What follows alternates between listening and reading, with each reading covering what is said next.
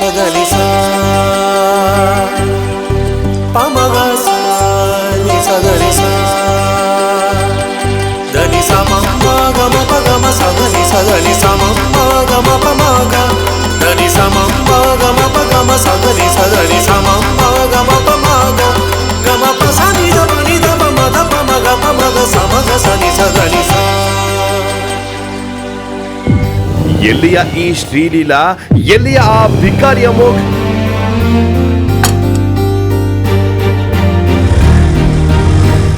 Madam 350 ಆಯ್ತು. Okay, keep the change.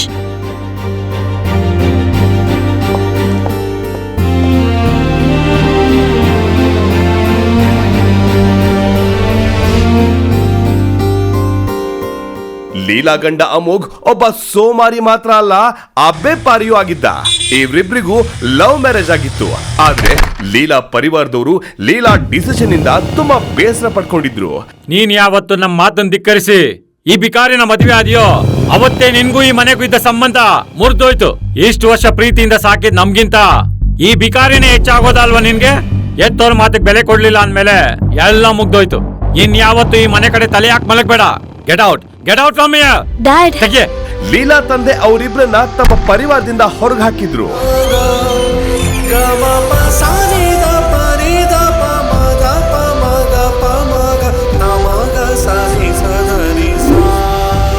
ಮದುವೆ ಆದ ಒಂದೆರಡು ವರ್ಷಗಳಲ್ಲೇ ಅವರ ಪ್ರೀತಿ ಕ್ಷೀಣಿಸ್ತಾ ಹೋಗಿತ್ತು. ಅದಕ್ಕೆ ಕಾರಣನೂ ಇತ್ತು. ಶ್ರೀಲೀಲಾ ಒಂದು ಪ್ರತಿಷ್ಠಿತ ಕಂಪನಿಯಲ್ಲಿ ಮಾರ್ಕೆಟಿಂಗ್ ಡಿಪಾರ್ಟ್ಮೆಂಟ್ ಅಲ್ಲಿ ಕೆಲಸ ಮಾಡ್ತಿದ್ಲು. ಆ ಕಂಪನಿಯ ಮ್ಯಾನೇಜರ್ ಆಗಿ ಕೆಲಸ ಮಾಡ್ತಿದ್ದ ಕಾಂತೇಶ್ ತುಂಬಾ ಕೋಪಿಷ್ಠನಾಗಿದ್ದ. ಶ್ರೀಲೀಲಾಗೆ ಆ ಕಂಪನಿಯಲ್ಲಿ ವರ್ಕ್ ಮಾಡೋಕೆ ಇಷ್ಟನೇ ಇರ್ಲಿಲ್ಲ. ಆದ್ರೆ ಅಮೋಘ್ ಕೆಲಸ ಮಾಡದೇ ಇರೋದು, ಅಪ್ಪನ ಸಪೋರ್ಟ್ ಇಲ್ಲದೆ, ಅದು ಇಂಥ ದೊಡ್ಡ ಕಂಪನಿಯಲ್ಲಿ ಶ್ರೀಲೀಲಾ ಕೆಲಸ ಗಿಟ್ಟಿಸ್ಕೊಂಡಿರೋದೇ ತುಂಬಾ ದೊಡ್ಡ ವಿಷಯವಾಗಿತ್ತು. ಅಷ್ಟೇ ಅಲ್ಲದೆ ಇಲ್ಲಿಗಿಂತ ಬೆಟರ್ ಸ್ಯಾಲರಿ ಬೇರೆ ಕಡೆ ಸಿಗದೆ ಇರೋದ್ರಿಂದ ಎಲ್ಲವನ್ನ ಸಹಿಸಿಕೊಂಡು ಕೆಲಸ ನಿರ್ವಹಿಸ್ತಿದ್ಲು.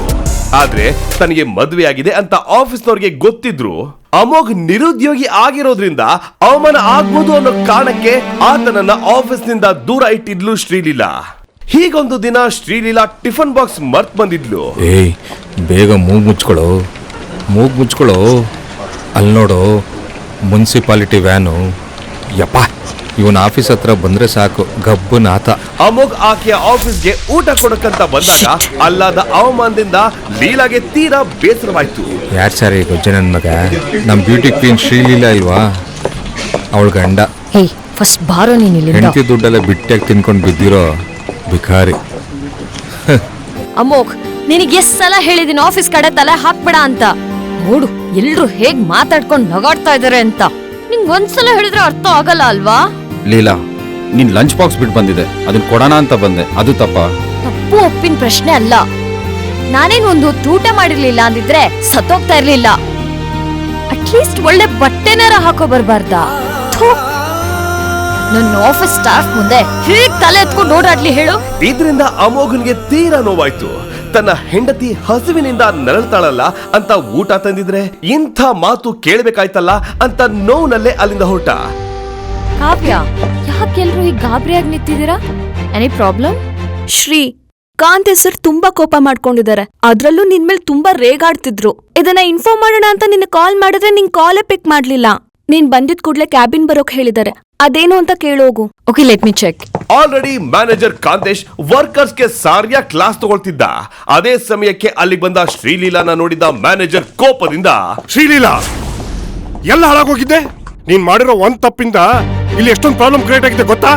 ಬ್ಲಡಿ ಒನ್ ಮಿಸ್ಟೇಕ್ ಇಂದ ಕಂಪ್ನಿಗೆ ಸಾವಿರಾರು ಕೋಟಿ ರೂಪಾಯಿ ಲಾಸ್ ಆಗಿದೆ. ನಮ್ ಕಾಂಪಿಟೇಟರ್ಸ್ ಮುಂದೆ ತಲೆ ತಗ್ಸೋ ಹಾಗಾಗಿದೆ. ಮ್ಯಾನೇಜಿಂಗ್ ಡೈರೆಕ್ಟರ್ ನಿನ್ನ ಈಗ್ಲೇ ಕೆಲಸದಿಂದ ರಸ್ಟಿಗೇಟ್ ಮಾಡೋಕ್ ಹೇಳಿದ್ದಾರೆ. So pack up your belongings and leave. Manager ಮಾತಿಂದ ತೀರಾ ಬೇಸರಕ್ಕೊಳಗಾದ್ಲು ಲೀಲಾ. ಆಫೀಸ್ ಸ್ಟಾಫ್ ಆಕೆನ ತೀರಾ ವಿಚಿತ್ರವಾಗಿ ನೋಡ್ತಿದ್ರು. ತನ್ನಿಂದ ಯಾವ ಮಿಸ್ಟೇಕ್ ಆಗಿದೆ ಅಂತ ಕೇಳೋ ಧೈರ್ಯ ಕೂಡ ಆಕೆಗೆ ಇರಲಿಲ್ಲ. ಕಣ್ಣೀರಿಡ್ತಾ ಅಲ್ಲಿಂದ ಹೊರ ನಡೆದ್ಲು. ಮನೆಗೆ ಬರ್ತಿದ್ದ ಹಾಗೆ ತಾನು ಕೆಲಸ ಕಳ್ಕೊಂಡಿರೋ ವಿಷಯ ಮುಚ್ಚಿಟ್ಟು ಆಫೀಸ್ನಲ್ಲಿ ತೋರ್ಸೋಕಾಗದೇ ಇರೋ ಸಿಟ್ಟನ್ನೆಲ್ಲ ಪಾತ್ರೆ ತೊಳಿತಾ ಇದ್ದ ಅಮೋಘನ ಮೇಲೆ ತೀರಿಸ್ಕೊಂಡ್ಲು. ನೀನ್ ನಿಜವಾಗ್ಲೂ ಗಂಡ್ಸ? 3 ಹೊತ್ತು ಪಾತ್ರೆ ತಿಕ್ಕೊಂಡು, ನೆಲ ಒರೆಸ್ಕೊಂಡು, ಕಸ ಗುಡ್ಸ್ಕೊಂಡು, ಮುಸ್ರೆ ತಿಕ್ಕೊಂಡಿರ್ತೀಯಲ್ಲ, ನಿಂಗೇನು ಅನ್ಸಲ್ವಾ? ಹೊರಗೋಗಿ ದುಡ್ದು 4 4 ಜನ ಮುಂದೆ ತಲೆ ಎತ್ಕೊಂಡು ಓಡಾಡೋದು ಯಾವಾಗ? ನಂಗಂತೂ 2 ವರ್ಷದಿಂದ ನಿನ್ ಜೊತೆ ಹೇಗೆ ಸಾಕಾಯ್ತು. ನಿಂಗೋಸ್ಕರ ಅಪ್ಪ ಅಮ್ಮನ್ ಬಿಟ್ ಬಂದ್ರೆ ಹೀಗ ನೋಡ್ಕೊಳ್ಳೋದು. It's not working anymore. Let's get divorced ಅಂತ ಕಟುವಾಗಿ ಹೇಳಿದ್ಲು. ಇದರಿಂದ ಅಮೋಘ್ ಮನ್ಸಿಗೆ ಘಾಸಿ ಉಂಟಾಯ್ತು. ಹೀಗೆ ಹೇಳಿದ್ರಾದ್ರೂ ಅಮೋಘ್ ಬುದ್ಧಿ ಕಲಿತಾನೆ, ರೆಸ್ಪಾನ್ಸಿಬಲ್ ಆಗಿ ನಡ್ಕೋತಾನೇನೋ ಅನ್ನೋದು ಲೀಲಾಳ ಉದ್ದೇಶವಾಗಿತ್ತು. ಪಾಪ, ನಿಮ್ ನಿರ್ಧಾರ ಸರಿಯಾಗಿತ್ತು. ಆ ಅಮೋಘ್ ಕೈಲಾಗ್ದೋನು. ನಾನು ಅವನ್ಗೆ ಡಿವೋರ್ಸ್ ಕೊಟ್ಟೇ ಕೊಡ್ತೀನಿ. ನೀವ್ ಈ ಮನೆಗೆ ಮತ್ತೆ ನನ್ನ ಸೇರ್ಸ್ಕೊಳ್ಳಿ ಪ್ಲೀಸ್. ಲೀಲಾ ತನ್ನ ಕುಟುಂಬಕ್ಕೆ ವಾಪಸ್ ಹೋಗೋದಕ್ಕೆ ಯಾವ ಕೆಲಸ ಮಾಡೋಕ್ಕೂ ಬೇಕಿದ್ರೆ ತಯಾರಿದ್ಲು. ಆದ್ರೆ ಅವರ ತಂದೆ ಎಂಥ ಷರತ್ತನ ಮುಂದಿಟ್ರೋ ಅದನ್ನ ಕೇಳಿ ಲೀಲಾ ತಲೆ ಚಕ್ಕರ್ ಹೊಡಿತು. ನೋಡು ಲೀಲಾ, ನೀನ್ ಈ ಮನೆಗೆ ವಾಪಸ್ ಬರ್ಲೇಬೇಕು ಅನ್ನೋದಾದ್ರೆ ಒಂದ್ ಕೆಲ್ಸ ಮಾಡು. ನಮ್ ಹೋಟೆಲ್ ಪ್ರಾಜೆಕ್ಟ್ಗೆ ಎಲ್ಲಿಂದನಾದ್ರೂ 100 ಕೋಟಿ ಫಂಡ್ಸ್ ತಗೊಂಬ. ಆಗ ನೀನು ಈ ಮನೆ ಮಗಳೂ ಆಗಿರ್ತೀಯ, ಈ ಕುಟುಂಬದ ಸದಸ್ಯನೂ ಆಗಿರ್ತೀಯ. ಏನಂತೀಯ?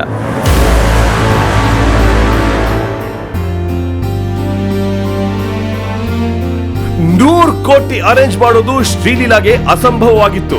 ನಂತರ ತಾನೇ ಏನಾದ್ರೂ ಮಾಡ್ಬೇಕು, ಇಲ್ಲ ತನ್ನ ತಂದೆಗೆ ಮುಖ ತೋರ್ಸೋಕೆ ಲಾಯಕ್ಕಿರಲ್ಲ ಅಂತ ನಿರ್ಧಾರ ಮಾಡಿದ್ಲು. ಆಗ ಆಕೆಗೆ ನೆನಪಾದದ್ದು ಆಕೆಯ ಕಾಲೇಜ್ ಮೇಟ್ ಬಾಲಾ. ಬಾಲಾಗೆ ಹೆಸರಾಂತ ಕಂಪನಿ ಅರಸು ಮೀಡಿಯಾದಲ್ಲಿ ಕಾಂಟ್ಯಾಕ್ಟ್ ಇತ್ತು. ಅವನ ಹೆಲ್ಪ್ ತಗೊಂಡು ಬಿಸ್ನೆಸ್ಗೆ ಇನ್ವೆಸ್ಟ್ ಮಾಡಿಸೋಣ ಅನ್ನೋ ಆಸೆ ಇದ್ಲು. ಆದ್ರೆ ಬಾಲಾ ತುಂಬಾ ಕೆಟ್ಟ ಬುದ್ಧಿಯವನಾಗಿದ್ದ. ಕಾಲೇಜ್ ಡೇಸ್ನಿಂದಲೂ ಶ್ರೀಲೀಲಾಳ ಮೇಲೆ ಒಂದು ಕಣ್ಣಿಟ್ಟಿದ್ದ. ಆದ್ರೀಗ ಲೀಲಾ ತಾನಾಗಿ ಸಹಾಯ ಬೇಡ್ಕೊಂಡು ಬಂದಿರೋದು ಲಡ್ಡು ಬಂದು ತಾನಾಗೆ ಬಾಯಿಗೆ ಬಿದ್ದ ಹಾಗಾಯ್ತು. ಆತ ಲೀಲಾಳನ್ನ ಇಂಪ್ರೆಸ್ ಮಾಡೋಕೆ, ತನ್ನ ಬಲೆಗೆ ಬೀಳ್ಸ್ಕೊಳ್ಳೋದಕ್ಕೆ ಇದೇ ಒಳ್ಳೆ ಸಮಯ ಅಂತ ಹೀಗಂದ. ನೋಡು ಶ್ರೀಲೀಲಾ, ಅರಸು ಕಂಪ್ನಿಲಿ ಕೆಲಸ ಮಾಡೋರು ತುಂಬಾ ಜನರ ಕಾಂಟ್ಯಾಕ್ಟ್ಸ್ ನನ್ನ ಹತ್ರ ಇದೆ. ಅಲ್ಲದೆ ಅಲ್ಲಿ ಮ್ಯಾನೇಜಿಂಗ್ ಡೈರೆಕ್ಟರ್ ಕೂಡ ನನಗೆ ಗೊತ್ತು. ಅವ್ರನ್ನೆಲ್ಲ ಕನ್ವಿನ್ಸ್ ಮಾಡಿ ಇನ್ವೆಸ್ಟ್ ಮಾಡಿಸೋ ಜವಾಬ್ದಾರಿ ನಂದು. ಈ ಕೆಲಸ ಸಕ್ಸಸ್ ಆದ್ರೆ ನನಗೊಂದು ಪಾರ್ಟಿ ಕೊಡಿಸ್ಬೇಕಷ್ಟೇ. ಶೋರ್ ಅಂತ ಸುಳ್ಳು ಹೇಳಿ ತನ್ನ ಬಲೆಗೆ ಬೀಳ್ಸೋ ಪ್ರಯತ್ನದಲ್ಲಿದ್ದ ಬಾಲ ತನ್ನ ಆಸೆ ತುಂಬಿದ ಕಣ್ಣುಗಳಲ್ಲಿ ಶ್ರೀಲೀಲಾ ದೇಹವನ್ನ ಒಮ್ಮೆ ಮೇಲಿಂದ ಕೆಳವರೆಗೂ ನೋಡ್ದ.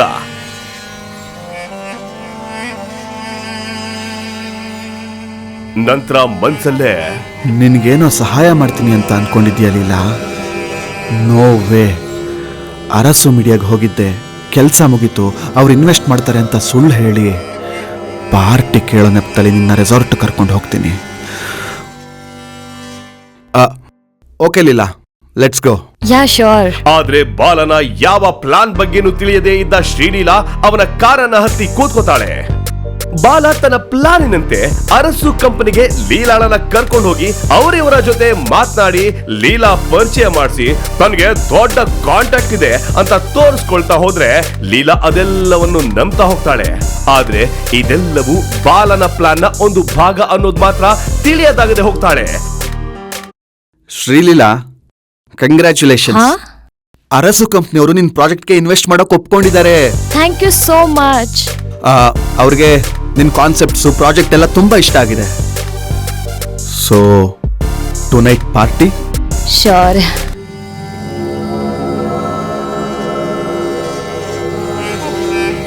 ಪಾರ್ಟಿ ಕೇಳೋ ನೆಪದಲ್ಲಿ ಬಾಲ ತನ್ನ ರೆಸಾರ್ಟ್ಗೆ ಲೀಲಾಳನ್ನ ಕರ್ಕೊಂಡು ಹೋಗ್ತಾನೆ.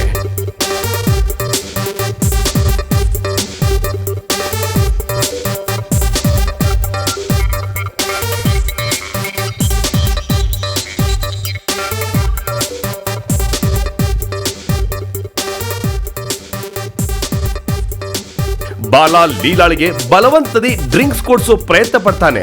ಆದ್ರೆ ಲೀಲಾ ಒಪ್ಪುವುದಿಲ್ಲ.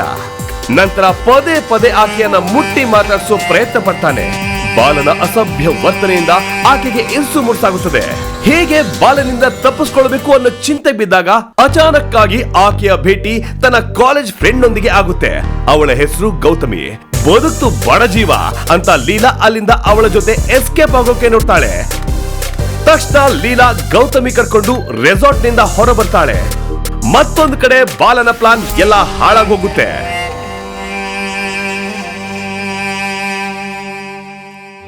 25 ವರ್ಷದ ಅಮೋಘ್ ಒಂದು ಹೊತ್ತಿನ ಊಟಕ್ಕೂ ಗತಿ ಇಲ್ಲದೆ ಬೀದಿ ಬೀದಿ ಸುತ್ತುತ್ತಿದ್ದಾಗ ಅವನಿಗೆ ಶ್ರೀಲೀಲಾಳ ಪರಿಚಯ ಆಗುತ್ತೆ. ಇಬ್ಬರ ನಡುವೆ ಸ್ನೇಹ ಬೆಳೆದು ಅದು ಪ್ರೇಮವಾಗಲು ತುಂಬಾ ಸಮಯ ಹಿಡಿಯುವುದಿಲ್ಲ.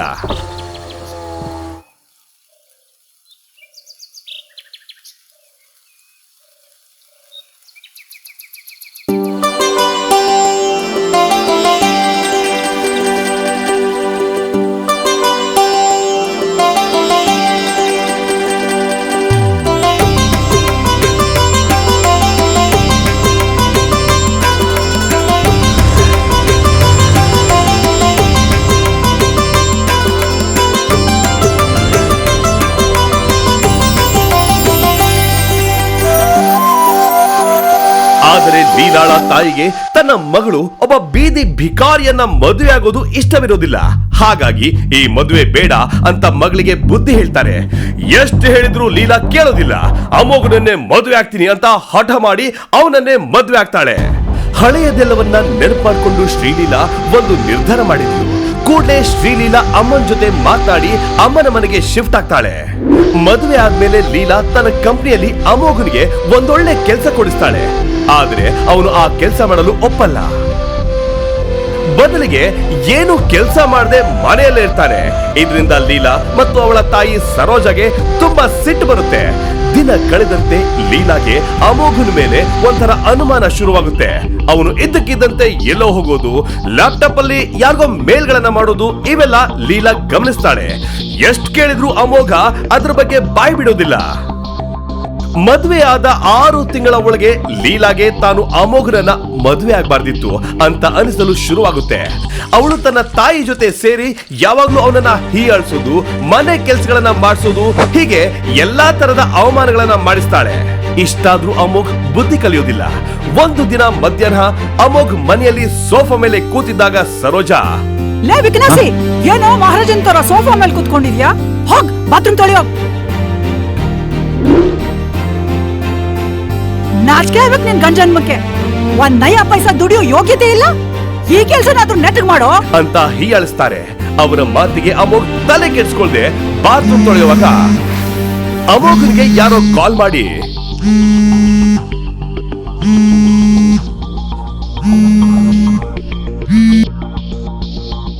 ಹಲೋ ಅಮೋಘ್ ಸರ್, ಎಲ್ಲ ರೆಡಿ ಇದೆ.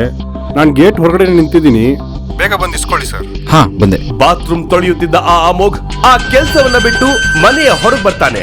ಆಗ ಒಬ್ಬ ವ್ಯಕ್ತಿ ಬಂದು ಒಂದು ಬಾಕ್ಸ್ ಅನ್ನ ಅಮೋಘನ್ ಕೊಡ್ತಾನೆ. ಇನ್ಮೇಲೆ ಇಲ್ಲಿ ಬರಕ್ ಹೋಗ್ಬೇಡ, ಮೊದ್ಲೇ ನನ್ ಮೇಲೆ ಅನುಮಾನ ಬಂದಿದೆ, ಹೊರಡಿಲಿಂದ ಅಂತ ಹೇಳಿ ಆ ವ್ಯಕ್ತಿಯನ್ನ ಕಳಿಸಿ ಮನೆಯೊಳಗೆ ಬಂದಾಗ ಅಲ್ಲೇ ಇದ್ದ ಲೀಲಾ, ಯಾರೋ ಅದು? ಏನೋ ಕದ್ದು ಮುಚ್ಚಿ ಮಾಡ್ತಾ ಇದೆಯಾ ಅಂತ ನಂಗೆ ಗೊತ್ತು. ಸದ್ಯದಲ್ಲೇ ಪತ್ತೆ ಹಚ್ತೀನಿ ಅಂತ ಹೇಳ್ತಾಳೆ. ಅಮೋಘ್ ಏನು ಮಾತಾಡದೆ ರೂಮ್ ಬಂದ.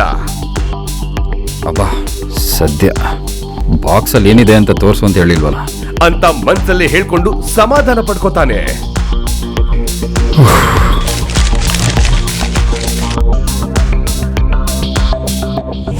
ಒಂದು ದಿನ ಸಂಜೆ ಲೀಲಾ ಮೇಘ ಯಜುರ್ವೇದಿ ಅವರ ಹೊಸ ಜ್ಯುವೆಲರಿ ಶೋರೂಮ್ಗೆ ಇನಾಗ್ರೇಷನ್ಗೆ ಅಂತ ಹೋಗಲು ರೆಡಿ ಆಗ್ತಿರ್ತಾಳೆ. ಮೇಘ ಯಜುರ್ವೇದಿ ಅವರ ಹೊಸ ಶೋರೂಮ್ ಭಾರತದಲ್ಲೇ ದೊಡ್ಡ ಜ್ಯುವೆಲರಿ ಶೋರೂಮ್ ಆಗಿರುತ್ತದೆ. ಹಾಗಾಗಿ ಅದರ ಇನಾಗ್ರೇಷನ್ಗೆ ಭಾರತದ ಎಲ್ಲಾ ಬಿಸಿನೆಸ್ ಮ್ಯಾನ್ ಗಳನ್ನ ಅವರು ಇನ್ವೈಟ್ ಮಾಡಿರ್ತಾರೆ. ಲೀಲಾ ರೆಡಿಯಾಗಿ, ಮಾಮ್ ಮಾಮ್ ಏನ್ಲಿಲ್ಲ, ನಾನು ಮೇಘ ಯಜುರ್ವೇದಿ ಅವ್ರದ್ದು ಹೊಸ ಶೋರೂಮ್ ಓಪನ್ ಆಗಿದೆಯಲ್ಲ, ಅಲ್ಲಿ ಹೋಗ್ಬಿಟ್ ಬರ್ತೀನಿ. ಹೋಗ್ಬಿಟ್ ಬಾ. ಚೆನ್ನಾಗ್ ಕಾಣ್ತಾ ಇದೀನಾ? ಲೀಲಾ, ಹಾ? ನಾನು ಬರ್ತೀನಿ. ಲೇ ಬಿಕಾರಿ, ನಿನ್ನಂತೋನು ಅಲ್ಲೆಲ್ಲ ಬರ್ಬಾರ್ದು. ನೀನೇನಿದ್ರು ಮನೇಲಿ ಬಾತ್ರೂಮ್ ಕ್ಲೀನ್ ಮಾಡ್ಕೊಂಡಿರಕ್ ಅಷ್ಟೇ ಲಾಯಕ್ಕು. ಸರಿ ಮಾಮ್, ನಾನು ಹೋಗ್ ಬರ್ತೀನಿ ಅಂತ ಹೇಳಿ ತನ್ನ ಕಾರ್ನಲ್ಲಿ ಹೋಗ್ತಾಳೆ. ಅಮೋಘ್ ಬಸ್ ನಲ್ಲಿ ಮೇಘ ಯಜುರ್ವೇದಿ ಅವರ ಹೊಸ ಶೋರೂಮ್ ನ ಕಡೆ ಹೋಗ್ತಾನೆ. ಹೊಸ ಶೋರೂಮ್ ಅನ್ನ ಫುಲ್ ಡೆಕೋರೇಟ್ ಮಾಡಿರ್ತಾರೆ. ಅದನ್ನ ನೋಡಿ ಅಮೋಘ್, ವಾವ್, ಎಷ್ಟು ಚೆನ್ನಾಗಿದೆ ಅಂತ ಮನ್ಸಲ್ಲಿ ಅಂದ್ಕೊಂಡು ಒಳಗ್ ಹೋಗುವಾಗ ಅವನನ್ನ ತಡೆದ ಸೆಕ್ಯೂರಿಟಿ, ಏ ಬಿಕಾರಿ, ನಿನ್ ವೇಷ ನೋಡ್ಕೊಳ್ಳೋ. ನಿನ್ನ ಇಂಥ ಜ್ಯುವೆಲರಿ ಶಾಪ್ ಒಳಗಡೆ ಬಿಡ್ಬೇಕಾ? ನಿನ್ನಂತ ನಾಯಿಗಳನ್ನ ಒಳಗಡೆ ಬಿಟ್ರೆ ನನ್ ಜಾಬ್ ಹೋಗುತ್ತೆ, ನಡೆಯೋ ಅಂತ ಅಮೋಘನ ಕಾಲರ್ ಹಿಡಿದು ಆಚೆ ತಳ್ತಾನೆ. ಅಮೋಘ್ ಏನೋ ಹೇಳೋದಕ್ಕೆ ನೋಡ್ತಾನೆ, ಆದ್ರೆ ಸೆಕ್ಯೂರಿಟಿ ಅವನಿಗೆ ಮಾತಾಡಲು ಅವಕಾಶನೇ ಕೊಡಲ್ಲ. ಈ ಗಲಾಟೆಯನ್ನ ಶೋರೂಮ್ ಹತ್ರದಿಂದ ನೋಡಿದ್ದ ಅವನ ಹೆಂಡತಿ ಶ್ರೀಲೀಲಾ ಹೊರಗ್ ಬಂದು, ಲೇ ಬಿಕಾರಿ, ಇಲ್ಲಿಗೆ ಯಾಕೋ ಬಂದೆ? ಬರ್ಬೇಡ ಅಂತ ಹೇಳಿದ್ದೆ ತಾನೇ ನಾನು.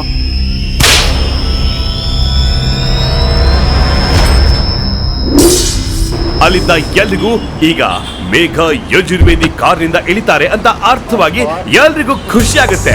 ಆದ್ರೆ ಶ್ರೀಲೀಲಾಗೆ ಮಾತ್ರ ಭಯವಾಗುತ್ತೆ.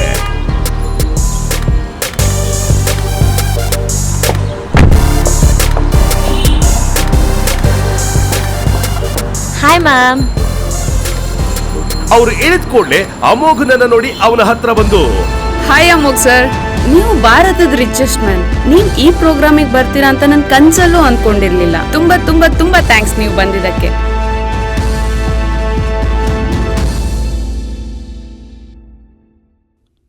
Sreeleela, thank you.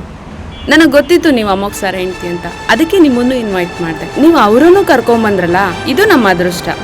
ಈ ಮಾತುಗಳನ್ನ ಕೇಳಿ ಲೀಲಾಗೆ ಭೂಮಿಯೇ ಕುಸ್ತಂತಾಗುತ್ತೆ. ಹಾಗಾದ್ರೆ ಯಾರು ಈ ಅಮೋಘ್ ಅರಸು? ಅವನು ಭಾರತದ ರಿಚೆಸ್ಟ್ ಮ್ಯಾನ್ ಆಗಿದ್ದು ಹೇಗೆ? ಲೀಲಾ ಮನೆಯಲ್ಲಿ ಭಿಕಾರಿ ಅಂತಿರುವ ಅಮೋಘನನ್ನ ಮೇಘ ಯಜುರ್ವೇದಿ ಪ್ರೋಗ್ರಾಂಗೆ ಕರೆದಿದ್ದು ಯಾಕೆ? ಅಮೋಘನಿಗೆ ಬಾಕ್ಸ್ ಕೊಟ್ಟ ವ್ಯಕ್ತಿ ಯಾರು? ಆ ಬಾಕ್ಸ್ ನಲ್ಲಿ ಏನಿತ್ತು? ಅಷ್ಟಕ್ಕೂ ಶ್ರೀಲೀಲಾ ಸ್ನೇಹಿತೆ ಗೌತಮಿ ಯಾಕೆ 100 ಕೋಟಿ ಕೊಟ್ಟು ಅಮೋಘನನ್ನ ಮದುವೆ ಆಗೋದಕ್ಕೆ ನೋಡಿದ್ಲು? ಗೌತಮಿಗೆ ಮೊದಲೇ ಈ ಅಮೋಘನ ಪರಿಚಯ ಇತ್ತ? 100 ರೂಪಾಯಿಗೂ ಪರದಾಡ್ತಾ ಇದ್ದ ಅಮೋಘನನ್ನ ಗೌತಮಿ 100 ಕೋಟಿ ಕೊಟ್ಟು ಪರ್ಚೇಸ್ ಮಾಡಿರೋ ಪ್ಲಾನ್ ಹಿಂದಿರೋ ರಹಸ್ಯವಾದ್ರೂ ಏನು? ಶ್ರೀಲೀಲಾ ಆ 100 ಕೋಟಿನ ತಗೊಂಡು ಪುನಃ ಅಪ್ಪನ ಮನೆಯಲ್ಲಿ ಸೇರಿ ಪ್ರೀತಿಸಿ ಮದುವೆ ಆಗಿರೋ ಅಮೋಘನನ್ನ ಬಿಟ್ಟೋಗ್ತಾಳ? ಶ್ರೀಲೀಲಾಳನ್ನ ಅನುಭವಿಸ್ಬೇಕಂತ ಸ್ಕೆಚ್ ಹಾಕಿರೋ ಬಾಲನ ಪ್ಲಾನ್ ವರ್ಕೌಟ್ ಆಗುತ್ತಾ? ಅಮೋಘ್ನ ಪ್ರಶ್ನೆಗೆ ಭರತ್ ಏನೂ ಮಾತಾಡದೆ ಸುಮ್ಮನೆ ನಿಂತಿರೋದು ಯದ್ವಿಕಾಗೆ ನೋಡಕ್ಕಾಗ್ಲಿಲ್ಲ. ಅವಳು ಅಮೋಘ್ನ ಹತ್ರ ಬಂದು, ಇವರೊಬ್ರು ಅಸಿಸ್ಟೆಂಟ್ ಆಗಿ ನಿನ್ನ ಕೆಲ್ಸದಿಂದ ಕಿತ್ತಾಕಕ್ ಬರಲ್ಲ, ಆದ್ರೆ ಮ್ಯಾನೇಜರ್ಗೆ ಬರುತ್ತಲ್ಲ, ನಾನೀಗ ಏನ್ ಮಾಡ್ತೀನಿ ಅಂತ ನೋಡ್ತಾ ಇರು ಅಂತ ಎಚ್ಚರಿಕೆ ಕೊಟ್ಟು ಯಾರಿಗೋ ಮೆಸೇಜ್ ಮಾಡಿದ್ಲು. ಯದ್ವಿಕಾ ಹಾಗೆ ಮಾಡಿದ 10 ನಿಮಿಷದಲ್ಲಿ ಅಲ್ಲಿಗೊಬ್ರು ಫಾರ್ಮಲ್ಸ್ ಹಾಕೊಂಡಿರೋ ಲೇಡಿ ನಡ್ಕೊಂಬಂದ್ರು. ಯದ್ವಿಕಾ ಆ ಲೇಡಿ ಬರ್ತಾ ಇರೋ ಕಡೆ ಕೈ ಮಾಡಿ ಅಮೋಘಂಗೆ ತೋರಿಸ್ತಾ, ಅಲ್ಲಿ ಬರ್ತಾ ಇರೋದು ಯಾರು ಗೊತ್ತಾ? ಅಂಕಿತಾ ಅಂತ, ನನ್ನ ಆಂಟಿ. ಅಷ್ಟೇ ಅಲ್ಲ, ಈ ಕಂಪ್ನಿಲಿ ಮ್ಯಾನೇಜರ್. ಈಗಿದೆ ನೋಡು ನಿಂಗೆ ಹಬ್ಬ ಅಂತ ಹೇಳಿ ಅವ್ರ ಕಡೆ ಓಡೋದ್ಲು. ಅಂಕಿತಾ ತೋಳನ್ನ ಗಟ್ಟಿಯಾಗಿ ಹಿಡ್ಕೊಂಡ ಯದ್ವಿಕಾ ಪಾಪದವಳ ತರ ಮುಖ ಮಾಡ್ತಾ ಅಮೋಘನ್ ವಿರುದ್ಧ ಕಂಪ್ಲೇಂಟ್ ಮಾಡಕ್ಕೆ ಸ್ಟಾರ್ಟ್ ಮಾಡಿದ್ಲು. ಅವಳ ಮಾತುಗಳನ್ನ ಪೂರ್ತಿಯಾಗಿ ಕೇಳಿಸ್ಕೊಂಡ ಅಂಕಿತಾ ಕಣ್ಣು ಕೆಂಪು ಮಾಡ್ಕೊಳ್ತಾ, ಯದ್ವಿಕಾ ಕಾರ್ಗೆ ಆಕ್ಸಿಡೆಂಟ್ ಮಾಡಿದ್ದು ನೀನಾ? ಇಮಿಡಿಯೇಟ್ ಆಗಿ ಅವಳ ಹತ್ರ ಸಾರಿ ಕೇಳು, ಇಲ್ಲಾಂದ್ರೆ ನಾನು ಪೊಲೀಸವ್ರಿಗೆ ಫೋನ್ ಮಾಡಬೇಕಾಗುತ್ತೆ ಅಂತ ವಾರ್ ಮಾಡಿದ್ರು. ಅವ್ರ ಮಾತನ್ನ ಕೇಳಿ ಅಮೋಘಂಗೆ ನಗು ಬಂತು. ಅವನು ವ್ಯಂಗ್ಯವಾಗಿ ನಗ್ತಾ, ಏನು ಪೊಲೀಸ್ಗೆ ಫೋನ್ ಮಾಡ್ತೀರಾ? ಮಾಡಿ, ಯಾರು ಬೇಡ ಅಂದಿದ್ದು? ನನಗೇನೂ ಪ್ರಾಬ್ಲಮ್ ಇಲ್ಲಪ್ಪ. ಅಷ್ಟಕ್ಕೂ ನಾನೇನು ಅವಳ ಕಾರಿಗೆ ಆಕ್ಸಿಡೆಂಟ್ ಮಾಡಿದ್ದಲ್ಲ, ಅವಳೇ ಬಂದು ನನ್ನ ಬೈಕು ಗುದ್ದಿದ್ದು. ಸೊ ನಾನೇಗೆ ಸಾರಿ ಕೇಳಿ? ನನಗೆ ಯಾರ ಭಯನೂ ಇಲ್ಲ, ನಾನು ಸಾರಿನೂ ಕೇಳಲ್ಲ ಅಂತ ಫರ್ಮ್ ಆಗಿ ಹೇಳ್ದ. ಅಮೋಘ್ ಹಾಗೆ ಹೇಳಿದ್ ಕೇಳಿ ಅಂಕಿತಾ ಕೋಪ ಬಂತು. ಒಬ್ಬ ವಾಚ್ಮ್ಯಾನ್ ಅಷ್ಟೇ ನೀನು, ನನಗೆ ಎದುರು ವಾಚಿಸುವಷ್ಟು ಧೈರ್ಯನಾ ನಿಂಗೆ? ಲಾಸ್ಟ್ ಟೈಮ್ ವಾರ್ ಮಾಡ್ತಾ ಇದ್ದೀನಿ, ಅವಳ ಹತ್ರ ಸಾರಿ ಕೇಳು, ಇಲ್ಲಿಂದ ಜಾಗ ಖಾಲಿ ಮಾಡು, ಇಲ್ಲಾಂದ್ರೆ ನಾನು ಪೊಲೀಸಿಗೆ ಫೋನ್ ಮಾಡ್ಬೇಕಾಗುತ್ತೆ. ಅಮೋಘ್ ಈಗ್ಲೂ ಏನೂ ರಿಯಾಕ್ಟ್ ಮಾಡದೆ ನಿಂತಿರೋದನ್ನ ನೋಡಿ ಯದ್ವಿಕಾಗ್ ಸಿಕ್ಕಾಪಟ್ಟೆ ಕೋಪ ಬಂತು. ಅವಳು ಜೋರಾಗಿ, ಏಯ್ ಅಮೋಘ್, ನಿಂಗೇನ್ ಕನ್ನಡ ಬರಲ್ವಾ? ಅಥವಾ ನನ್ನ ಆಂಟಿ ಹೇಳಿದ್ ಕೇಳಿಸ್ತಿಲ್ವಾ? ನೋಡು ನನ್ನ ಕಾರಿಗೆ ಎಷ್ಟು ಡ್ಯಾಮೇಜ್ ಮಾಡಿದ್ಯಾ ಅಂತ. ಇದನ್ನ ನಿನ್ ಕೈಯಲ್ಲಿ ಅಫೋರ್ಡ್ ಮಾಡಕ್ ಆಗುತ್ತೆ ಅನ್ಕೊಂಡಿದ್ಯಾ? ಸುಮ್ಮನೆ ಹೊರಟೋಗು ಇಲ್ಲಿಂದ, ನಿನ್ನ ಒಳ್ಳೆದಕ್ಕೆ ಹೇಳ್ತಾ ಇದ್ದೀನಿ ಅಂತ ಕಿರ್ಚಿದ್ಲು. ಆದರೆ ಅದೇ ಸಮಯಕ್ಕೆ ಅಲ್ಲೊಂದು ಕಾಸ್ಟ್ಲಿ ಕಾರು ಜೋರಾಗಿ ಹಾರ್ನ್ ಮಾಡ್ತಾ ಫಾಸ್ಟ್ ಆಗಿ ಬಂತು. ಎಲ್ಲರೂ ಅದ್ರ ಕಡೆ ನೋಡ್ತಾ ಇದ್ದಾಗಲೇ ಕಾರಿಂದ ಒಬ್ಳು ಹುಡುಗಿ ಇಳಿದು ಬೇಗ ವಾಕ್ ಮಾಡ್ತಾ ಅಮೋಘ್ ಇರೋಲ್ಗೆ ಬಂದ್ಲು. I am so sorry sir, ನಾನೇ ಫಸ್ಟ್ ಬಂದು ನಿಮ್ಮನ್ನ ವೆಲ್ಕಮ್ ಮಾಡಬೇಕಿತ್ತು, ಆದರೆ ನಿಮಗೆ ಈ ವರ್ಷದ ಕಂಪ್ನಿ ರಿಪೋರ್ಟ್ಸ್ ಎಲ್ಲ ಬೇಕಾಗ್ಬೋದು ಅಂತ ಅದನ್ನ ತರಕ್ ಹೋಗಿದ್ದೆ, ಬರುವಾಗ ಲೇಟ್ ಆಗೋಯ್ತು, ಇನ್ಯಾವತ್ತೂ ಹೀಗಾಗಲ್ಲ sir, I am so sorry ಅಂತ ರಿಕ್ವೆಸ್ಟ್ ಮಾಡ್ಕೊಂಡ್ಲು. ಆ ಹುಡುಗಿ ಮಾತಾಡ್ತಾ ಇರೋ ರೀತಿ ನೋಡೆ ಅಮೋಘಂಗೆ ಇವಳು ಯಾರು ಅನ್ನೋದು ಅರ್ಥ ಆಯ್ತು. ಆದ್ರೂ ಅವನು ಕನ್ಫರ್ಮೇಶನ್ಗೆ ಅಂತ, ಹಾಗಾದ್ರೆ ನಿಮ್ಮ ಹೆಸರು ಭಾವನಾ ಅನ್ಸುತ್ತೆ ಹೌದಾ ಅಂತ ಕೇಳ್ದ. ಆ ಹುಡುಗಿ, ಹೌದು ಸರ್, ನಾನೇ ಭಾವನಾ, ಟೆಂಪ್ರರಿ ಆಗಿ ನಿಮ್ಮ ಸೆಕ್ರೆಟರಿಯಾಗಿ ಕೆಲಸ ಮಾಡ್ತಾ ಇದ್ದೀನಿ ಅಂತ ತನ್ನ ಪರಿಚಯ ಮಾಡ್ಕೊಂಡ್ಲು. ಅಲ್ಲಿರೋರು ಯಾರಿಗೂ ಅವರಿಬ್ರು ಏನ್ ಮಾತಾಡ್ಕೊಳ್ತಾ ಇದ್ದಾರೆ ಅಂತಾನೆ ಅರ್ಥ ಆಗ್ಲಿಲ್ಲ. ಆದರೆ ಭಾವನಾ ಎಷ್ಟು ಪೊಲೈಟ್ ಆಗಿ ಅದು ಅಮೋಘಂಗೆ ಸರ್ ಅಂತೆಲ್ಲ ಕರೀತಾ ಇರೋದು ನೋಡಿ ಅವ್ರಿಗೆ ಯಾಕೋ ಕನ್ಫ್ಯೂಷನ್ ಆಗಕ್ಕೆ ಶುರುವಾಯಿತು. ಭರತ್ ಅಂತೂ ಭಾವನಾ ಕಡೆನೇ ನರ್ವಸ್ ಆಗಿ ನೋಡ್ತಾ ನಿಂತ್ಕೊಂಡ. ಅದನ್ನು ಅಬ್ಸರ್ವ್ ಮಾಡಿದ ಭಾವನಾ ಅವನ ಹತ್ರನೂ ಅಪಾಲಜಿ ಕೇಳಿದ್ಲು. I am sorry Bharath sir, ಬರ್ತಾ ತುಂಬ ಟ್ರಾಫಿಕ್ ಇತ್ತು, ಅದಕ್ಕೆ ಟೈಮಿಗೆ ಸರಿಯಾಗಿ ರೀಚ್ ಆಗಕ್ಕಾಗಲಿಲ್ಲ. ನನ್ನಿಂದಾಗಿ ಹೊಸ CEO ಸರ್ ವೇಟ್ ಮಾಡೋ ಹಾಗಾಯಿತು. ಇನ್ಯಾವತ್ತೂ ಇಂಥ ಮಿಸ್ಟೇಕ್ ಆಗಲ್ಲ. ಅವಳ ಬಾಯಿಂದ CEO ಅಂತ ಬಂದಿದ್ದೇ ಎಲ್ಲರೂ ಸ್ಟನ್ ಆದರು. ಅಂಕಿತಾ ಅಂತೂ ಭಾವನಾ ಕೈ ಹಿಡಿದು ತನ್ನ ಕಡೆ ಎಳ್ಕೊತಾ, ಏನು ಮಾತಾಡ್ತಾ ಇದೆಯಾ ಅಂತ ಅರ್ಥ ಆಗ್ತಿದೆ ನಿನಗೆ? ಯಾರಿಗೆ CEO ಅಂತ ಹೇಳಿದ್ದು ನೀನು? ಅವನು CEO ಅಲ್ಲ, ನಮ್ಮ ಕಂಪ್ನಿ ಹೊಸ ಸೆಕ್ಯೂರಿಟಿ ಗಾರ್ಡ್. ನೀನು ತಪ್ಪು ತಿಳ್ಕೊಂಡಿದ್ಯಾ ಭಾವನಾ ಅಂತ ಅನ್ಲು. ಆದರೆ ಭಾವನಾ ಅವಳ ಮಾತಿಗೆ ಇಲ್ಲ ಅಂತ ತಲೆ ಆಡಿಸ್ತಾ, ನಾನೇನು ತಪ್ಪು ತಿಳ್ಕೊಂಡಿಲ್ಲ, ನಿನ್ನೆ ಅಷ್ಟೇ ಧೀರಜ್ ಸರ್ ನನ್ನನ್ನು ಕರೆದು ಈ ಡಾಕ್ಯುಮೆಂಟ್ಸ್ ಎಲ್ಲ ಕೊಟ್ಟಿದ್ದಾರೆ. ಅಷ್ಟೇ ಅಲ್ಲ, ನಮ್ಮ ಹೊಸ CEO ಫೋಟೋ ಸೆಂಡ್ ಮಾಡಿ ಇವ್ರನ್ನ ವೆಲ್ಕಮ್ ಮಾಡಬೇಕು ಅಂತಲೂ ಹೇಳಿದರು. ನೀವೇ ನೋಡಿ ಬೇಕಿದ್ರೆ, ಈ ಫೋಟೋದಲ್ಲಿರೋದು ಇವರೇ ಅಂತ ಮೊಬೈಲ್ ತೆಗೆದು ಅಮೋಘನ್ ಫೋಟೋ ತೋರಿಸಿದ್ಲು. ಅಂಕಿತಾ, ಯದ್ವಿಕಾ ಇಬ್ಬರು ಆ ಫೋಟೋ ನೋಡಿದ್ರು. ಅದರಲ್ಲಿರೋ ವ್ಯಕ್ತಿ ನೋಡೋಕೇನೋ ಸುಮಾರಾಗಿ ಅಮೋಘನ್ ಥರನೇ ಕಾಣಿಸ್ತಾ ಇದ್ದ. ಆದರೆ ಇಷ್ಟು ದೊಡ್ಡ ಮೀಡಿಯಾ ಕಂಪನಿ CEO ಇಷ್ಟು ಸಿಂಪಲ್ ಆಗಿ ಒಂದು ಮುರಿದೋಗಿರೋ ಬೈಕಲ್ಲಿ ಬರಕ್ಕೆ ಹೇಗೆ ಸಾಧ್ಯ? ಇದು ಮಾತ್ರ ಯಾರಿಗೂ ಅರ್ಥವಾಗಲಿಲ್ಲ. ಯದ್ವಿಕಾ ಅಂತೂ ಭಾವನನ ಮಾತನ್ನ ಈಗಲೂ ನಂಬಕ್ಕೆ ರೆಡಿನೇ ಇರಲಿಲ್ಲ. ನೋ, ನಾನು ಇದನ್ನ ನಂಬಲ್ಲ. ನನಗೆ ಈ ಹುಡುಗ ಚೆನ್ನಾಗಿ ಗೊತ್ತು. ಇವನು ನನ್ನ ಹಳೆ ಕ್ಲಾಸ್ಮೇಟ್. ಇವನ ಹೆಸರು ಅಮೋಘ್ ಅಂತ. ಇವನು CEO ಆಗಿರೋಕ್ಕೆ ಸಾಧ್ಯನೇ ಇಲ್ಲ. ಯದ್ವಿಕಾ ಮಾತುಗಳನ್ನ ಕೇಳಿದ ಭಾವನಾ ಸ್ಮೈಲ್ ಮಾಡ್ತಾ, ಹಾಗಿದ್ರೆ ನನ್ನ ಗೆಸ್ ಕರೆಕ್ಟ್ ಆಗೇ ಇದೆ, ಇವರೇ ನಮ್ಮ ಹೊಸ CEO. ಯಾಕಂದ್ರೆ ನಿನ್ನೆ ಧೀರಜ್ ಸರ್ ಹೇಳಿದ ಕೂಡ ಇದನ್ನೇ. ಅವರು ನನ್ನ ಹತ್ರ ಹೊಸ CEO ಅಮೋಘ್ ಅಂತ ಹೇಳಿದ್ರು. ಅಷ್ಟಕ್ಕೂ ಈ ಫೋಟೋ 3 ವರ್ಷ ಹಳೇದು. ಸೊ ನ್ಯಾಚುರಲ್ ಆಗಿ ಈಗ ಇವರು ಡಿಫ್ರೆಂಟ್ ಆಗೇ ಕಾಣಿಸ್ತಾರೆ. ಬೇಕಿದ್ರೆ ನೀವೇ ನೋಡಿ ಅಂತ ಹೇಳಿ ಅವಳು ತನ್ನ ಬ್ಯಾಗಿಂದ ಒಂದಷ್ಟು ಫೈಲ್ಸ್ ತೆಗೆದು ಅಂಕಿತಾ ಕೈ ಕೊಟ್ಲು. ಮೊದಲೇ ಗಾಬರಿಯಾಗಿದ್ದ ಅಂಕಿತಾ ಈಗಂತೂ ಇನ್ನಷ್ಟು ಟೆನ್ಷನ್ ಮಾಡಿಕೊಂಡು ಆ ಫೈಲ್ಸ್ ಎಲ್ಲ ಬೇಗ ಟರ್ನ್ ಮಾಡಿದ್ಲು. ಭಾವನಾ ಹೇಳಿದ್ದು ಕರೆಕ್ಟಾಗೇ ಇತ್ತು. ಆ ಫೈಲಲ್ಲಿ ದೊಡ್ಡದಾಗಿ ಅಮೋಘನ ಹೆಸರು ಬರೆದಿತ್ತು. ಅದನ್ನ ನೋಡಿದ್ಮೇಲಂತೂ ಅಂಕಿತಾ ಮುಖ ಪೂರ್ತಿಯಾಗಿ ಬೆಳಚ್ಕೊಂತು. ಅವಳ ಹತ್ರ ಈಗ ತಮ್ಮ ಎದುರಿಗೆ ನಿಂತಿರೋ ವ್ಯಕ್ತಿನೇ ಹೊಸ CEO ಅಂತ ನಂಬೋದನ್ನ ಬಿಟ್ಟು ಬೇರೆ ಆಪ್ಷನ್ನೇ ಇರಲಿಲ್ಲ. ಅವಳು ಸ್ಲೋಲಿ ಅಮೋಘನ ಹತ್ರ ಹೋಗಿ ತಲೆ ತಗ್ಸಿ ನಿಂತ್ಕೊಂಡ್ಲು. I am so sorry sir, ನೀವು ಯಾರು ಅಂತ ಗೊತ್ತಿಲ್ಲದೇನೆ ನಾನು ಏನೇನೋ ಮಾತಾಡ್ಬಿಟ್ಟೆ. ಪ್ಲೀಸ್ ಇದೊಂದ್ಸಲ ಕ್ಷಮಿಸಿ ಸರ್, ಇನ್ಯಾವತ್ತೂ ನನ್ನಿಂದ ಇಂಥ ತಪ್ಪು ನಡೆಯಲ್ಲ ಅಂತ ಭಾವನಾ ಅಪಾಲಜಿ ಕೇಳಿದ್ಲು. ಅವಳು ಹಾಗೆ ಮಾಡಿದ್ದು ನೋಡಿದ್ದೆ ಯದ್ವಿಕಾ ಕೂಡ ಅಮೋಘನ ಹತ್ರ ಓಡ್ ಬರ್ತಾ, mister Aras, I am sorry, ಏನೋ ತಿಳಿದೆ ತಪ್ಪು ಮಾಡಿಬಿಟ್ಟೆ. ಪ್ಲೀಸ್ ನನ್ನ ಮೇಲೆ ಕೋಪ ಮಾಡ್ಕೋಬೇಡಿ, ಇನ್ನು ಮುಂದೆ ನಾನು ಯಾವತ್ತೂ ಹೀಗೆ ಮಾಡಲ್ಲ ಅಂತ ಅಂದ್ಲು. ಅಮೋಘ್ ಅವ್ರು ಯಾರ ಮಾತಿಗೂ ರಿಯಾಕ್ಟ್ ಮಾಡಲಿಲ್ಲ. ಬದಲಿಗೆ ಟೈಮ್ ನೋಡಿ ಭಾವನಾ ಜೊತೆ ಆಫೀಸ್ ಕಡೆ ಹೊರಟ. ಅವನು ಹಾಗೆ ಹೊರಟಿದ್ದು ನೋಡಿ ಉಳಿದವರು ಕೂಡ ಅವನನ್ನೇ ಫಾಲೋ ಮಾಡಿದ್ರು. 2 ವರ್ಷದ ಹಿಂದೆ ಅರಸ್ ಫ್ಯಾಮಿಲಿಯಿಂದ ಹೊರಗೆ ಬಿದ್ದಾಗಿಂದ ಅಮೋಘ್ ಇವತ್ತೇ ಫಸ್ಟ್ ಟೈಮ್ ಇಂಥ ದೊಡ್ಡ ಜಾಗಕ್ಕೆ ಬಂದಿದ್ದ. ಆ ಕಂಪನಿ ಅವನ ಫ್ಯಾಮಿಲಿಗೆ ಸೇರಿದ್ರು ಇವತ್ತದು ಅವನಿಗೆ ತುಂಬ ಡಿಫ್ರೆಂಟಾಗಿ ಕಾಣ್ತಾ ಇತ್ತು. ಅವನು ಆಫೀಸ್ ಎಂಟ್ರೆನ್ಸ್ನಲ್ಲಿ ನಿಂತ್ಕೊಂಡು ಸುತ್ತಲೂ ಒಂದ್ಸಲ ತಿರುಗಿ ನೋಡ್ದ. ಅರಸು ಮೀಡಿಯಾ ಈ ದೇಶದಲ್ಲೇ ಅತ್ಯಂತ ದೊಡ್ಡ ಮೀಡಿಯಾ ಕಂಪನಿ ಅಂತ ಹೆಸರಾಗಿತ್ತು. ಅದಕ್ಕೆ ತಕ್ಕಂತೆ ಅದರ ಇಂಟೀರಿಯರ್ ಡಿಸೈನ್ಸ್, ಅಲ್ಲಿ ಬಳಕೆಗೆ ಇಟ್ಟಿರೋ ಎಕ್ಸ್ಪೆನ್ಸಿವ್ ವಸ್ತುಗಳು ಎಲ್ಲ ಸ್ಟನ್ನಿಂಗ್ ಆಗಿತ್ತು. ಅದಾಗಲೇ ಅವತ್ತು ಹೊಸ CEO ಕಂಪನಿಗೆ ಜಾಯಿನ್ ಆಗ್ತಾ ಇದ್ದಾರೆ ಅನ್ನೋ ಸುದ್ದಿ ಎಲ್ಲರಿಗೂ ಗೊತ್ತಾಗಿದ್ದರಿಂದ ಸಾಕಷ್ಟು ಜನ ಸೇರಿದ್ರು. ಯಾರ್ಯಾರು ಅಮೋಘಂಗೆ ಒಬ್ಬೊಬ್ಬರೇ ಬಂದು ವಿಶ್ ಮಾಡೋದನ್ನ ನೋಡಿದ್ರೋ ಅದರಂತೆ ತಾವು ಕೂಡ ವಿಶ್ ಮಾಡಿ ಒಳ್ಳೆ ಇಂಪ್ರೆಷನ್ ಬರೋ ಹಾಗೆ ಮಾಡ್ತಿದ್ರು. ಒಂದಷ್ಟು ಜನಕ್ಕೆ ಅವನು ಸಿಂಪಲ್ ಲುಕ್ ನೋಡಿ ಆಶ್ಚರ್ಯ ಆದರೂ ಅದನ್ನ ಹೊರಗೆ ಹೇಳದೆ ಅವನನ್ನ ಗ್ರೀಟ್ ಮಾಡಿದ್ರು. ಎಲ್ಲರ ಪರಿಚಯ ಮಾಡಿಕೊಂಡ ಅಮೋಘ್ ಡೈರೆಕ್ಟ್ ಆಗಿ ತನ್ನ ಕ್ಯಾಬಿನ್ ಕಡೆ ಹೊರಟ. ಅವನನ್ನ ಯದ್ವಿಕಾ ಮತ್ತೆ ಅಂಕಿತಾ ಕೂಡ ಫಾಲೋ ಮಾಡ್ತಾ ಕ್ಯಾಬಿನ್ಗೆ ಬಂದ್ರು. ಅವರಿಬ್ರು ತನ್ನ ಹಿಂದೆನೆ ಇಲ್ಲಿ ತನಕ ಬಂದಿರೋದನ್ನ ನೋಡಿದ್ದ ಅಮೋಘ್ ಹುಬ್ಬೇರಿಸ್ತಾ, ನಿಮ್ಮಿಬ್ಬರಿಗೂ ಇನ್ನೂ ಏನಾದರೂ ನನ್ನ ಹತ್ರ ಮಾತಾಡೋದಿದೆಯಾ ಅಂತ ಕೇಳ್ದ. ಅಂಕಿತಾಗೆ ಮುಜುಗರ ಆದರೂ ಕೂಡ ಅದನ್ನ ತೋರಿಸ್ಕೊಳ್ದೆ, ಅದು ಸರ್, ಆಗ ನನ್ನಿಂದ ತುಂಬ ದೊಡ್ಡ ತಪ್ಪಾಗೋಯ್ತು, I am really sorry sir, ಇನ್ಯಾವತ್ತೂ ಇಂಥ ಮಿಸ್ಟೇಕ್ ಆಗಲ್ಲ.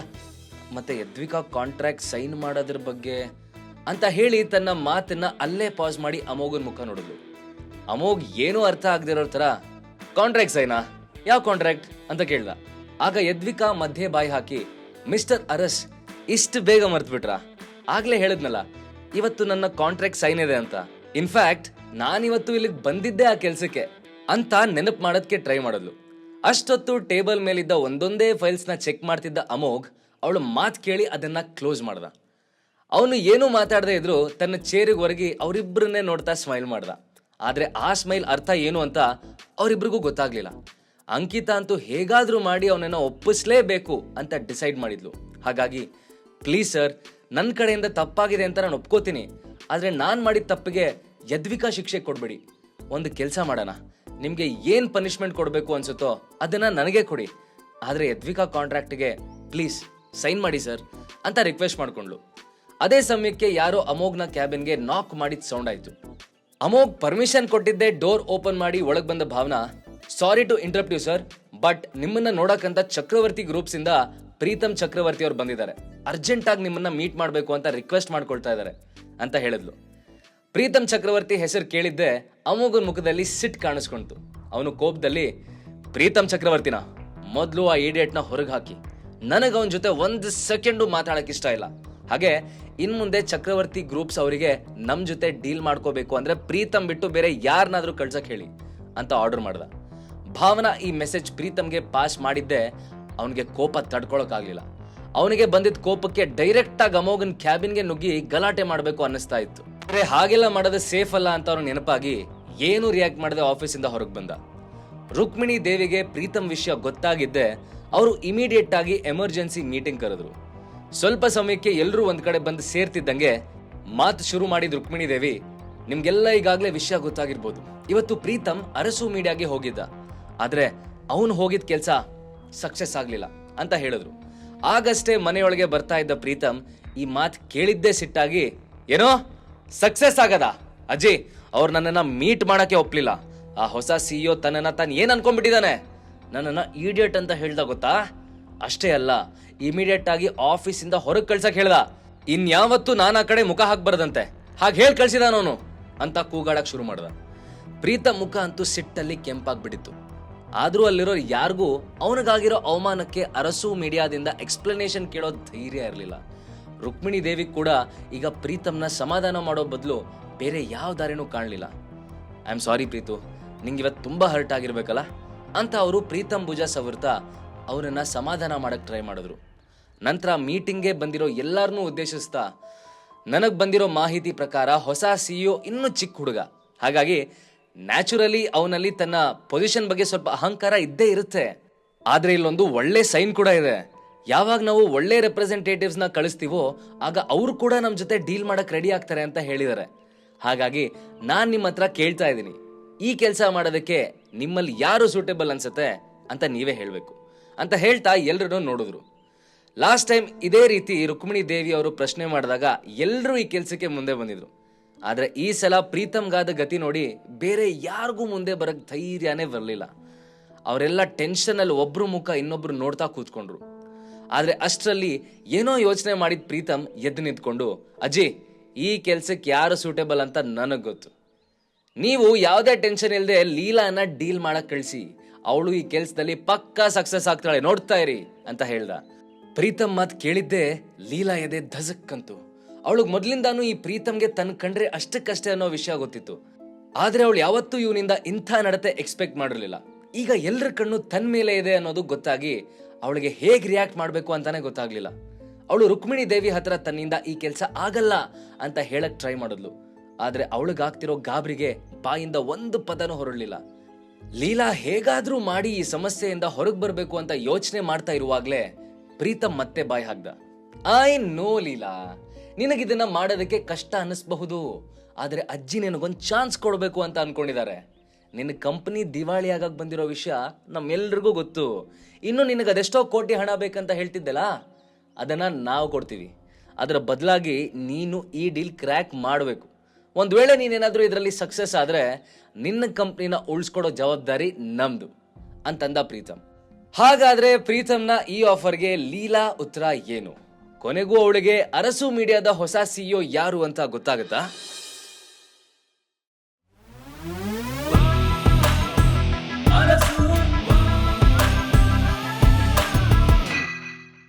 ಪ್ರೀತಮ್ ಮಾತ್ ಕೇಳಿ ಲೀಲಾ ಇನ್ನೂ ಶಾಕ್ ಅಲ್ಲೇ ಇದ್ಲು. ಅವಳಿಗೆ ಈ ಪ್ರಾಬ್ಲಮ್ ಇಂದ ಹೇಗ್ ಹೊರಗೆ ಬರಬೇಕು ಅಂತಾನೆ ಅರ್ಥ ಆಗ್ತಾ ಇರ್ಲಿಲ್ಲ. ಅದೇ ಟೈಮ್ಗೆ ರುಕ್ಮಿಣಿ ದೇವಿ ಹತ್ರ ಹೋದ ಪ್ರೀತಮ್, ನಾನು ಹೇಳಿದ್ದು ಕರೆಕ್ಟ್ ಇದೆಯಲ್ಲ ಅಜಯ್? ಲೀಲಾ ಆಲ್ರೆಡಿ ಒಂದು ಕಂಪ್ನಿ ನಡೆಸ್ತಾ ಇದ್ದಾಳೆ. ಅವಳ ಪಾಲಿಗೆ ಇಂಥ ಡೀಲ್ಸ್ ಹ್ಯಾಂಡಲ್ ಮಾಡಿ ಅಭ್ಯಾಸ ಇರುತ್ತೆ. ಅವಳೇ ಈ ಸಲ ಹೋಗ್ಲಿ, ನೀವೇನಂತೀರಿ ಅಂತ ಕೇಳ್ದ. ರುಕ್ಮಿಣಿ ದೇವಿಗೆ ಮೊದಲೇ ಪ್ರೀತಮ್ ಅಂದ್ರೆ ತುಂಬಾ ಪ್ರೀತಿ.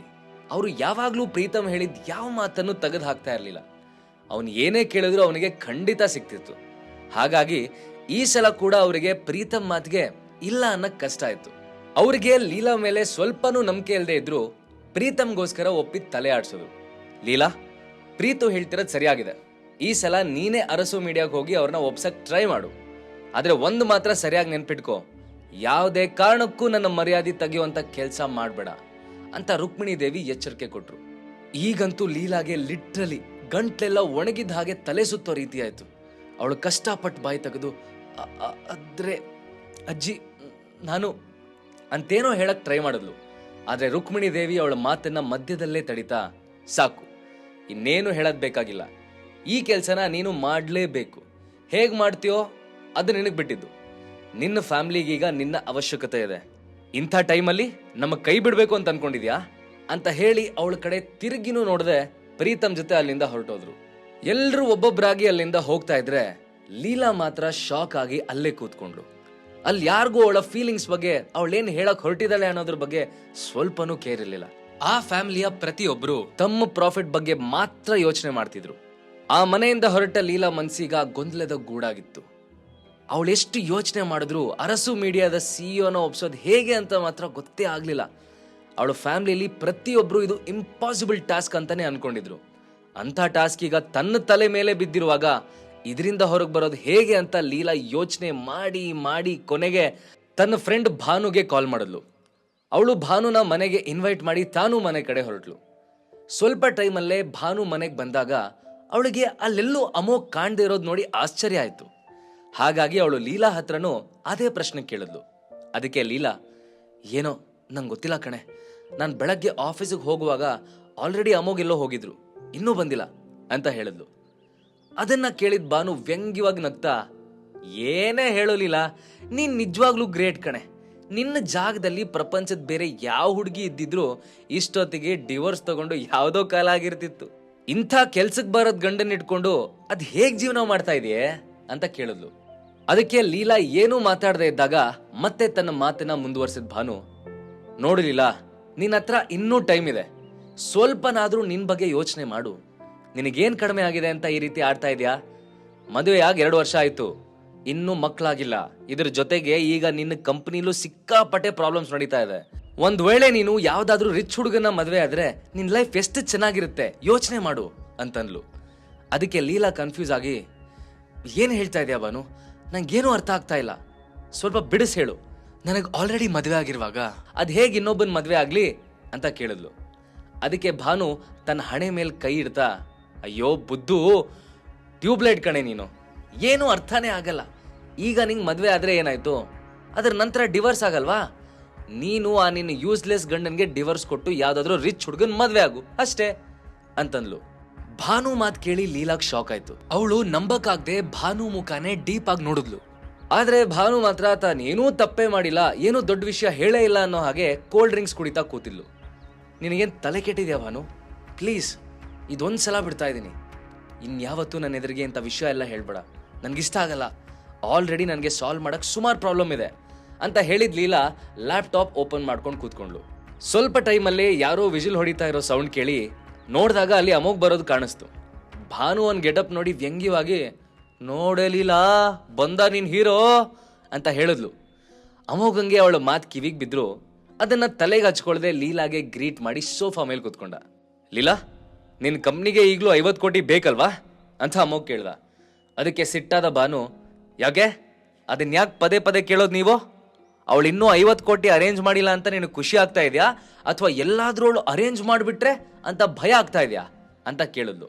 ಅವಳು ಹೀಯಾಳಿಕೆ ಮಾತು ಕೇಳಿದ್ ಲೀಲಾ, ಭಾನು ಜಸ್ಟ್ ಶಟ್ ಅಪ್ ಅಂತ ಗದರಿದ್ಲು. ಆದ್ರೆ ಅಮೋಘ್ ಇದ್ಯಾವುದನ್ನು ತಲೆಗೆ ಹಾಕೊಳ್ದೆ, ಡೋಂಟ್ ವರಿ ಲೀಲಾ, ನನಗೇನಿದೆಲ್ಲ ಹೊಸದಲ್ಲ, ನೀನ್ ಇದನ್ನ ತಗೋ, ಇದರಲ್ಲಿ ಕರೆಕ್ಟಾಗಿ 50 ಕೋಟಿ ಇದೆ. ನಾನಿದನ್ನ ಮೊನ್ನೆ ಕ್ಯಾಶಲ್ಲೇ ತಗೋಬರ್ಬೇಕು ಅಂತ ಅನ್ಕೊಂಡಿದ್ದೆ, ಆದ್ರೆ ಅಷ್ಟೊಂದು ಅಮೌಂಟ್ ಕ್ಯಾರಿ ಮಾಡೋದಕ್ಕೆ ಅಲೋ ಮಾಡಲ್ಲ ಅಂತ ಆ ಕಾರ್ಡಲ್ಲಿ ಹಾಕೊಂಡ್ಬಂದಿದ್ದೀನಿ. ಇನ್ನೂ ಎಕ್ಸ್ಟ್ರಾ ಹಣ ಬೇಕು ಅಂದ್ರೆ ಹೇಳು, ನಾನು ಹೆಲ್ಪ್ ಮಾಡ್ತೀನಿ ಅಂತ ಜೇಬಿಂದ ಒಂದು ಕಾರ್ಡ್ ತೆಗೆದು ಲೀಲಾ ಕೈ ಕೊಟ್ಟ. ಆ ಕಾರ್ಡ್ ನೋಡಿ ಅಮೋಘನ್ ಮಾತು ಕೇಳಿ ಲೀಲಾ ಸ್ಟನ್ ಆದ್ರೆ ಭಾನು ಜೋರಾಗಿ ನಗಕ್ ಸ್ಟಾರ್ಟ್ ಮಾಡಿದ್ಲು.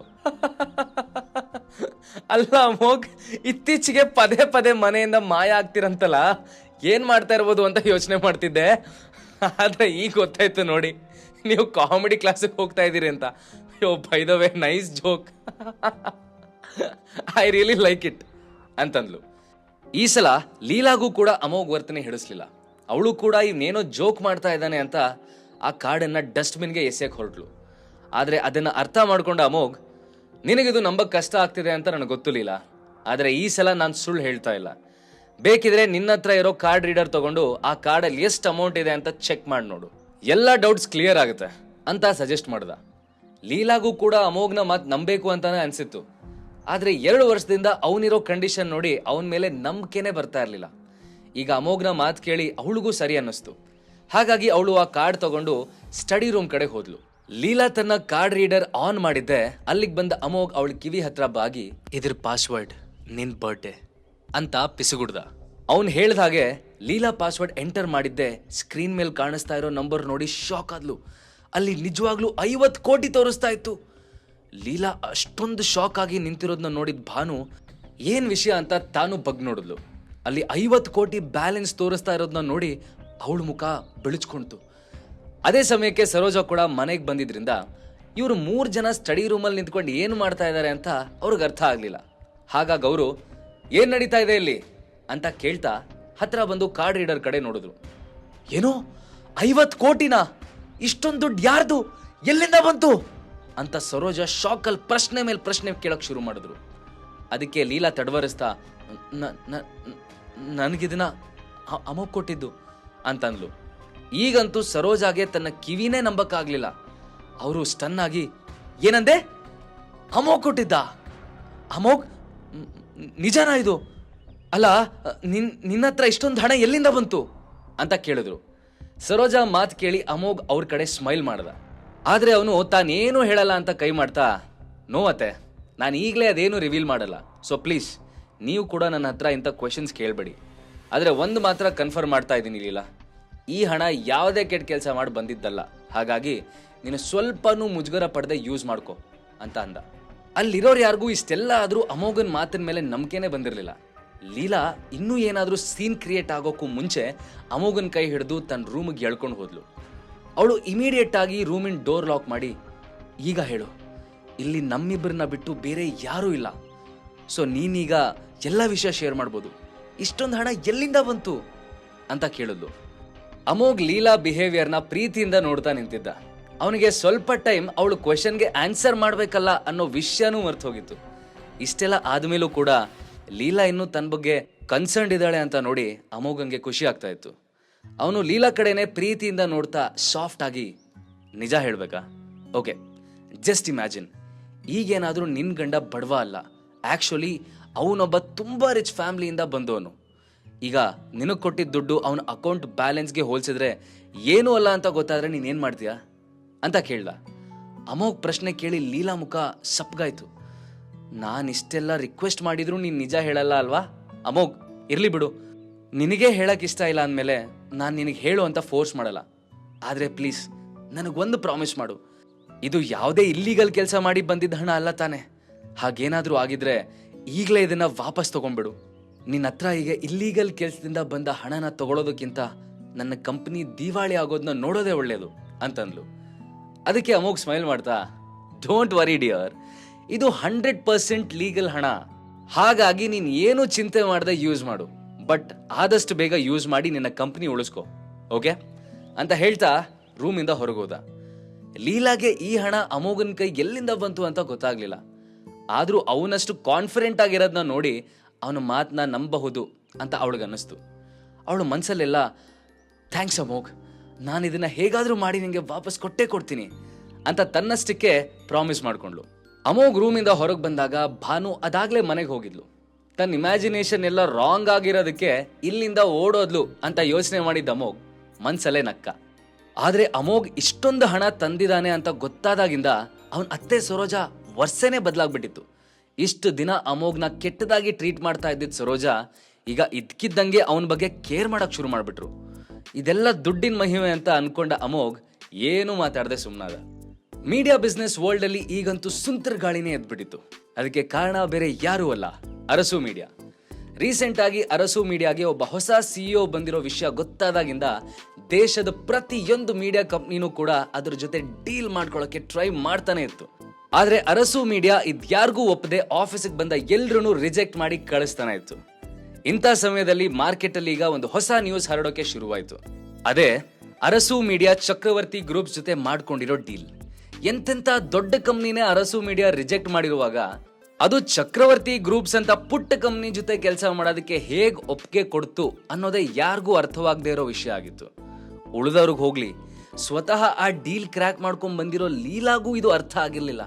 ಅವಳು ಮಾತಾಡಕ್ಕೆ ಅಂತ ಅರಸು ಮೀಡಿಯಾಗೆ ಹೋಗಿದ್ಲು, ಆದ್ರೆ ಅವಳಿಗಲ್ಲಿ ಅದ್ರ ಸಿಇಒ ಮೀಟ್ ಮಾಡೋದಕ್ಕೆ ಸಾಧ್ಯ ಆಗಿರ್ಲಿಲ್ಲ.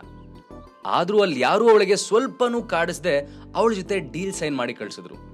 ಪ್ರೀತಮ್ ಅಂತ ಸ್ಕಿಲ್ಡ್ ವ್ಯಕ್ತಿ ಹೋದಾಗ್ಲೇ ಅವನನ್ನ ಮಾತಾಡಿಸ್ದೆ ಅವಮಾನ ಮಾಡಿ ಕಳಿಸಿದಾಗ ತನಗೆ ಮಾತ್ರ ಅದ್ ಯಾಕೆ ಇಷ್ಟೊಂದು ಈಸಿಯಾಗಿ ಕೆಲಸ ಮುಗ್ದೋಯ್ತು ಅಂತ ಲೀಲಾಗ್ ಅರ್ಥನೇ ಆಗ್ಲಿಲ್ಲ. ಏನೇ ಆದ್ರೂ ಇದೆಲ್ಲದ್ರ ಹಿಂದೆ ಫಸ್ಟ್ ಟೈಮ್ ಲೀಲಾ ಸ್ಟೇಟಸ್ ಚಕ್ರವರ್ತಿ ಫ್ಯಾಮಿಲಿಲಿ ಹೆಚ್ಚಾಗಿತ್ತು. ಮೊದಲು ಅವಳನ್ನ ಕೀಳಾಗಿ ನೋಡ್ತಿದ್ದವರು ಕೂಡ ಈಗ ತುಂಬಾ ಗೌರವದಿಂದ ಮಾತಾಡ್ಸಕ್ ಶುರು ಮಾಡಿದ್ರು. ರುಕ್ಮಿಣಿ ದೇವಿ ಅಂತೂ ಈ ಡೀಲ್ ಕ್ರ್ಯಾಕ್ ಆಗಿರೋ ಖುಷಿಗೆ ಒಂದು ದೊಡ್ಡ ಪಾರ್ಟಿನೇ ಅರೇಂಜ್ ಮಾಡಿದ್ರು. ಅದರಲ್ಲಿ ಈ ಸಲ ಕೇವಲ ಚಕ್ರವರ್ತಿ ಫ್ಯಾಮಿಲಿ ಅಷ್ಟೇ ಅಲ್ಲ, ದೇಶದ ದೊಡ್ಡ ದೊಡ್ಡ ಸೆಲೆಬ್ರಿಟೀಸ್ನೆಲ್ಲ ಇನ್ವೈಟ್ ಮಾಡಲಾಗಿತ್ತು. ಇದರ ಮೂಲಕ ಬಿಸ್ನೆಸ್ ವರ್ಲ್ಡ್ ಅಲ್ಲಿರೋ ಎಲ್ರಿಗೂ ತಮ್ಮ ಸ್ಟೇಟಸ್ ಎಷ್ಟು ಹೆಚ್ಚಾಗಿದೆ ಅಂತ ತಿಳಿಸೋದೇ ರುಕ್ಮಿಣಿ ದೇವಿ ಅವರ ಆಸೆ ಆಗಿತ್ತು. ಅಮೋಘ ಪಾರ್ಟಿಗೆ ಲೀಲಾ ಜೊತೆ ಹೋದ. ಇಷ್ಟು ದೊಡ್ಡ ಡೀಲ್ ಕ್ರ್ಯಾಕ್ ಮಾಡೋದಕ್ಕೆ ಲೀಲಾನೇ ಕಾರಣ ಆಗಿದ್ರಿಂದ ನ್ಯಾಚುರಲ್ ಆಗಿ ಅವಳಿಗವತ್ತು ಅದ್ದೂರಿ ಸ್ವಾಗತನೇ ಸಿಕ್ತು. ಅವಳು ಬಂದಿರೋ ಗೆಸ್ಟ್ ಹತ್ರ ಮಾತಾಡೋದ್ರಲ್ಲಿ ಬ್ಯುಸಿ ಆಗಿದ್ರಿಂದ ಅಮೋಘ್ ಸೀಟ್ ಹುಡುಕಿ ಕುತ್ಕೊಳ್ಳಕ್ಕೆ ಅಂತ ಹೋದ. ಅವನು ಇನ್ನೇನು ಚೇರ್ ಮೇಲೆ ಕುತ್ಕೋಬೇಕು ಅನ್ನೋಷ್ಟರಲ್ಲಿ ಹಿಂದಿಂದ ಬಂದ ಪ್ರೀತಮ್ ಅವನನ್ನ ತಡಿತಾ, ಇಲ್ಲಿಂದ ಎದ್ದೇಳು, ಈ ಸೀಟಲ್ಲಿ ಬೇರೆಯವ್ರು ಕುತ್ಕೋತಾರೆ ಅಂತ ಆರ್ಡರ್ ಮಾಡ್ದ. ಅಮೋಘ್ ಅದ್ ಯಾರಿರ್ಬೋದು ಅಂತ ಹಿಂದೆ ತಿರುಗಿ ನೋಡಿದಾಗ ಅಲ್ಲೊಬ್ಳು ಬ್ಯೂಟಿಫುಲ್ ಹುಡುಗಿ ಡಾರ್ಕ್ ರೆಡ್ ಗೌನ್ ಅಲ್ಲಿ ನಿಂತ್ಕೊಂಡಿದ್ಲು. ಫಸ್ಟ್ ಅಮೋಘ್ ಅವಳನ್ನ ನೋಡಿ ಸುಮ್ಮನಾದ್ರೂ ಮತ್ತೇನೋ ನೆನಪಾಗಿ ಅವಳ ಕಡೆ ಟರ್ನ್ ಆದ. ಅವನಿಗೆ ಈ ಹುಡುಗಿನ ಎಲ್ಲೋ ನೋಡಿದೀನಲ್ಲ ಅಂತ ಅನ್ನಿಸ್ತಾ ಇತ್ತು, ಆದ್ರೆ ಅದ್ ಯಾರು ಅಂತ ಮಾತ್ರ ನೆನಪಾಗ್ಲೇ ಇಲ್ಲ. ಹಾಗಿದ್ರೆ ಯಾರು ಆ ಹುಡುಗಿ? ಅಮೋಘಂಗೂ ಆ ಹುಡುಗಿಗೂ ಏನ್ ಸಂಬಂಧ?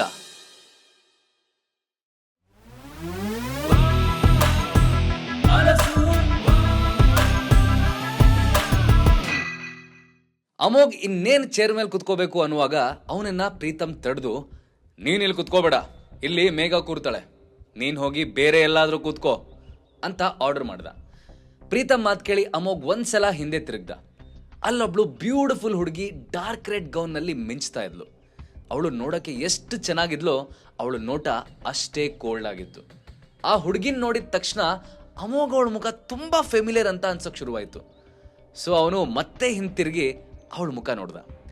ಅದನ್ನ ಅಬ್ಸರ್ವ್ ಮಾಡಿದ ಪ್ರೀತಮ್ ಇರಿಟೇಟ್ ಆಗಿ, ಹೇ ಅಮೋಘ್, ಏನ್ ನೋಡ್ತಾ ಇದೀಯ ಆಗಿಂದ? ನಾನು ಹೇಳಿದ್ ಕೇಳಿಸ್ಲಿಲ್ವಾ? ಇಲ್ಲಿಂದ ಎದ್ದೋಗಿ ಬೇರೆ ಸೀಟಲ್ಲಿ ಕೂತ್ಕೋ, ಇಲ್ಲಿ ಮೇಘ ಯಜುರ್ವೇದಿ ಕೂರ್ತಾಳೆ ಅಂತ ಹೇಳ್ದ. ಅದಾಗ್ಲೇ ಅಲ್ಲಿ ಸಾಕಷ್ಟು ಜನ ಇವ್ರ ಮಾತು ಕೇಳೋಕೆ ಅಂತ ಸೇರಿದ್ರು. ಲೀಲಾ ಕೂಡ ಪ್ರೀತಮ್ ಇದೆಲ್ಲ ಬೇಕಂತಲೇ ಮಾಡ್ತಾ ಇದ್ದಾನೆ ಅಂತ ಅರ್ಥ ಮಾಡ್ಕೊಂಡಿದ್ರು. ಅವನಿಗೆ ಲೀಲಾ ಈ ಡೀಲ್ ಕ್ರ್ಯಾಕ್ ಮಾಡಿದ್ದು ಇನ್ನೂ ಸಹಿಸ್ಕೊಳಕ್ ಆಗ್ತಾ ಇರ್ಲಿಲ್ಲ. ಹಾಗಾಗಿ ಎಲ್ಲೋ ಒಂದ್ ಕಡೆ ಕೂತ್ಕೊಂಡಿದ್ ಮೇಘ್ನಾನ ಕರ್ಕೊಂಡ್ ಬಂದು ಅವಳನ್ನ ಇಲ್ಲೇ ಕೂರಿಸ್ಬೇಕು ಅಂತ ಹಠ ಮಾಡ್ತಾ ಇದ್ದ. ಆದ್ರೂ ಸುಮ್ಮನೆ ಸೀನ್ ಕ್ರಿಯೇಟ್ ಮಾಡಕ್ಕೆ ಇಷ್ಟವಿಲ್ಲದ ಲೀಲಾ ಅಮೋಘ್ ಹತ್ರ ಬಂದು, ಅಮೋಘ್ ಪ್ಲೀಸ್ ಸುಮ್ಮನೆ ರಾಧಾ ಅಂತ ಬೇಡ, ಎಲ್ಲರೂ ನಮ್ಮನ್ನೇ ನೋಡ್ತಾ ಇದ್ದಾರೆ, ಪ್ಲೇಸ್ ಚೇಂಜ್ ಮಾಡಿ ಅಂತ ರಿಕ್ವೆಸ್ಟ್ ಮಾಡಿದ್ಲು. ಲೀಲಾ ಹಾಗೆ ಹೇಳಿದ್ದೆ ಅಷ್ಟೊತ್ತು ಅಲ್ಲೇ ಕೂತ್ಕೊಂಡಿದ್ದ ಅಮೋಘ್, ಸರಿ ನೀನ್ ಹೇಳ್ದಾಗೆ ಆಗ್ಲಿ ಅಂತ ಇಮಿಡಿಯೇಟ್ ಆಗಿ ಎದ್ದು ಬೇರೆ ಕಡೆ ಕೂತ್ಕೊಂಡ. ಅಮೋಘ್ ಇನ್ನೊಂದ್ ಕಡೆ ಹೋಗಿದ್ದೆ ಮೇಘ ಆ ಪ್ಲೇಸಿಗೆ ಬಂದು ಕೂತ್ಕೊಂಡ್ಲು. ಕೂತ್ಕೋಬೇಕಾದ್ರೆ ಅವಳ ಕಣ್ಣಿಗೆ ಲೀಲಾ ಹಾಕೊಂಡ್ ಬಂದಿದ್ದ ಡ್ರೀಮ್ ಲವರ್ ನೆಕ್ಲೆಸ್ ಕಾಣಿಸ್ತು. ಮೇಘಾಗೆ ಅದನ್ನ ಲೀಲಾ ಕೂತ್ಕೆಯಲ್ಲಿ ನೋಡಿ ನಂಬಕ್ಕೆ ಆಗ್ಲಿಲ್ಲ. ಯಾಕಂದ್ರೆ ಮೇಘಾ ಫ್ಯಾಮಿಲಿ ತುಂಬಾ ಟೈಮಿಂದ ಜ್ಯುವೆಲರಿ ಬಿಸ್ನೆಸ್ ಮಾಡ್ತಾ ಬಂದಿತ್ತು. ಅವ್ರ ಹತ್ರ ಸಿಕ್ಕಾಪಟ್ಟೆ ಆಸ್ತಿನೂ ಇದ್ದಿದ್ರಿಂದ ದೇಶದ ಅತ್ಯಂತ ದೊಡ್ಡ ಶ್ರೀಮಂತರಲ್ಲಿ ಮೇಘಾ ಫ್ಯಾಮಿಲಿ ಕೂಡ ಒಂದಾಗಿತ್ತು. ಇಷ್ಟೊಂದು ಆಸ್ತಿ ಇದ್ದು ಜ್ಯುವೆಲರಿ ಬಿಸ್ನೆಸ್ ಅಲ್ಲೇ ಇದ್ರೂ ಕೂಡ ಮೇಘಾಗೆ ಇದುವರೆಗೂ ಆ ಡ್ರೀಮ್ ಲವರ್ ನೆಕ್ಲೆಸ್ ಪರ್ಚೇಸ್ ಮಾಡಕ್ ಮಾತ್ರ ಸಾಧ್ಯ ಆಗಿರ್ಲಿಲ್ಲ. ಸೊ ಅಂಥ ರೇರ್ ನೆಕ್ಲೆಸ್ ಈಗ ಲೀಲಾ ಕುತ್ತಿಗೆಯಲ್ಲಿ ನೋಡಿ ಅವಳಿಗೆ ನ್ಯಾಚುರಲ್ ಆಗಿ ಆಶ್ಚರ್ಯ ಆಯ್ತು. ತುಂಬಾ ಟೈಮಿಂದ ಮೇಘಾ ಹಾಗೆ ತನ್ನನ್ನೇ ನೋಡ್ತಾ ಇರೋದನ್ನ ಲೀಲಾ ಕೂಡ ಅಬ್ಸರ್ವ್ ಮಾಡಿದ್ಲು. ಅವಳಿಗೆ ಅದರಿಂದ ಸಿಕ್ಕಾಪಟ್ಟೆ ಅನ್ಕಂಫರ್ಟಬಲ್ ಫೀಲ್ ಆಗಿತ್ತು. ಹಾಗಾಗಿ ಲೀಲಾ ಡೈರೆಕ್ಟ್ ಆಗಿ, I am sorry miss Yajurvedi, ಆದರೆ ನೀವ್ಯಾಕಾಗ್ಲಿಂದ ನನ್ನನ್ನು ಹಾಗೆ ಸ್ಟೇರ್ ಮಾಡ್ತಿದ್ದೀರಾ? ನಾನು ನಿಜವಾಗ್ಲೂ ಗೊತ್ತಾಗ್ತಾ ಇಲ್ಲ, ನನಗೆ ಇದರಿಂದ ಅನ್ಕಂಫರ್ಟಬಲ್ ಆಗ್ತಾ ಇದೆ ಅಂತ ಹೇಳಿದ್ಲು. ಅದನ್ನು ಕೇಳಿದ ಮೇಘ, ಓ ಸಾರಿ, ಆ್ಯಕ್ಚುಲಿ ನಾನು ನೋಡ್ತಾ ಇದ್ದಿದ್ದು ನಿಮ್ಮನ್ನಲ್ಲ, ನಿಮ್ಮ ಕುತ್ತಿಗೆಯಲ್ಲಿರೋ ಡ್ರೀಮ್ ಲವರ್ ನೆಕ್ಲೆಸ್ನ. ನನಗೆ ಈ ನೆಕ್ಲೆಸ್ ತುಂಬ ಇಷ್ಟ, ಇದನ್ನ ತಗೋಬೇಕು ಅಂತ ಸಿಕ್ಕಾಪಟ್ಟೆ ಟ್ರೈ ಮಾಡಿದ್ದೀನಿ, ಬಟ್ ಇಲ್ಲಿ ತನಕ ಆಗಲಿಲ್ಲ. ಆ್ಯಂಡ್ ನನಗಿರೋ ಪ್ರೊಫೆಷ್ನಲ್ ಎಕ್ಸ್ಪೀರಿಯನ್ಸಿಂದ ಹೇಳ್ತಾ ಇದ್ದೀನಿ, ಇದು ಪಕ್ಕಾ ರಿಯಲ್ ನೆಕ್ಲೆಸ್. ಅದಕ್ಕೆ ಆಗ್ಲಿಂದ ನೋಡ್ತಾ ಇದ್ದೆ. ಎಲ್ಲಿಂದ ತಗೊಂಡ್ರಿ ನೀವು ಇದನ್ನ ಅಂತ ಕೇಳಿದ್ಲು. ಅದಕ್ಕೆ ಲೀಲಾ, ಈ ನೆಕ್ಲೆಸ್ ನನಗೆ ನನ್ನ ಫ್ರೆಂಡ್ ಒಬ್ರು ಗಿಫ್ಟ್ ಕೊಟ್ಟಿದ್ದು ಅಂತ ಹೇಳಿದ್ಲು. ಅದನ್ನ ಕೇಳಿದ ಮೇಘ, ನೈಸ್, ಹಾಗೆ ನನಗೊಂದು ಫೇವರ್ ಮಾಡ್ತೀರಾ? ನಿಮ್ಮ ಫ್ರೆಂಡ್ ಹತ್ರ ನನಗೂ ಇಂಥದ್ದೊಂದು ನೆಕ್ಲೆಸ್ ಆರ್ಡರ್ ಮಾಡಕ್ಕೆ ಹೇಳ್ತೀರಾ ಅಂತ ಕೇಳಿದ್ಲು. ಮೇಘ ಪ್ರಶ್ನೆಗೆ ಲೀಲಾಗೆ ಏನು ಹೇಳಬೇಕು ಅಂತಾನೆ ಗೊತ್ತಾಗ್ಲಿಲ್ಲ. ಅವಳು ಸೈಲೆಂಟ್ ಆಗಿ ಕೂತಿರೋದನ್ನ ನೋಡಿದ ಮೇಘ ಅರ್ಥ ಮಾಡ್ಕೊಂಡವಳು ಹಾಗೆ, ಓ ತಪ್ಪು ತಿಳ್ಕೊಬೇಡಿ, ನಾನೇನು ನಿಮ್ಮ ಫ್ರೆಂಡ್ ಹತ್ರ ನನಗೂ ಗಿಫ್ಟ್ ಮಾಡಿ ಅಂತ ಕೇಳ್ತಾ ಇಲ್ಲ, ನಾನು ಅವ್ರಿಗೆ ಡಬಲ್ ಪ್ರೈಸ್ ಕೊಡ್ತೀನಿ, ಅವರು ಜಸ್ಟ್ ಇನ್ನೊಂದು ಪೀಸ್ ಆರ್ಡರ್ ಮಾಡಿದ್ರೆ ಸಾಕು ಅಂತ ಹೇಳಿದ್ಲು. ಮೇಘ ಮಾತು ಕೇಳಿ ಅಲ್ಲಿರೋರು ಎಲ್ರಿಗೂ ಶಾಕ್ ಆಯಿತು. ಡ್ರೀಮ್ ಲವರ್ ಒಂದು ನೆಕ್ಲೆಸ್ಸಿಗೆ ಏನಿಲ್ಲ ಅಂದ್ರೂ 25 ಕೋಟಿ ಇರ್ಬೋದು, ಅಂಥದ್ರಲ್ಲಿ ಈ ಹುಡುಗಿ 2 ಪಟ್ಟು ದುಡ್ಡು ಕೊಡ್ತೀನಿ ಅಂತ ಹೇಳ್ತಾ ಇದ್ದಾಳೆ ಅಂತ ಅವರೆಲ್ಲ ಶಾಕ್ ಆಗಿ ಅವಳ ಕಡೆನೇ ನೋಡ್ತಾ ಕೂತ್ರು. ಆಗ ಲೀಲಾ, ಓ ಶ್ಯೂರ್, 1 ಮಿನಿಟ್ ಅಂತ ಹೇಳ್ತಾ ತನ್ನ ಪರ್ಸಿಂದ ಮೊಬೈಲ್ ತೆಗೆದು ಬಾಲಾಗೆ ಕಾಲ್ ಮಾಡಿ ಫೋನನ್ನ ಸ್ಪೀಕರ್ಗೆ ಹಾಕಿದ್ಲು. ಲೀಲಾ ಬಾಲಾಗೆ ಕಾಲ್ ಮಾಡಿರೋದನ್ನ ನೋಡಿದ ಸರೋಜಾಗೆ ಈ ನೆಕ್ಲೆಸ್ ಅವನೇ ಕೊಟ್ಟಿದ್ದು ಅಂತ ಗೊತ್ತಾಗಿ ಟೆನ್ಷನ್ ಆಯ್ತು. ಅವರು ಇನ್ಮೇಲೆ ಇದೇ ವಿಷಯಕ್ಕೆ ಮಗಳು ಅಳಿಯ ಇಬ್ರು ಜಗಳಾಡಿದ್ರೆ ಅಂತ ವರಿಡ್ ಲುಕ್ಕಲ್ಲಿ ಅಮೋಘ್ನ ಕಡೆ ನೋಡಿದ್ರು. ಆದರೆ ಅವನು ಮಾತ್ರ ಇದ್ಯಾವುದನ್ನು ತಲೆಗೆ ಹಾಕೊಳ್ಳದೆ ಆರಾಮಾಗಿ ಸ್ಮೈಲ್ ಮಾಡ್ತಾ ಕೂತ್ಕೊಂಡಿದ್ದ. ಅಮೋಘಂಗೆ ಆಲ್ರೆಡಿ ಲೀಲಾ ಯಾರು ಕಾಲ್ ಮಾಡ್ತಾ ಇರೋದು ಅಂತ ಗೊತ್ತಾಗಿತ್ತು. ಇನ್ನೊಂದು ಕಡೆ ಒಂದು ಬಾರಲ್ಲಿ ಕೂತ್ಕೊಂಡಿದ್ದ ಬಾಲನ್ ಫೋನ್ ಒಂದೇ ಸಮನೆ ರಿಂಗ್ ಆಗ್ತಾ ಇತ್ತು. ಆದರೆ ಅದನ್ನು ರಿಸೀವ್ ಮಾಡೋ ಮೂಡ್ ಅವನ ಹತ್ರ ಇರಲಿಲ್ಲ. ಎಲ್ಲ ಸರಿಯಾಗಿದ್ದ ಅವನ ಲೈಫ್ ರಾತ್ರೋರಾತ್ರಿ ತಲೆ ಕೆಳಗಾದಾಗ ಅವನಾದರೂ ಏನು ಮಾಡ್ತಾನೆ? ಹಿಂದಿನ ದಿನ ಅಷ್ಟೇ ಬಾಲನ್ ಅಕೌಂಟ್ಸ್ ಚೆಕ್ ಮಾಡಿದ ಅವನ ಸೀನಿಯರ್ಸ್ ಕಂಪ್ನಿ ದುಡ್ಡನ್ನು ನುಂಗ್ತಾ ಇದ್ದಾನೆ ಅಂತ ಕಂಪ್ಲೇಂಟ್ ಮಾಡಿ ಅವನನ್ನು ಕೆಲಸದಿಂದ ಕಿತ್ತಾಕಿದ್ರು. ಅದ್ರ ಜೊತೆಗೆ ಚಕ್ರವರ್ತಿ ಫ್ಯಾಮ್ಲಿಯಿಂದ ದೂರ ಇರು ಅಂತ ಅವನಿಗೆ ಧಮಕಿನೂ ಹಾಕಿ ಕಳಿಸಿದ್ರು. ತಾನು ಚಕ್ರವರ್ತಿ ಫ್ಯಾಮ್ಲಿಯ ಯಾರಿಗೆ ಏನು ಅನ್ಯಾಯ ಮಾಡಿದ್ದೀನಿ ಅಂತಾನೆ ಬಾಲಾಗೆ ಇನ್ನೂ ಅರ್ಥವಾಗ್ತಾ ಇರಲಿಲ್ಲ. ಈಗ ಒಂದೇ ಸಮನೆ ರಿಂಗ್ ಆಗ್ತಾ ಇದ್ದ ಮೊಬೈಲಿಂದ ಇರಿಟೇಟ್ ಆದ ಬಾಲ ಕಾಲ್ ಮಾಡ್ತಿರೋದು ಯಾರು ಅಂತನೂ ನೋಡದೆ ರಿಸೀವ್ ಮಾಡಿ, ಹಲೋ ಯಾರು ಅಂತ ಗಡ್ಸಾಗಿ ಕೇಳ್ದ. ಅವನ ಟೋನ್ ಕೇಳಿ ಲೀಲಾಗೆ ಗಾಬರಿ ಆಯಿತು. ಅವಳು ಬಾಲಾಗೆ ಇಷ್ಟು ಸಲ ಕಾಲ್ ಮಾಡಿದ್ರು ಅವನು ಯಾವತ್ತೂ ಈ ಥರ ರೂಢಾಗಿ ಮಾತಾಡಿರಲಿಲ್ಲ. ಆದರೂ ಅವಳು ಸಮಾಧಾನದಿಂದ, ಬಾಲ, ನಾನು ಶ್ರೀಲೀಲಾ ಮಾತಾಡ್ತಾ ಇದ್ದೀನಿ, ನಿಮಗೆ ಇನ್ನೊಂದು ಡ್ರೀಮ್ ಲವರ್ ನೆಕ್ಲೆಸ್ ಆರ್ಡರ್ ಮಾಡೋಕ್ಕಾಗತ್ತಾ ಪ್ಲೀಸ್ ಅಂತ ರಿಕ್ವೆಸ್ಟಿಂಗ್ ಟೋನಲ್ಲಿ ಕೇಳಿದ್ಲು. ಕಾಲ್ ಮಾಡಿರೋದು ಶ್ರೀಲೀಲಾ ಅಂತ ಗೊತ್ತಾಗಿದ್ದೆ ಬಾಲ ತನ್ನ ವಾಯ್ಸ್ ಸರಿ ಮಾಡಿಕೊಂಡು, ಓ ಶ್ರೀಲೀಲಾನಾ, ಐ ಆಮ್ ಸಾರಿ ಲೀಲಾ, ಸ್ವಲ್ಪ ಬ್ಯುಸಿ ಆಗಿದ್ದೆ, ಅದಕ್ಕೆ ಹೇಗೇಗೋ ಮಾತಾಡ್ಬಿಟ್ಟೆ. ಅಂದ ಹಾಗೆ ನೀನು ಆ ಫೇಕ್ ಡ್ರೀಮ್ ಲವರ್ ನೆಕ್ಲೆಸ್ ಬಗ್ಗೆ ಮಾತಾಡ್ತಿರೋದಾ ಅಂತ ಕೇಳ್ದ. ಬಾಲ ಬಾಯಿಂದ ಫೇಕ್ ಅಂತ ಕೇಳಿದ್ದೆ ಅಲ್ಲಿ ಕೂತಿದ್ ಲೀಲಾ ಮತ್ತೆ ಮೇಘ ಇಬ್ರಿಗೂ ಶಾಕ್ ಆಯ್ತು. ಅವರಿಬ್ರಿಗೂ ಆ ನೆಕ್ಲೆಸ್ ರಿಯಲ್ ಅಂತಾನೆ ಅನ್ನಿಸ್ತಾ ಇತ್ತು.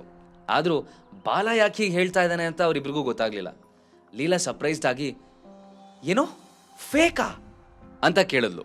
ಅದಕ್ಕೆ ಬಾಲ, ಹೂಲಿಲ್ಲ ಫೇಕೆ, ಅವತ್ತು ನಾನೇನು ಕೊಡಬೇಕು ಅಂತ ತಗೊಂಡ್ಬಂದಿದ್ದು ಫೇಕ್ ನೆಕ್ಲೆಸ್, ಅದಕ್ಕೆ ನಿನ್ನ ಗಂಡ ಅದನ್ನ ಎಸೆದ್ಬಿಟ್ಟಿದ್ದ, ಕೊನೆಗೆ ನಾನು ಅದನ್ನ ನನ್ನ ಜೊತೆನೆ ಮನೆಗೆ ತಗೊಂಡ್ಬಂದಿದ್ದೆ, ಅದ್ರ ಬಗ್ಗೆನೇ ಕೇಳ್ತಿರೋದ ನೀನು? ಅದೇ ಆಗಿದ್ರೆ ನಾನು ಈಗಲೇ ಸೆಂಡ್ ಮಾಡ್ತೀನಿ ಅಂತ ಕೇಳ್ದ. ಲೀಲಾಗೆ ಈಗ ಏನು ಹೇಳಬೇಕು ಅಂತನ ಅರ್ಥ ಆಗದೆ, ನೋನೋ ಬಾಲ, ಇಲ್ಲೇನೋ ಮಿಸ್ಅಂಡರ್ಸ್ಟ್ಯಾಂಡಿಂಗ್ ಆಗಿದೆ ಅನ್ಸುತ್ತೆ, ನಾನು ನಿಮಗೆ ಆಮೇಲೆ ಕಾಲ್ ಮಾಡ್ತೀನಿ ಅಂತ ಹೇಳಿ ಕಾಲ್ ಕಟ್ ಮಾಡಿದ್ಲು. ನಂತರ ಅವಳು ಮೇಘ ಕಡೆ ತಿರುಗಿ, I am sorry miss Yajurvedi, ನನಗೆ ನಿಜವಾಗ್ಲೂ ಈ ನೆಕ್ಲೆಸ್ ಯಾರು ಗಿಫ್ಟ್ ಮಾಡಿದ್ದು ಅಂತಾನೆ ಗೊತ್ತಿಲ್ಲ ಅಂತ ಹೇಳಿ ತಲೆ ತಗ್ಸಿದ್ಲು. ಅದಕ್ಕೆ Megha, it's okay Leela, maybe ಆ ನೆಕ್ಲೆಸ್ ತಗೊಳ್ಳೋದು ನನ್ನ ಹಣೆಯಲ್ಲೇ ಬರ್ದಿಲ್ವೇನೋ ಅಂತ ಹೇಳಿದ್ಲು. ಈಗ ಲೀಲಾಗೆ ನಿಜವಾಗ್ಲೂ ತಲೆ ಕೆಟ್ಟೋದಾಗಾಯ್ತು.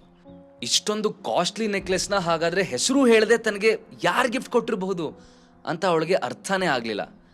ಆದರೂ ದೂರದಲ್ಲಿ ಕೂತ್ಕೊಂಡು ತನ್ನ ಪಾಡಿಗೆ ಡಿನ್ನರ್ ಮಾಡ್ತಾ ಇರೋ ಅಮೋಘ್ನ ನೋಡಿದಾಗ ಅವಳಿಗೆ ಅವತ್ತು ಅವನು ಹೇಳಿದ ಮಾತು ನೆನಪಾಯ್ತು. ಅವತ್ತು ಅಮೋಘ್ ರಿಯಲ್ ಡ್ರೀಮ್ ಲವರ್ ನೆಕ್ಲೆಸ್ನ ಗಿಫ್ಟ್ ಮಾಡ್ತೀನಿ ಅಂತ ಅಂದಿದ್ದ ಅಲ್ವಾ? ಸಡನ್ ಆಗಿ ಅವನ ಕೈಲಿ 50 ಕೋಟಿ ಹಣ ಬರುತ್ತೆ ಅಂತ ಆದ್ರೆ ಡ್ರೀಮ್ ಲವರ್ ನೆಕ್ಲೆಸ್ ಕೂಡ ಅವನೇ ಕೊಟ್ಟಿರ್ಬೋದಾ ಅಂತ ಲೀಲಾಗ್ ಯೋಚನೆ ಬಂದ್ರು ಇದು ಸಾಧ್ಯನೇ ಇಲ್ಲ ಅನ್ಕೊಂಡು ಸುಮ್ಮನಾದ್ಲು. ಇನ್ನೊಂದ್ ಕಡೆ ಅದಾಗ್ಲೇ ಊಟ ಮುಗಿಸಿದ ಅಮೋಘ್ ಟಿಶ್ಯೂ ಪೇಪರ್ ಇಂದ ಕೈ ಒರೆಸ್ಕೊಳ್ತಾ ಆ ಕಡೆ ಈ ಕಡೆ ನೋಡ್ತಾ ಇದ್ದ. ಅವನ್ ಹಾಗೆ ನೋಡುವಾಗ ಲೀಲಾ ಪಕ್ಕದಲ್ಲೇ ಕೂತಿರೋ ಮೇಘ ಅವನ್ ಕಣ್ಣು ಕಾಣಿಸಿದ್ಲು. ಅಮೋಘ್ಗೆ ಸಡನ್ ಆಗಿ ತಾನೊಳ್ಳೆ ಎಲ್ಲಿ ನೋಡಿದೀನಿ ಅಂತ ನೆನಪಾಯ್ತು. ಹಿಂದಿನ ದಿನ ಅಷ್ಟೇ ಅಮೋಘ್ನ ಸೆಕ್ರೆಟರಿ ಭಾವನಾ ಅವನಿಗೊಂದು ಫೈಲ್ ಕೊಟ್ಟಿದ್ಲು. ಅದು ದೇಶದ ಯಾವ್ಯಾವ ಕಂಪನಿ ಅರಸು ಮೀಡಿಯಾ ಜೊತೆ ಕೊಲಾಬರೇಟ್ ಮಾಡ್ಕೊಳ್ಳೋದಕ್ಕೆ ರಿಕ್ವೆಸ್ಟ್ ಮಾಡಿದೆ ಅಂತ ಇನ್ಫಾರ್ಮೇಶನ್ ಇರೋ ಫೈಲ್ ಆಗಿತ್ತು. ಆ ಫೈಲಲ್ಲಿ ಯಜುರ್ವೇದಿ ಫ್ಯಾಮಿಲಿ ಕೂಡ ಇತ್ತು. ಅವರು ತಮ್ಮ ಕಂಪನಿ ಫೇಸ್ ಅಂತ ಮೇಘ ಯಜುರ್ವೇದಿನೇ ಆಯ್ಕೆ ಮಾಡಿದ್ರು. ಇದೆಲ್ಲ ವಿಷಯ ನೆನಪಾಗಿದ್ದೆ ಅಮೋಘಂಗೆ ಈ ಮೇಘ ಸಾಮಾನ್ಯದ ಹುಡುಗಿಯಲ್ಲ, ತುಂಬಾ ಪವರ್ಫುಲ್ ಅನ್ನೋದು ಅರ್ಥ ಆಯ್ತು. ಅವಳು ಹಾಕಿರೋ ಡ್ರೆಸ್ ಅಷ್ಟೇನು ಕಾಸ್ಟ್ಲಿ ಅಂತ ಅನ್ನಿಸದೇ ಇದ್ರು ಅವಳ ಕೈಲಿರೋ ರಿಂಗ್ ಬೆಂಗಳೂರಲ್ಲಿ 1 ಎಕರೆ ಸೈಟ್ ತಗೊಳ್ಳೋಷ್ಟು ವ್ಯಾಲ್ಯೂಬಲ್ ಆಗಿತ್ತು. ಅಮೋಘ್ ಹೀಗೆ ಏನೇನೋ ಯೋಚನೆ ಮಾಡ್ತಾ ಇರುವಾಗ್ಲೇ ಸ್ಟೇಜ್ ಮೇಲೆ ಬಂದ ರುಕ್ಮಿಣಿ ದೇವಿ ಮಾತಾಡಕ್ ಶುರು ಮಾಡಿದ್ರು. Silence please. ನಾವಿವತ್ತು ಇಲ್ಲಿಗೆ ಸೇರಿರೋದು ಲೀಲಾ ಸಕ್ಸಸ್ನ ಸೆಲೆಬ್ರೇಟ್ ಮಾಡೋದಕ್ಕೆ. ಹಾಗಿದ್ದಾಗ ಅವಳು ಇದನ್ನ ಹೇಗೆ ಅಚೀವ್ ಮಾಡಿದ್ಲು ಅಂತ ಅವಳು ಬಾಯಿಂದನೇ ಕೇಳದೆ ಇದ್ರೆ ಹೇಗೆ ಹೇಳಿ? ಲೀಲಾ ಇಲ್ಬಾಮ್ಮ, ನೀನ್ ಈ ಡೀಲ್ ಕ್ರ್ಯಾಕ್ ಮಾಡೋದಕ್ಕೆ ಏನೇನ್ ಮಾಡಿದೆ ಅಂತ ನಮ್ಮೆಲ್ಲರಿಗೂ ಹೇಳ್ಬೇಕು ಅಂತ ಲೀಲಾನ ಸ್ಟೇಜ್ ಮೇಲೆ ಕರೆದ್ರು. ಹಾಲಲ್ಲಿ ಇರೋರೆಲ್ಲ ಈಗ ತನ್ನನ್ನೇ ನೋಡ್ತಾ ಇರೋದನ್ನ ಅಬ್ಸರ್ವ್ ಮಾಡಿದ ಲೀಲಾಗೆ ಸ್ವಲ್ಪ ಮುಜುಗರ ಆದ ಹಾಗಾಯ್ತು. ಅವಳು ಸ್ವಲ್ಪ ಹೊತ್ತು ಅಲ್ಲೇ ನಿಂತ್ಕೊಂಡು ನಂತರ ನಿಧಾನವಾಗಿ ಸ್ಟೇಜ್ ಮೇಲೆ ಬಂದ್ಲು. ಆಕ್ಚುಲಿ ನಾನಷ್ಟೇನು ಕೆಲಸ ಮಾಡಲೇ ಇಲ್ಲ. ನಾನು ಮಾತಾಡಕ್ಕೆ ಅರಸು ಮೀಡಿಯಾಗೆ ಹೋದಾಗ ಅಲ್ಲಿ ಹೊಸ CEO ಇರಲಿಲ್ಲ. ಅವ್ರ ಸೆಕ್ರೆಟರಿ ನನ್ನನ್ನು ಒಳಗೆ ಕರ್ಕೊಂಡು ಹೋಗಿ ಡೀಲ್ ಪೇಪರ್ಸ್ ತಂದು ಸೈನ್ ಮಾಡಕ್ ಹೇಳಿದ್ರು ಅಂತ ಹೇಳಿದ್ಲು. ಲೀಲಾ ಮಾತು ಕೇಳಿ ಹಾಲಲ್ಲಿರೋ ಎಲ್ರಿಗೂ ಶಾಕ್ ಆಯ್ತು. ಅವರೆಲ್ಲ ಏನು ಅಂದ್ರೆ ನಮ್ ಪ್ರೀತಮ್ ಥರ ಲೀಲಾಗೂ CEO ಮೀಟ್ ಮಾಡಕ್ ಆಗ್ಲೇ ಇಲ್ವಾ? ಹಾಗಿದ್ರೆ ಅವರು ಡೀಲ್ಗೆ ಹೇಗೆ ಒಪ್ಪಿದ್ರು? ಇದ್ರ ಅರ್ಥ ಇಲ್ಲಿ ಲೀಲಾ ಹಾರ್ಡ್ ವರ್ಕ್ ಏನೂ ಇಲ್ಲ, ಅವತ್ತು ಆ CEO ಮೂಡ್ ಚೆನ್ನಾಗಿತ್ತು ಅಂತ ಮನಸ್ಸಿಗೆ ಬಂದ ರೀತಿಲಿ ಕಾಮೆಂಟ್ ಮಾಡಕ್ ಸ್ಟಾರ್ಟ್ ಮಾಡಿದ್ರು. ಇದನ್ನೆಲ್ಲ ಕೇಳಿಸ್ಕೊಂಡ ಪ್ರೀತಮ್ ವ್ಯಂಗ್ಯವಾಗಿ ನಗ್ತಾ, ಹೇ ನೋಡಿದ್ರ ಅಜ್ಜಿ, ಎಲ್ರೂ ಸುಮ್ಮನೆ ನನಗೆ ಸರಿಯಾಗಿ ಕೆಲಸ ಮಾಡಕ್ ಬರಲ್ಲ ಅಂತ ಹೇಳ್ತಿದ್ರು. ಆದ್ರೆ ಆಗಿದ್ರಲ್ಲಿ ನಂದೇನು ತಪ್ಪಿರ್ಲಿಲ್ಲ ಅಂತ ಈಗ ಗೊತ್ತಾಗ್ತಾ ಇದೆ. ಅವತ್ ನಾನು ಹೋದಾಗ ಆ CEO ಮೂಡ್ ಸರಿ ಇರ್ಲಿಲ್ಲ ಅನ್ಸುತ್ತೆ, ಅದಕ್ಕೆ ನನ್ನನ್ನು ಆಫೀಸಿಂದ ಹೊರಗೆ ಹಾಕಿಸ್ದ. ಅದೇ ಇವತ್ತು ಲೀಲಾ ಹೋದಾಗ ನಮ್ಮ ಕಂಪ್ನಿಯವ್ರ ಜೊತೆ ಡೀಲ್ ಮಾಡೋದಕ್ಕೆ ಎಷ್ಟು ಡೆಸ್ಪರೇಟ್ ಇದೆ ಅಂತ ರಿಯಲೈಸ್ ಆಗಿ ಓಕೆ ಅಂದ್ರು. May be second time Leela ಬದಲಿಗೆ ಬೇರೆ ಯಾರೇ ಹೋಗಿದ್ರು ಇದೇ ರಿಸಲ್ಟ್ ಇರ್ತಿತ್ತೇನೋ ಅಂತ ಹೇಳ್ದ. ಪ್ರೀತಮ್ ಮಾತು ಕೇಳಿ ಲೀಲಾಗೆ ತುಂಬಾ ಇನ್ಸಲ್ಟ್ ಆದ ಹಾಗಾಯ್ತು. ಅವಳು ನಿಂತಲ್ಲೇ ಮುಷ್ಟಿ ಬಿಗಿ ಹಿಡಿದು ಪ್ರೀತಮ್ನ ಸಿಟ್ಟಲ್ಲಿ ನೋಡಿದ್ಲು. ಆದರೆ ಅವಳ ಹತ್ರ ಪ್ರೀತಮ್ಗೆ ಆನ್ಸರ್ ಮಾಡೋದಕ್ಕೆ ಏನೂ ಇರಲಿಲ್ಲ. ಮೊದಲೇ ಪ್ರೀತಮ್ ಅಂದ್ರೆ ಪಂಚಪ್ರಾಣ ಆಗಿದ್ದ ರುಕ್ಮಿಣಿ ದೇವಿಗೆ ಈಗ ಅವನ ಮಾತು ಕೇಳಿ ಸರಿ ಅನ್ನಿಸ್ತು. ಅವರು ಅವನ ಮಾತಿಗೆ ಸಪೋರ್ಟ್ ಮಾಡ್ತಾ, ನೀನ್ ಹೇಳಿದ್ದು ಸರಿ ಪ್ರೀತು, ಇದರಲ್ಲಿ ನಿನ್ ತಪ್ಪು ಏನೂ ಇಲ್ಲ. ಹಾಗೆ ಲೀಲಾ, ನಿಂಗೆ ಈ ಡೀಲ್ ತುಂಬಾ ಈಸಿಯಾಗಿ ಸಿಕ್ತು, ಆದರೆ ಇದೆಲ್ಲ ನೀನು ಕಷ್ಟಪಟ್ಟಿದ್ದಕ್ಕೇನು ಸಿಕ್ಕಿದ್ದಲ್ಲ. ಹಾಗಾಗಿ ಇದ್ರ ಅರ್ಧ ಕ್ರೆಡಿಟ್ಸ್ ಪ್ರೀತಮ್ಗೂ ಸೇರುತ್ತೆ ಅಂತ ಹೇಳಿದ್ರು. ಇದನ್ನ ಕೇಳಿಸ್ಕೊಂಡ ಪ್ರೀತಮ್ ಲೀಲಾ ಕಡೆ ನೋಡಿ ನಗ್ತಾ, ಥ್ಯಾಂಕ್ ಯು ಅಜ್ಜಿ, ಆದರೆ ಇದ್ರ ಅವಶ್ಯಕತೆ ಇಲ್ಲ. ನಮ್ಮ ಚಕ್ರವರ್ತಿ ಫ್ಯಾಮಿಲಿಯ ಕಂಪ್ನಿಗೆ ಒಳ್ಳೇದಾಗತ್ತೆ ಅನ್ನೋದಾದ್ರೆ ನಾನು ಈ ಥರ 1000 ಅವಮಾನ ಬೇಕಾದರೂ ಸಹಿಸ್ಕೋತೀನಿ. ಡೀಲ್ ಯಾರೇ ಕ್ರ್ಯಾಕ್ ಮಾಡಿದ್ರು ಪ್ರಾಫಿಟ್ ಆಗಿದ್ದು ನಮಗೆ ತಾನೆ, ಅದು ಇಂಪಾರ್ಟೆಂಟು. ಹಾಗೆ ಅರಸು ಮೀಡಿಯಾ ಸ್ವಲ್ಪ ದಿನದ ಹಿಂದೆ ಯದ್ವಿಕಾ ಅನ್ನೋ ಮಾಡೆಲ್ ಜೊತೆ ಕಾಂಟ್ರಾಕ್ಟ್ ಸೈನ್ ಮಾಡಿದ್ದಾರೆ. ನಾನು ಈ ಮಾಡೆಲ್ನ ಕಾಂಟ್ಯಾಕ್ಟ್ ಮಾಡಿ ಅವಳ ಜೊತೆ ನೆಗೋಷಿಯೇಟ್ ಮಾಡಕ್ಕೆ ಟ್ರೈ ಮಾಡ್ತೀನಿ, ನೀವೇನು ವರಿ ಮಾಡಬೇಡಿ ಅಂತ ಪ್ರೀತಿಯಿಂದ ಹೇಳ್ದ. ಪ್ರೀತಮ್ ಮಾತು ಕೇಳಿ ರುಕ್ಮಿಣಿ ದೇವಿಗೆ ಸಿಕ್ಕಾಬಡೆ ಖುಷಿ ಆಯಿತು. ಅವರು, ನನಗೆ ಗೊತ್ತು ಪ್ರೀತು, ಇಲ್ಲಿರೋರಲ್ಲಿ ನಿನ್ನಷ್ಟು ಹಾರ್ಡ್ ವರ್ಕಿಂಗ್ ಬೇರೆ ಯಾರೂ ಇಲ್ಲ ಅಂತ. ನೀನು ಯಾವುದಾದ್ರೂ ಕೆಲಸ ವಹಿಸ್ಕೊಂಡ್ರು ಅದ್ರ ಬಗ್ಗೆ ನಾನು ವರಿ ಮಾಡೋದೇ ಬಿಟ್ಬಿಟ್ಟಿದ್ದೀನಿ. ನೀನು ಹೇಳ್ದಾಗೆ ಆಗಲಿ, ಇನ್ನು ಈ ಎಲ್ಲ ಜವಾಬ್ದಾರಿ ನಿಂಗೆ ಕೊಡ್ತೀನಿ, ನೀನೇ ಹ್ಯಾಂಡಲ್ ಮಾಡು ಅಂತ ಹೇಳಿದ್ರು. ಅಜ್ಜಿ ಮೊಮ್ಮಗನ ಮಾತು ಕೇಳ್ತಾ ನಿಂತಿದ್ದ ಲೀಲಾಗೆ ತುಂಬ ಹಿಂಸೆ ಆಗ್ತಾ ಇತ್ತು. ಅವಳು ಸೈಲೆಂಟಾಗಿ ಬಂದು ಸರೋಜಾ ಅವ್ರ ಪಕ್ಕ ಕೂತ್ಕೊಂಡ್ಳು. ಲೀಲಾಗೆ ಇವತ್ತು ತುಂಬ ಇನ್ಸಲ್ಟ್ ಫೀಲ್ ಆಗ್ತಾ ಇದೆ ಅಂತ ಅರ್ಥ ಮಾಡಿಕೊಂಡ್ರು ಸರೋಜಾ. ಅವರು ಅವಳ ಕೈ ಮೇಲೆ ಕೈ ಇಟ್ಟು ಸಮಾಧಾನ ಮಾಡಕ್ಕೆ ಟ್ರೈ ಮಾಡಿದ್ರು. ಅದನ್ನ ನೋಡಿ ಸರೋಜಾ ಕಡೆ ತಿರುಗಿದ್ ಲೀಲಾ, ಈ ಅಜ್ಜಿಗೆ ನಾವು ಏನು ಅನ್ಯಾಯ ಮಾಡಿದೀವಮ್ಮ, ನಮ್ಮ ಕಂಡ್ರೆ ಯಾಕಿಷ್ಟು ನೆಗ್ಲೆಕ್ಟ್ ಮಾಡ್ತಾರೆ, ಪ್ರೀತಮ್ ಮೇಲೆ ಯಾಕಿಷ್ಟು ಪ್ರೀತಿ ಅವ್ರಿಗೆ, ಅವನೇನು ಹೇಳಿದ್ರು ಕಣ್ಣು ಮುಚ್ಕೊಂಡು ಒಪ್ತಾರಲ್ಲ ಅಂತ ಕಣ್ಣಲ್ಲಿ ನೀರು ತುಂಬ್ಕೊಂಡು ಹೇಳಿದ್ಲು. ಸಿಕ್ಕಿದ ಚಾನ್ಸ್ ಮಿಸ್ ಮಾಡ್ಕೊಳ್ಳೋದ ಪ್ರೀತಮ್ ಇವತ್ತು ಎಲ್ಲರ ಎದುರಿಗೆ ಒಳ್ಳೆ ಒಂಥರ ತೋರಿಸ್ಕೋಬೇಕು ಅಂತ ಟ್ರೈ ಮಾಡ್ತಾ ಇದ್ದ.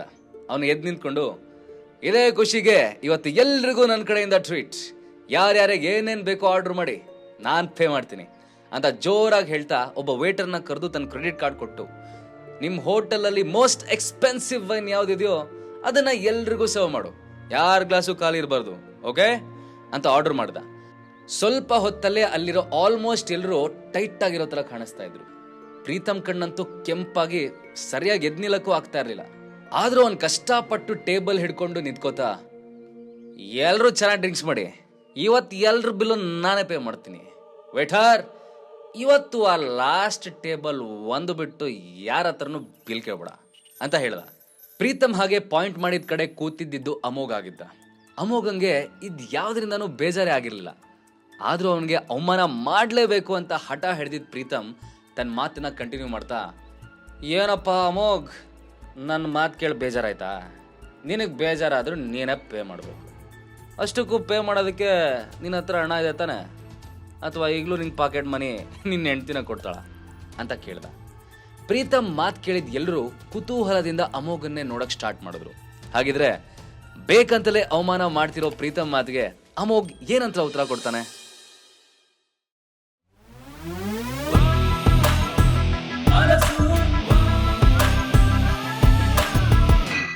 ಪ್ರೀತಮ್ ಇವತ್ತೆಷ್ಟಾಗುತ್ತೋ ಅಷ್ಟು ಅಮೋಘಂಗೆ ಅವಮಾನ ಮಾಡಲೇಬೇಕು ಅಂತ ಡಿಸೈಡ್ ಮಾಡ್ಕೊಂಡಿರೋ ಹಾಗೆ ಆಡ್ತಿದ್ದ. ಅದಕ್ಕೆ ಅವನು ಎಲ್ಲರ ಮುಂದೆ ಒಂದೊಂದೇ ವಿಷಯ ಕೆದಕಿ ಅಮೋಘಂಗೆ ಕಾಟ ಕೊಡ್ತಾ ಇದ್ದ. ಪ್ರೀತಮ್ ವ್ಯಂಗ್ಯವಾಗಿ, ಏ ಬ್ರದರ್, ನಾನಂತೂ ಇವತ್ತು ಇಲ್ಲಿರೋರು ಎಲ್ರಿಗೂ ಪೇ ಮಾಡ್ತಾ ಇದ್ದೀನಿ, ಆದರೆ ನಿನ್ನ ಬಿಲ್ ಪೇ ಮಾಡೋಕ್ಕೆ ನಂಗೆ ಯಾಕೋ ಮನಸ್ಸೇ ಇಲ್ಲ. ಸೊ ಅದೊಂದನ್ನು ನೀನೇ ಮಾಡ್ಬಿಡು ಆಯ್ತಾ? ಅಯ್ಯೋ, ನಾನು ಕೇಳೋಕ್ಕೆ ಮರ್ತೋದೆ ನೋಡು, ನಿನ್ನ ಹತ್ರ ಬಿಲ್ ಪೇ ಮಾಡೋಕ್ಕೆ ದುಡ್ಡಿದೆ ತಾನೆ? ನಾನು ಯಾಕೆ ಕೇಳ್ತಾ ಇದ್ದೀನಿ ಅಂದರೆ, ನಿನ್ನ ಹತ್ರ ಮೊದಲೇ ಕೆಲಸ ಏನೂ ಇರಲಿಲ್ಲ. ಪಾಪ ನಿನ್ನ ಪಾಕೆಟ್ ಮನಿನೂ ನಿನ್ನ ಹೆಂಡ್ತಿನೇ ಕೊಡ್ತಾ ಇದ್ಲು. ಈಗಲಾದರೂ ನೀನು ದುಡಿತಾ ಇದ್ದ ಅಥವಾ ಈಗಲೂ ಅವಳೇ ಕೊಡ್ತಾಳ ಅಂತ ಕೇಳ್ದ. ಪ್ರೀತಮ್ ಅಮೋಘಂಗೆ ಎಷ್ಟೇ ಅವಮಾನ ಮಾಡಕ್ಕೆ ಟ್ರೈ ಮಾಡಿದ್ರು ಅವನು ಮಾತ್ರ ಅದ್ಯಾವುದನ್ನು ಮನ್ಸಿಗೆ ಹಚ್ಕೊಳ್ಳದೆ ಸುಮ್ಮನೆ ಕೂತಿದ್ದ. ಮೇಘ ಕಡೆ ಟರ್ನ್ ಆದ ಪ್ರೀತಮ್, ಮಿಸ್ ಯಜುರ್ವೇದಿ, ನೀವಾಗಲೇ ಡ್ರೀಮ್ ಲವರ್ ನೆಕ್ಲೆಸ್ ಬೇಕು ಅಂತ ಹೇಳಿದ್ರಲ್ಲ, ಡೋಂಟ್ ವರಿ, ಅದನ್ನ ತಂದು ಕೊಡೋ ರೆಸ್ಪಾನ್ಸಿಬಿಲಿಟಿ ಇಟ್ಸ್ ಮೈನ್. ನನ್ನ ಹತ್ರ ತುಂಬಾ ಕಾಂಟ್ಯಾಕ್ಟ್ಸ್ ಇವೆ, ನಾನು ನಿಮಗೆ ಅದನ್ನ ಗಿಫ್ಟ್ ಮಾಡ್ತೀನಿ ಅಂತ ಕೂಗ್ದ. ಪ್ರೀತಮ್ ಇಷ್ಟು ದೊಡ್ಡ ಆಫರ್ ಮಾಡಿದ್ರು ಮೇಘ ಮಾತ್ರ ಅದರಿಂದ ಏನು ಇಂಪ್ರೆಸ್ ಆದಂಗೆ ಕಾಣಿಸ್ಲಿಲ್ಲ. ಅವಳೀಗ್ಲೂ ಅದೇ ಕೋಲ್ಡ್ ಲುಕ್ ಅಲ್ಲಿ ಥ್ಯಾಂಕ್ ಯು ಮಿಸ್ಟರ್ ಚಕ್ರವರ್ತಿ ಅಂತ ಹೇಳಿದ್ಲು. ಅಷ್ಟರಲ್ಲಿ ಪ್ರೀತಮ್ ಇದ್ದ ಕಡೆ ಒಬ್ಬ ವೇಟರ್ ಬಂದು ಅವನ ಕೈಗೆ ಗೋಲ್ಡ್ ಕಾರ್ಡ್ ಕೊಡ್ತಾ, I am extremely sorry sir, ಆದ್ರೆ ಈ ಕಾರ್ಡಲ್ಲಿರೋ ಲಿಮಿಟ್ ಇವತ್ತಿನ ಬಿಲ್ ಪೇ ಮಾಡೋದಕ್ಕೆ ಸಾಕಾಗಲ್ಲ ಅಂತ ಹೇಳ್ದ. ಆ ವೇಟರ್ ಮಾತು ಕೇಳಿದ್ದೆ ಮೊದಲೇ ನಶೆಯಲ್ಲಿದ್ದ ಪ್ರೀತಮ್ನ ಸಿಟ್ಟು ನೆತ್ತಿಗೇರ್ತಾ ವೇಟರ್ ಕಾಲರ್ನ ಹಿಡಿದು, ನಿನಗೇನ್ ತಲೆಗಿಲ್ಲ ಕೆಟ್ಟಿದ್ಯಾ? ನಂದು ಗೋಲ್ಡ್ ಕಾರ್ಡ್, ಇದ್ರ ಲಿಮಿಟ್ ಎಷ್ಟು ಗೊತ್ತಾ? 10 ಲಕ್ಷ ರೂಪಾಯಿ. ಇದು ಇವತ್ತಿನ ಡಿನ್ನರ್ಗೆ ಸಾಕಾಗಲ್ವಾ ಅಂತ ಕಿರಿಚ್ತ. ಪ್ರೀತಮ್ ಸಿಟ್ ನೋಡಿ ಅವನ್ ಸುತ್ತ ಇದ್ದವರೆಲ್ಲ ಓಡ್ಕೊಂಡು ಅವನನ್ನ ವೇಟರ್ನ ದೂರ ಮಾಡಿದ್ರು. ಆಗ ವೇಟರ್ ಭಯದಿಂದ ನಡುಕ್ತಾ, ಐ ಆಮ್ ಸಾರಿ ಸರ್, ಆದರೆ ಇವತ್ತು ನೀವು ಟೋಟಲ್ ಆಗಿ 11 ಲಕ್ಷ ಖರ್ಚು ಮಾಡಿದ್ದೀರಾ, ನಿಮ್ಮ ಗೋಲ್ಡ್ ಕಾರ್ಡ್ ಲಿಮಿಟ್ ಇರೋದು 10 ಲಕ್ಷ, ಅದಕ್ಕೆ ಇನ್ನೂ 1 ಲಕ್ಷ ಬಾಕಿ ಇದೆ ಅಂತ ಹೇಳ್ದ. ವೇಟರ್ ಹೇಳ್ತಾ ಇದ್ದಿದ್ದ ಅಮೌಂಟ್ ಕೇಳಿ ಪ್ರೀತಮ್ ನಶೆ ಎಲ್ಲ ಇಳಿದೋಯ್ತು. ಅವನು ಶಾಕಲ್ಲಿ, ಒಂದು ಡಿನ್ನರ್ಗೆ 10.5 ಲಕ್ಷನಾ? ನೀವೇನ್ ಎಲ್ರಿಗೂ ಊಟ ಸರ್ವ್ ಮಾಡಿದ್ದೀರಾ ಅಥವಾ ಗೋಲ್ಡ್ ಸರ್ವ್ ಮಾಡಿದ್ದೀರಾ? ನನಗೆ ಇದಕ್ಕೆ ಎಕ್ಸ್ಪ್ಲನೇಷನ್ ಬೇಕು, ಇಮಿಡಿಯೇಟ್ ಆಗಿ ನಿನ್ನ ಮ್ಯಾನೇಜರ್ನ ಕರಿ ಅಂತ ತಾಕೀತ್ ಮಾಡ್ದ. ಪ್ರೀತಮ್ ಹಾರಾಟ ನೋಡೆ ವೇಟರ್ಗೂ ಅವನ ಜೊತೆ ವಾದ ಮಾಡೋ ಮೂಡ್ ಹೋಗ್ಬಿಟ್ಟಿತ್ತು. ಅದಕ್ಕೆ ಅವನು ಡೈರೆಕ್ಟ್ ಆಗಿ ಮ್ಯಾನೇಜರ್ನೇ ಅಲ್ಲಿಗೆ ಕರ್ಕೊಂಬರಕ್ ಹೊರಟೋದ. ಆದ್ರೆ ಇದೆಲ್ಲ ನೋಡ್ತಾ ದೂರದಲ್ಲೇ ನಿಂತ್ಕೊಂಡಿದ್ದ ಅಮೋಘಂಗೆ ನಗು ತಡೆಯಕ್ಕಾಗ್ಲಿಲ್ಲ. ಅವನಿಗೆ ಈ ಸಿಚುವೇಶನ್ ಹೇಗ್ ಕ್ರಿಯೇಟ್ ಆಯ್ತು ಅಂತ ಚೆನ್ನಾಗಿ ಗೊತ್ತಿತ್ತು.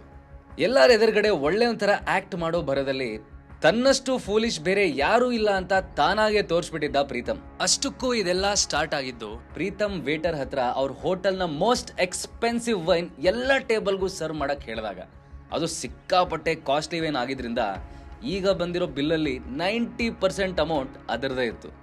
ಅಷ್ಟರಲ್ಲಿ ಮ್ಯಾನೇಜರ್ ಬರ್ತಾ ಇರೋದನ್ನ ನೋಡಿದ ಪ್ರೀತಮ್ ಅಲ್ಲಿಂದ ಕಿರಿಚ್ತಾ, ಕಳ್ರು ನೀವೆಲ್ಲ, ಶ್ರೀಮಂತರು ಕಂಡಿದ್ದೆ ಮನಸ್ಸಿಗೆ ಬಂದ ಹಾಗೆ ಬಿಲ್ ಮಾಡ್ತೀರಾ. ನನ್ನ ಫ್ರೆಂಡ್ ಬೆಂಗಳೂರಲ್ಲಿ ದೊಡ್ಡ ಲಾಯರು, ನೋಡ್ತಾ ಇರಿ, ಅವನ ಹತ್ರ ಹೇಳಿ ನಿಮ್ಮೆಲ್ಲರ ಮೇಲೆ ಕೇಸ್ ಆಗ್ಬಿಡ್ತೀನಿ ಅಂತಂದ. ಪ್ರೀತಮ್ ಮಾತು ಕೇಳಿ ಮ್ಯಾನೇಜರ್ಗೆ ನಗು ಬಂದ್ರು. ಅದನ್ನ ತಡ್ಕೊಂಡು ಕೂಲ್ ಆಗಿ, ಮಿಸ್ಟರ್ ಚಕ್ರವರ್ತಿ, ಇದರಲ್ಲಿ ನಾವೇನು ತಪ್ಪು ಮಾಡಿಲ್ಲ, ನೀವೇ ಎಲ್ಲ ಟೇಬಲ್ಗೂ ಕಾಸ್ಟ್ಲಿ ವೈನ್ ಸರ್ವ್ ಮಾಡಕ್ ಹೇಳಿದ್ರಿ, ಅದಕ್ಕೆ ನಾವೆಲ್ಲರಿಗೂ ಸರ್ವ್ ಮಾಡಿದ್ದು. ನಮ್ಮ ಹೋಟೆಲಲ್ಲಿ ಯಾರಾದರೂ ತುಂಬ ಆರ್ಡರ್ ಮಾಡಿದ್ರೆ ಅದಕ್ಕೆ ಡಿಸ್ಕೌಂಟ್ ಕೊಡ್ತೀವಿ. ಅದೇ ಥರ ನಿಮಗೂ ನಾವು ಒಳ್ಳೆ ಡಿಸ್ಕೌಂಟ್ ಕೊಟ್ಟು ಬಿಲ್ ಮಾಡಿದ್ದೀವಿ. ಹಾಗೆ ನೋಡಿದ್ರೆ ನೀವು 30,000 ಸೇವ್ ಮಾಡಿದ್ದೀರಿ ಅಂತ ಹೇಳಿದ್ರು. ಪ್ರೀತಮ್ಗೆ ಸಿಟ್ಟಿನ್ನೂ ಉಳಿದಿರಲಿಲ್ಲ. ಅವನು ವೇಟರ್ಗೆ ಮಾಡಿದ ಹಾಗೆ ಮ್ಯಾನೇಜರ್ ಕಾಲರ್ನು ಹಿಡಿದು ಗಲಾಟೆ ಮಾಡಕ್ಕೆ ಟ್ರೈ ಮಾಡ್ದ. ಆದರೆ ಅಷ್ಟರಲ್ಲಿ ಹಿಂದಿಂದ ಯಾವುದೋ ಕೋಲ್ಡ್ ವಾಯ್ಸ್, ಏನು ನಡೀತಾ ಇದೆ ಇಲ್ಲಿ ಅಂತ ಕೇಳಿಸ್ತು. ಅದನ್ನು ಕೇಳಿ ಎಲ್ಲರೂ ತಿರುಗಿದಾಗ ಅಲ್ಲೊಬ್ಬ ಬ್ಲ್ಯಾಕ್ ಸೂಟಲ್ಲಿದ್ದ ವ್ಯಕ್ತಿ ನಡ್ಕೊಂಬರ್ತಾ ಇದ್ರು. ಅವ್ರು ಯಾರು ಅಂತ ಪರಿಚಯ ಸಿಕ್ಕಿದ್ದೆ ರುಕ್ಮಿಣಿ ದೇವಿ ಮುಖದಲ್ಲಿ ಬೆವರು ಕಾಣಿಸ್ಕೊಂತು. ಅವರು ಆ ವ್ಯಕ್ತಿ ಹತ್ರ ಬೇಗ ಬೇಗ ಹೋಗ್ತಾ, I am so sorry mister Desai, ನನ್ನ ಮೊಮ್ಮಗ ಒಂದೊಂದು ಸಲ ಸ್ವಲ್ಪ ಜಾಸ್ತಿ ಡ್ರಿಂಕ್ಸ್ ಮಾಡಿಬಿಡ್ತಾನೆ, ಇವತ್ತು ಹಾಗೆ ಆಗಿ ಕಂಟ್ರೋಲ್ ಕಳ್ಕೊಂಡಿದ್ದಾನೆ, ಪ್ಲೀಸ್ ತಪ್ಪು ತಿಳ್ಕೊಬೇಡಿ, ನಾವು ಇದಕ್ಕೇನಾದರೂ ಬೇರೆ ದಾರಿ ಹುಡ್ಕೋಣ ಅಂತ ರಿಕ್ವೆಸ್ಟ್ ಮಾಡಿದ್ರು. ರುಕ್ಮಿಣಿ ದೇವಿನೇ ಅಷ್ಟೊಂದು ಗೌರವ ಕೊಟ್ಟು ಮಾತಾಡ್ತಿರೋದನ್ನ ನೋಡಿ ಆ ವ್ಯಕ್ತಿ ಎಷ್ಟು ಇನ್ಫ್ಲೂಯೆನ್ಷಿಯಲ್ ಇರ್ಬೋದು ಅಂತ ಎಲ್ರಿಗೂ ಆಶ್ಚರ್ಯ ಆಯಿತು. ಅವರು ಬಂದಿದ್ದೆ ಪ್ರೀತಮ್ ಕೂಡ ಈಗ ಮ್ಯಾನೇಜರ್ ಕಾಲರ್ನ ಬಿಟ್ಟು ದೂರದಲ್ಲಿ ನಿಂತ್ಕೊಂಡ. ಇದರಿಂದ ಸ್ವಲ್ಪ ಧೈರ್ಯ ತಂದ್ಕೊಂಡ ಮ್ಯಾನೇಜರ್, ಚಕ್ರವರ್ತಿ ಫ್ಯಾಮಿಲಿ ವೈನನ್ನ ಆರ್ಡರ್ ಮಾಡಿದ್ದು ಅಂತ ನಾವು ಧೈರ್ಯದಿಂದ ಎಲ್ರಿಗೂ ಸರ್ವ್ ಮಾಡಿದ್ವಿ. ಆದರೆ ನೀವು ಲಾಸ್ಟ್ ಮೂಮೆಂಟಲ್ಲಿ ಹೀಗೆ ಟರ್ನ್ ಆಗ್ತೀರಿ ಅಂತ ಅನ್ಕೊಂಡಿರಲಿಲ್ಲ. ಈಗೇನು ಮಾಡ್ತೀರಾ ನೀವು ಅಂತ ಸ್ವಲ್ಪ ವ್ಯಂಗ್ಯವಾಗಿ ಕೇಳ್ದ. ಅದಕ್ಕೆ ಪ್ರೀತಮ್, ನಾವೇನು ಹೇಳಿದ ಮಾತಿಗೆ ತಪ್ಪಲ್ಲ, ಈಗಲೂ ನಾವು ಪೇ ಮಾಡೇ ಹೋಗೋದು ಅಂತ ಹೇಳ್ತಾ ರುಕ್ಮಿಣಿ ದೇವಿ ಕಡೆ ತಿರುಗಿ ರಿಕ್ವೆಸ್ಟ್ ಮಾಡ್ಕೊಳ್ಳೋ ರೀತಿ ಲುಕ್ ಕೊಟ್ಟ. ಅದನ್ನು ಅರ್ಥ ಮಾಡ್ಕೊಂಡ ರುಕ್ಮಿಣಿ ದೇವಿ, ಪ್ಲೀಸ್ ಈ ವಿಷಯನ ಇಲ್ಲೇ ಮರ್ತ್ಬಿಡಿ ಮಿಸ್ಟರ್ ದೇಸಾಯಿ, ನಾವು ಫುಲ್ ಅಮೌಂಟ್ ಖಂಡಿತ ಪೇ ಮಾಡ್ತೀವಿ ಅಂತ ಹೇಳಿ ಗೆಸ್ಟ್ ಕಡೆ ತಿರುಗಿ, ಈಗ ಇಲ್ಲಾಗಿರೋ ವಿಷಯ ನಿಮ್ಮೆಲ್ಲರಿಗೂ ಚೆನ್ನಾಗಿ ಗೊತ್ತಿದೆ. ಇಂಥ ಸಿಚುವೇಶನಲ್ಲಿ ಪ್ರೀತು ಒಬ್ಬನಿಗೆ ಬಿಲ್ ಪೇ ಮಾಡು ಅಂತ ಹೇಳೋದು ಸರಿಯಾಗಲ್ಲ. ಸೊ ನೀವೆಲ್ಲರೂ 10,000 ರೂಪಾಯಿ ಪೇ ಮಾಡಿ, ಮಿಕ್ಕಿದ ಹಣನ ನಾನು ಪ್ರೀತು ಮಾಡ್ತೀವಿ ಅಂತ ಆರ್ಡರ್ ಮಾಡಿದ್ರು. ರುಕ್ಮಿಣಿ ದೇವಿ ಮಾತು ಅಲ್ಲಿರೋರು ಯಾರಿಗೂ ಇಷ್ಟ ಆಗದೆ ಇದ್ರು ಬೇರೆ ದಾರಿ ಇಲ್ಲ ಅಂತ ಒಪ್ಪಿಗೆ ಕೊಟ್ರು. ಆದರೆ ಲೀಲಾ ಮತ್ತೆ ಸರೋಜಾಗ್ ಮಾತ್ರ ಇದು ಸ್ವಲ್ಪನೂ ಇಷ್ಟ ಆಗಲಿಲ್ಲ ಅನ್ನೋದು ಅವ್ರ ಮುಖದಲ್ಲಿ ಕ್ಲಿಯರ್ ಆಗಿ ಗೊತ್ತಾಗ್ತಾ ಇತ್ತು. ಅವರಿಬ್ರು ಇಲ್ಲಿ ತನಕ ಆ ವೈನನ್ನ ಒಂದು ಸಿಪ್ ಕೂಡ ಕುಡ್ದಿರ್ಲಿಲ್ಲ. ಅಂಥದ್ರಲ್ಲಿ ಜಸ್ಟ್ ಒಂದು ಡಿನ್ನರ್ಗೆ 10,000 ರೂಪಾಯಿ ಪೇ ಮಾಡೋದು ಅವ್ರಿಗೆ ಸರಿ ಅನ್ನಿಸ್ಲಿಲ್ಲ. ಲೀಲಾ ಮತ್ತೆ ಸರೋಜಾ ಒಬ್ರು ಮುಖ ಒಬ್ರು ಆಗಿಂದ ನೋಡ್ತಾ ಇರೋದನ್ನ ಪ್ರೀತಮ್ ಅಬ್ಸರ್ವ್ ಮಾಡ್ತಾ ಇದ್ದ. ಅವನಿಗೆ ಇಷ್ಟೆಲ್ಲ ಆದ್ರೂ ಸ್ವಲ್ಪನೂ ಬುದ್ಧಿ ಬಂದಿರೋ ಹಾಗೆ ಕಾಣಿಸ್ತಿರ್ಲಿಲ್ಲ. ಅವನ್ ಲೀಲಾ ಹತ್ರ ಬಂದು, ಯಾಕೆ ಲೀಲಾ ಅಷ್ಟೊಂದು ಬೇಜಾರಲ್ಲಿದ್ಯಾ, ನಿನ್ನ ಹತ್ರ ಡಿನ್ನರ್ಗೆ ಪೇ ಮಾಡೋದಕ್ಕೆ 10,000 ರೂಪಾಯಿನೂ ಇಲ್ವಾ ಅಂತ ಇನ್ಸಲ್ಟಿಂಗ್ ಟೋನಲ್ಲಿ ಕೇಳ್ದ. ಪ್ರೀತಮ್ ಮಾತು ಕೇಳಿ ಲೀಲಾ ಮುಜುಗರದಿಂದ ಸುತ್ತಮುತ್ತ ನೋಡಿದ್ಲು. ಅವಳು ಎಕ್ಸ್ಪೆಕ್ಟ್ ಮಾಡಿರೋ ಹಾಗೆ ಎಲ್ಲರೂ ಈಗ ಅವಳನ್ನೇ ವಿಚಿತ್ರವಾಗಿ ನೋಡ್ತಾ ಇದ್ರು. ಆದರೆ ಅಷ್ಟರಲ್ಲಿ ಹಿಂದಿಂದ ಅಮೋಘ್, ನಾವು 10,000 ರೂಪಾಯಿ ಕೊಡ್ತೀವಿ ಅಂತ ಹೇಳ್ದ. ಅಮೋಘ್ನ ವಾಯ್ಸ್ ಕೇಳಿ ಮಿಸ್ಟರ್ ದೇಸಾಯಿ ಅಲರ್ಟ್ ಆದ್ರು. ಅವರು ಕ್ಯೂರಿಯಾಸಿಟಿಯಿಂದ ಆ ವಾಯ್ಸ್ ಬಂದಿರೋ ಕಡೆ ತಿರುಗಿದ್ರು. ಆದರೆ ಅಮೋಘ್ ಅವ್ರಿಗೆ ಬೆನ್ ಹಾಕಿ ಕೂತ್ಕೊಂಡಿದ್ದ. ಅವರು ಅಮೋಘನ್ ಕಡೆ 2 ಹೆಜ್ಜೆ ಇಟ್ಟು, ನಿಮ್ಮ ಹೆಸರೇನು ಅಂತ ಕೇಳ್ಬೋದಾ ಅಂತ ಕೇಳಿದ್ರು. ಮಿಸ್ಟರ್ ದೇಸಾಯಿ ರಿಯಾಕ್ಷನ್ನ ಪ್ರೀತಮ್ ತಪ್ಪು ತಿಳ್ಕೊಂಡ. ಅವರು ಯಾವುದೋ ವಿಷಯಕ್ಕೆ ಅಮೋಘನ್ ಮೇಲೆ ಸಿಟ್ಟಾಗಿದ್ದಾರೆ ಅನ್ಕೊಂಡು, ನೋ ಮಿಸ್ಟರ್ ದೇಸಾಯಿ, ಅವನ ಮಾತನ್ನ ಮಾತ್ರ ನೀವು ಸೀರಿಯಸ್ ಆಗಿ ತಗೋಬೇಡಿ, ಅವನು ನಮ್ಮ ಫ್ಯಾಮಿಲಿ ಮೆಂಬರೇ ಅಲ್ಲ, ಸುಮ್ಮನೆ ಈ ಡಿನ್ನರ್ಗೆ ಬಂದಿದ್ದಾನಷ್ಟೇ ಅಂತ ತನ್ನನ್ನ ಸೇವ್ ಮಾಡ್ಕೊಳಕ್ ಟ್ರೈ ಮಾಡ್ದ.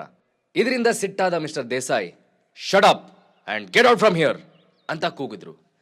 ಅಷ್ಟರಲ್ಲಿ ನಿಧಾನಕ್ಕೆ ದೇಸಾಯಿ ಕಡೆ ತಿರುಗಿದ ಅಮೋಘ್ ಸ್ಮೈಲ್ ಮಾಡ್ತಾ, ಲಾಂಗ್ ಟೈಮ್ ನೋಸಿ ಅಂತ ಹೇಳ್ದ. ಎದುರಿಗೆ ನಿಂತಿರೋದು ನಿಜವಾಗ್ಲೂ ಅಮೋಘ್ ಅಂತ ಗೊತ್ತಾಗಿದ್ದೆ ದೇಸಾಯಿ ಮುಖದಲ್ಲಿ ಖುಷಿ ಕಾಣಿಸ್ಕೊತು.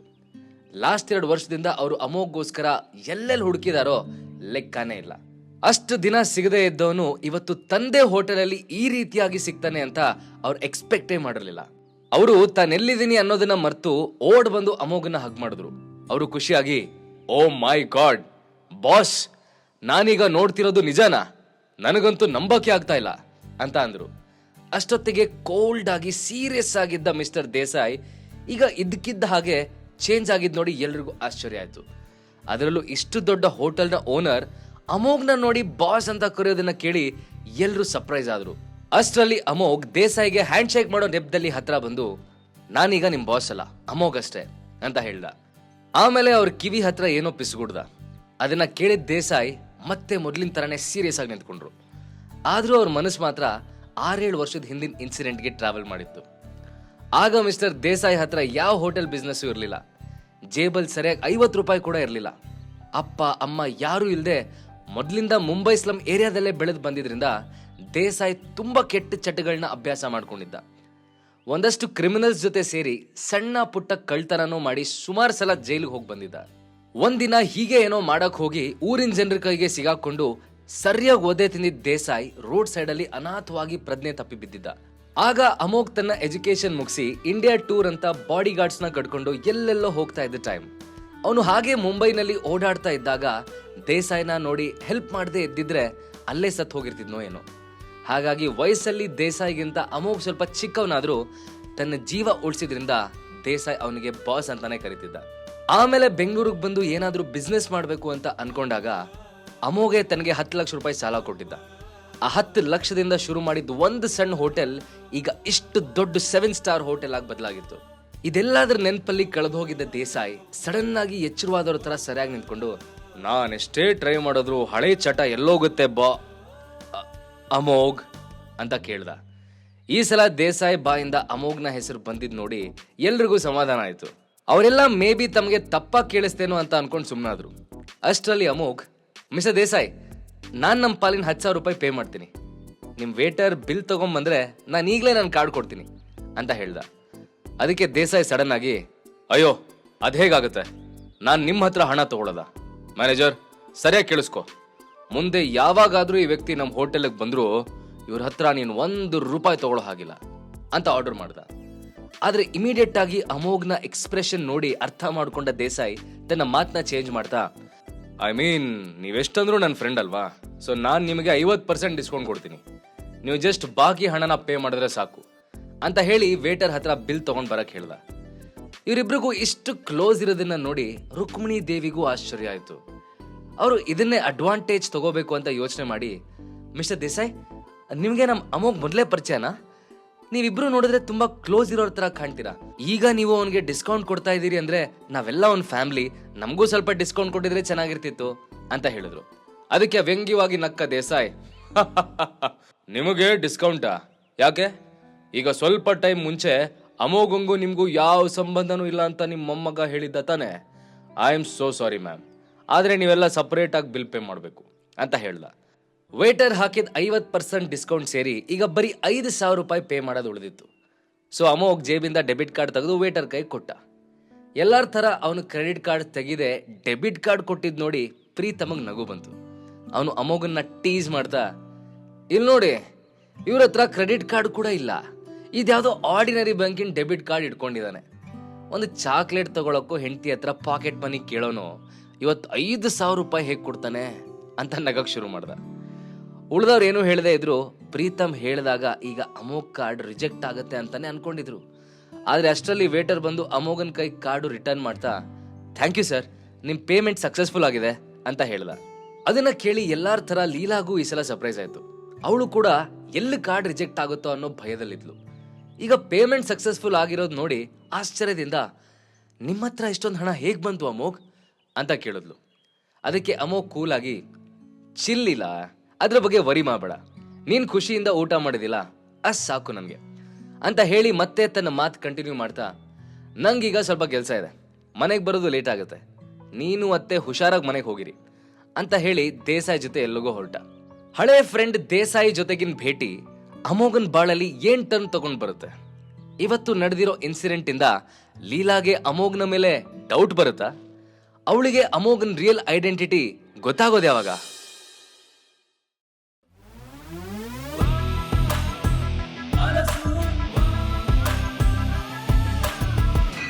ದೇಸಾಯಿ ಅಮೋಘ್ನ ತನ್ನ ಕಾರಲ್ಲಿ ಕರ್ಕೊಂಡು ಎಲ್ಲೋ ಹೊರಟ. Amogh, by the way Desai, ನೀವು ಬೆಂಗಳೂರಿಗೆ ಯಾವಾಗ ಬಂದ್ರಿ? ಇಷ್ಟು ದೊಡ್ಡ ಹೋಟೆಲ್ ಹೇಗೆ ಅಂತ ಕೇಳ್ದ. ಆಗ ದೇಸಾಯಿ, ನಾನು ಆ ಟೈಮಲ್ಲಿ ಮುಂಬೈಯಲ್ಲಿ ತುಂಬ ಸಾಲ ಮಾಡ್ಕೊಂಡ್ಬಿಟ್ಟಿದ್ದೆ, ಹಾಗಾಗಿ ನೀವು ಅವತ್ತು ಕೊಟ್ಟ ದುಡ್ಡನ್ನು ತಗೊಂಡು ಬೆಂಗಳೂರಿಗೆ ಬಂದ್ಬಿಟ್ಟೆ. ಇಲ್ಲಿ ಒಂದು ಸಣ್ಣ ಹೋಟೆಲ್ ನಡೆಸ್ತಾ ವ್ಯಾಪಾರ ಶುರು ಮಾಡಿದವನು ಇವತ್ತು ನಿಮ್ಮೆದುರಿಗೆ ಹೀಗೆ ಕೂತಿದ್ದೀನಿ ನೋಡಿ. ಅವತ್ತು ನೀವು ಮಾಡಿದ ಸಹಾಯದಿಂದ ನಾನಿವತ್ತು ಬೆಂಗಳೂರಲ್ಲಿ ತಕ್ಕ ಮಟ್ಟಿಗೆ ಗುರುತಿಸ್ಕೊಳ್ಳೋ ಹಾಗಾಯ್ತು ಅಂತ ಹೇಳ್ತಾ ಅಮೋಘ್ನ ಹೊಗಳೋದಕ್ಕೆ ಶುರು ಮಾಡ್ದ. ದೇಸಾಯಿ ಸುಮ್ಮನೆ ಮಾತಾಡ್ತಿದ್ನೇ ಹೊರತು ಅಮೋಘ್ಗೆ ತಾನು ಎಲ್ಲಿ ಕರ್ಕೊಂಡು ಹೋಗ್ತಿದ್ದೀನಿ ಅಂತ ಹೇಳಲಿಲ್ಲ. ಅಮೋಘ್ ತಕ್ಷಣ, ಅದು ಸರಿ ದೇಸಾಯಿ, ನೀವೀಗ ನನ್ನನ್ನು ಎಲ್ಲಿ ಕರ್ಕೊಂಡು ಹೋಗ್ತಿದ್ದೀರಾ ಅಂತ ಕೇಳ್ದ. ಅದಕ್ಕೆ ದೇಸಾಯಿ, ಅದನ್ನ ಇವಾಗ ಹೇಳಲ್ಲ, ನಿಮಗೊಂದು ಸರ್ಪ್ರೈಸ್ ಇದೆ, ಬನ್ನಿ ಹೇಳ್ತೀನಿ ಅಂತ ಹೇಳ್ತಾ ಅವನನ್ನೊಂದು ದೊಡ್ಡ ಕಾಂಪ್ಲೆಕ್ಸಿಗೆ ಕರ್ಕೊಂಡು ಹೋದ. ಕಾರಿಂದ ಇಬ್ಬರು ಒಟ್ಟಿಗೆ ಇಳಿದು ಒಳಗೆ ಹೋಗ್ತಿರುವಷ್ಟರಲ್ಲಿ ಅಲ್ಲಿನ ಮ್ಯಾನೇಜರ್ ಓಡ್ ಬಂದು ದೇಸಾಯಿ ನೋಡ್ತಾ, ವೆಲ್ಕಮ್ ಸರ್, ನೀವು ಬರ್ತೀರಿ ಅಂತ ನತಾಶಾ ಮ್ಯಾಮ್ ಆಗಲೇ ಹೇಳಿದರು, ಅವರು ನಿಮಗೋಸ್ಕರ ಒಳಗೆ ವೇಟ್ ಮಾಡ್ತಿದ್ದಾರೆ.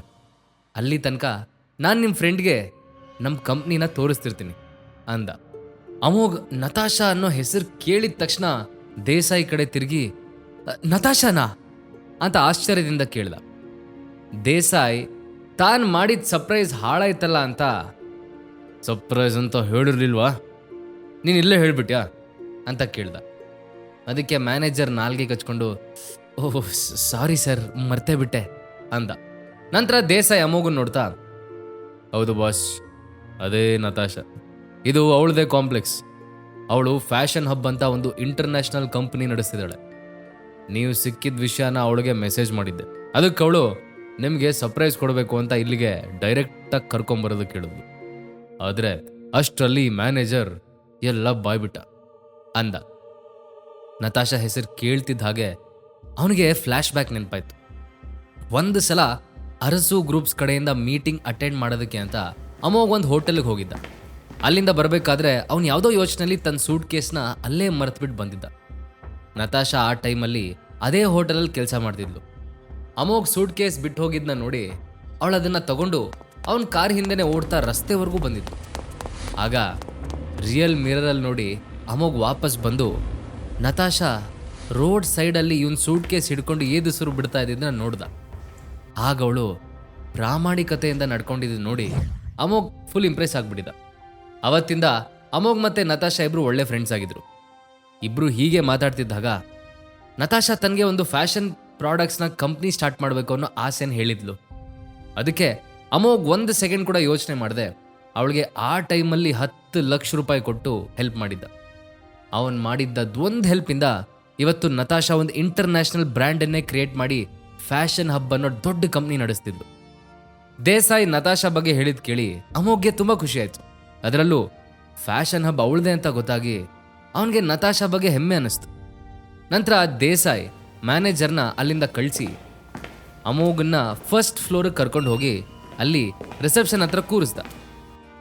ಬಾಸ್ ಪ್ಲೀಸ್ ಒಂದು 5 ನಿಮಿಷ ಇಲ್ಲೇ ಕೂತ್ಕೊಳ್ಳಿ, ನಮ್ದೊಂದು ಚಿಕ್ಕ ಸರ್ಪ್ರೈಸ್ ಇದೆ ಅಂತ ಹೇಳಿ ಅವನು ನತಾಶಾ ಕ್ಯಾಬಿನ್ ಕಡೆ ವೇಗವಾಗಿ ಹೊರಟ. ರಿಸೆಪ್ಷನಲ್ಲಿ ನತಾಶಾ ಕಂಪ್ನಿ ಪ್ರಾಡಕ್ಟ್ಸ್ ಎಲ್ಲ ಡಿಸ್ಪ್ಲೇಗೆ ಹಾಕಿದ್ರು. ಅಮೋಘ್ ಅದನ್ನೆಲ್ಲ ನೋಡ್ತಾ ಇರಬೇಕಾದ್ರೆ ಅವನ ಹಿಂದಿಂದ ಅಮೋಘ್ ಅಂತ ಕರೆದಿದ್ದ ಸೌಂಡ್ ಆಗಿ ಹಿಂದೆ ತಿರುಗ್ದ. ಅಲ್ಲಿ ಲೀಲಾ ಫ್ರೆಂಡ್ ಭಾನು ಆಶ್ಚರ್ಯದಿಂದ ಅವನು ನೋಡ್ತಾ ನಿಂತಿದ್ಲು. ಓ ಮೈ ಗಾಡ್, ನಿಜವಾಗ್ಲೂ ಇದು ನೀನೇ? ಬಟ್ ನೀನಿಲ್ಲೇನು ಮಾಡ್ತಿದ್ಯಾ? ಇಲ್ಲಿರೋ ಪ್ರಾಡಕ್ಟ್ಸ್ನ ನೀನಂತೂ ಅಫೋರ್ಡ್ ಮಾಡೋದಕ್ಕೆ ಸಾಧ್ಯ ಇಲ್ಲ. ಮೇ ಬಿ ನೀನು ಯಾವುದಾದ್ರೂ ಜಾಬ್ ಕೇಳೋದಕ್ಕೆ ಬಂದಿದೆಯಾ ಅಲ್ವಾ ಅಂತ ಭಾನು ವ್ಯಂಗ್ಯವಾಗಿ ಹೇಳಿದ್ಲು. ಅದಕ್ಕೆ ಅಮೋಘ್, ನಾನಿಲ್ಲಿ ಏನಕ್ಕೆ ಬಂದಿದ್ದೀನಿ ಅನ್ನೋದು ನಿನಗೆ ಬೇಡದೇ ಇರೋ ವಿಷಯ. ಸೊ ನೀನು ಇದರಲ್ಲಿ ತಲೆ ಹಾಕದೇ ಇದ್ರೇ ಒಳ್ಳೇದು. ಅದು ಸರಿ, ನೀನಿಲ್ಲೇನು ಮಾಡ್ತಿದ್ಯಾ ಅಂತ ಕೇಳ್ದ. ಅದಕ್ಕೆ ಭಾನು ಹೆಮ್ಮೆಯಿಂದ, ನನ್ನ ಗಂಡ ಈ ಕಂಪ್ನಿಲೇ ಕೆಲಸ ಮಾಡೋದು. ನಿನ್ನೆ ಅಷ್ಟೇ ಅವರಿಗೆ ಮುಂಬೈ ಬ್ರಾಂಚಿಂದ ಈ ಬ್ರಾಂಚಿಗೆ ಟ್ರಾನ್ಸ್ಫರ್ ಆಗಿದೆ. ಸೊ ಅವ್ರನ್ನ ನೋಡೋದಕ್ಕಂತ ಬಂದೆ ಅಂತ ಘಾಟಿಯಾಗಿ ಹೇಳಿದ್ಲು. ಅಮೋಘ್ ಸರಿ ಅಂತ ತಲೆ ಆಡಿಸ್ತಾ, ವೆಲ್ ಅದನ್ನು ಬಿಡು, ಲೀಲಾಗ್ ನಾನು ಹೆಲ್ಪ್ ಮಾಡೋದಕ್ಕಾಗಲ್ಲ ಹಾಗೆ ಹೀಗೆ ಅಂತ ಚಾಲೆಂಜ್ ಮಾಡಿದ್ಯಲ್ಲ, ಇವಾಗ ಅದಕ್ಕೇನು ಹೇಳ್ತೀಯ? ಕೊನೆಗೂ ನಾನು 50 ಕೋಟಿನ ಕೊಟ್ಟು ಅವಳ ಕಂಪ್ನಿನ ಸೇವ್ ಮಾಡಿದೆ. ಸೊ ನೀನು ಈ ಚಾಲೆಂಜಲ್ಲಿ ಸೋತೆ ಅಂದ. ಅದನ್ನು ಕೇಳಿ ಅವಳಿಗೆ ಸರ್ ಅಂತ ಕೋಪ ಜಾಸ್ತಿ ಆಗಿ BP ರೈಸ್ ಆಯಿತು. ನೀನು ಅದೇನು ಕೆಲಸ ಮಾಡೋಷ್ಟೊಂದು ದುಡ್ಡು ತಂದೆಯೋ ಯಾರಿಗೆ ಗೊತ್ತು ಅಂತಂದ್ಲು. ಅಮೋಘ್ ಅದಕ್ಕೆ ನಗ್ತಾ, ನಾನು ಕದ್ಕೊಂಬನ್ನೋ ಇಲ್ಲ ಸಂಪಾದನೆ ಮಾಡ್ತನ್ನೋ ಅದು ನಿನಗೆ ಬೇಕಾಗಿಲ್ದಿರೋ ವಿಷಯ. ಕೊನೆಗೂ ನಾನೇ ಹೆಲ್ಪ್ ಮಾಡಿದ್ನಲ್ಲ, ಅದು ನನಗೆ ಬೇಕಾಗಿರೋದು. ನೀನಂತೂ ಚಾಲೆಂಜ್ ಸೋತೆ ಅಷ್ಟೇ. ಅದಕ್ಕೆ ಹೇಳೋದು don't judge a book by it's cover ಅಂತ ಅಂದ. ಅದನ್ನು ಕೇಳಿ ಅವಳಿಗೆ ಸಿಟ್ಟು ನೆತ್ತಿಗಿರ್ತು.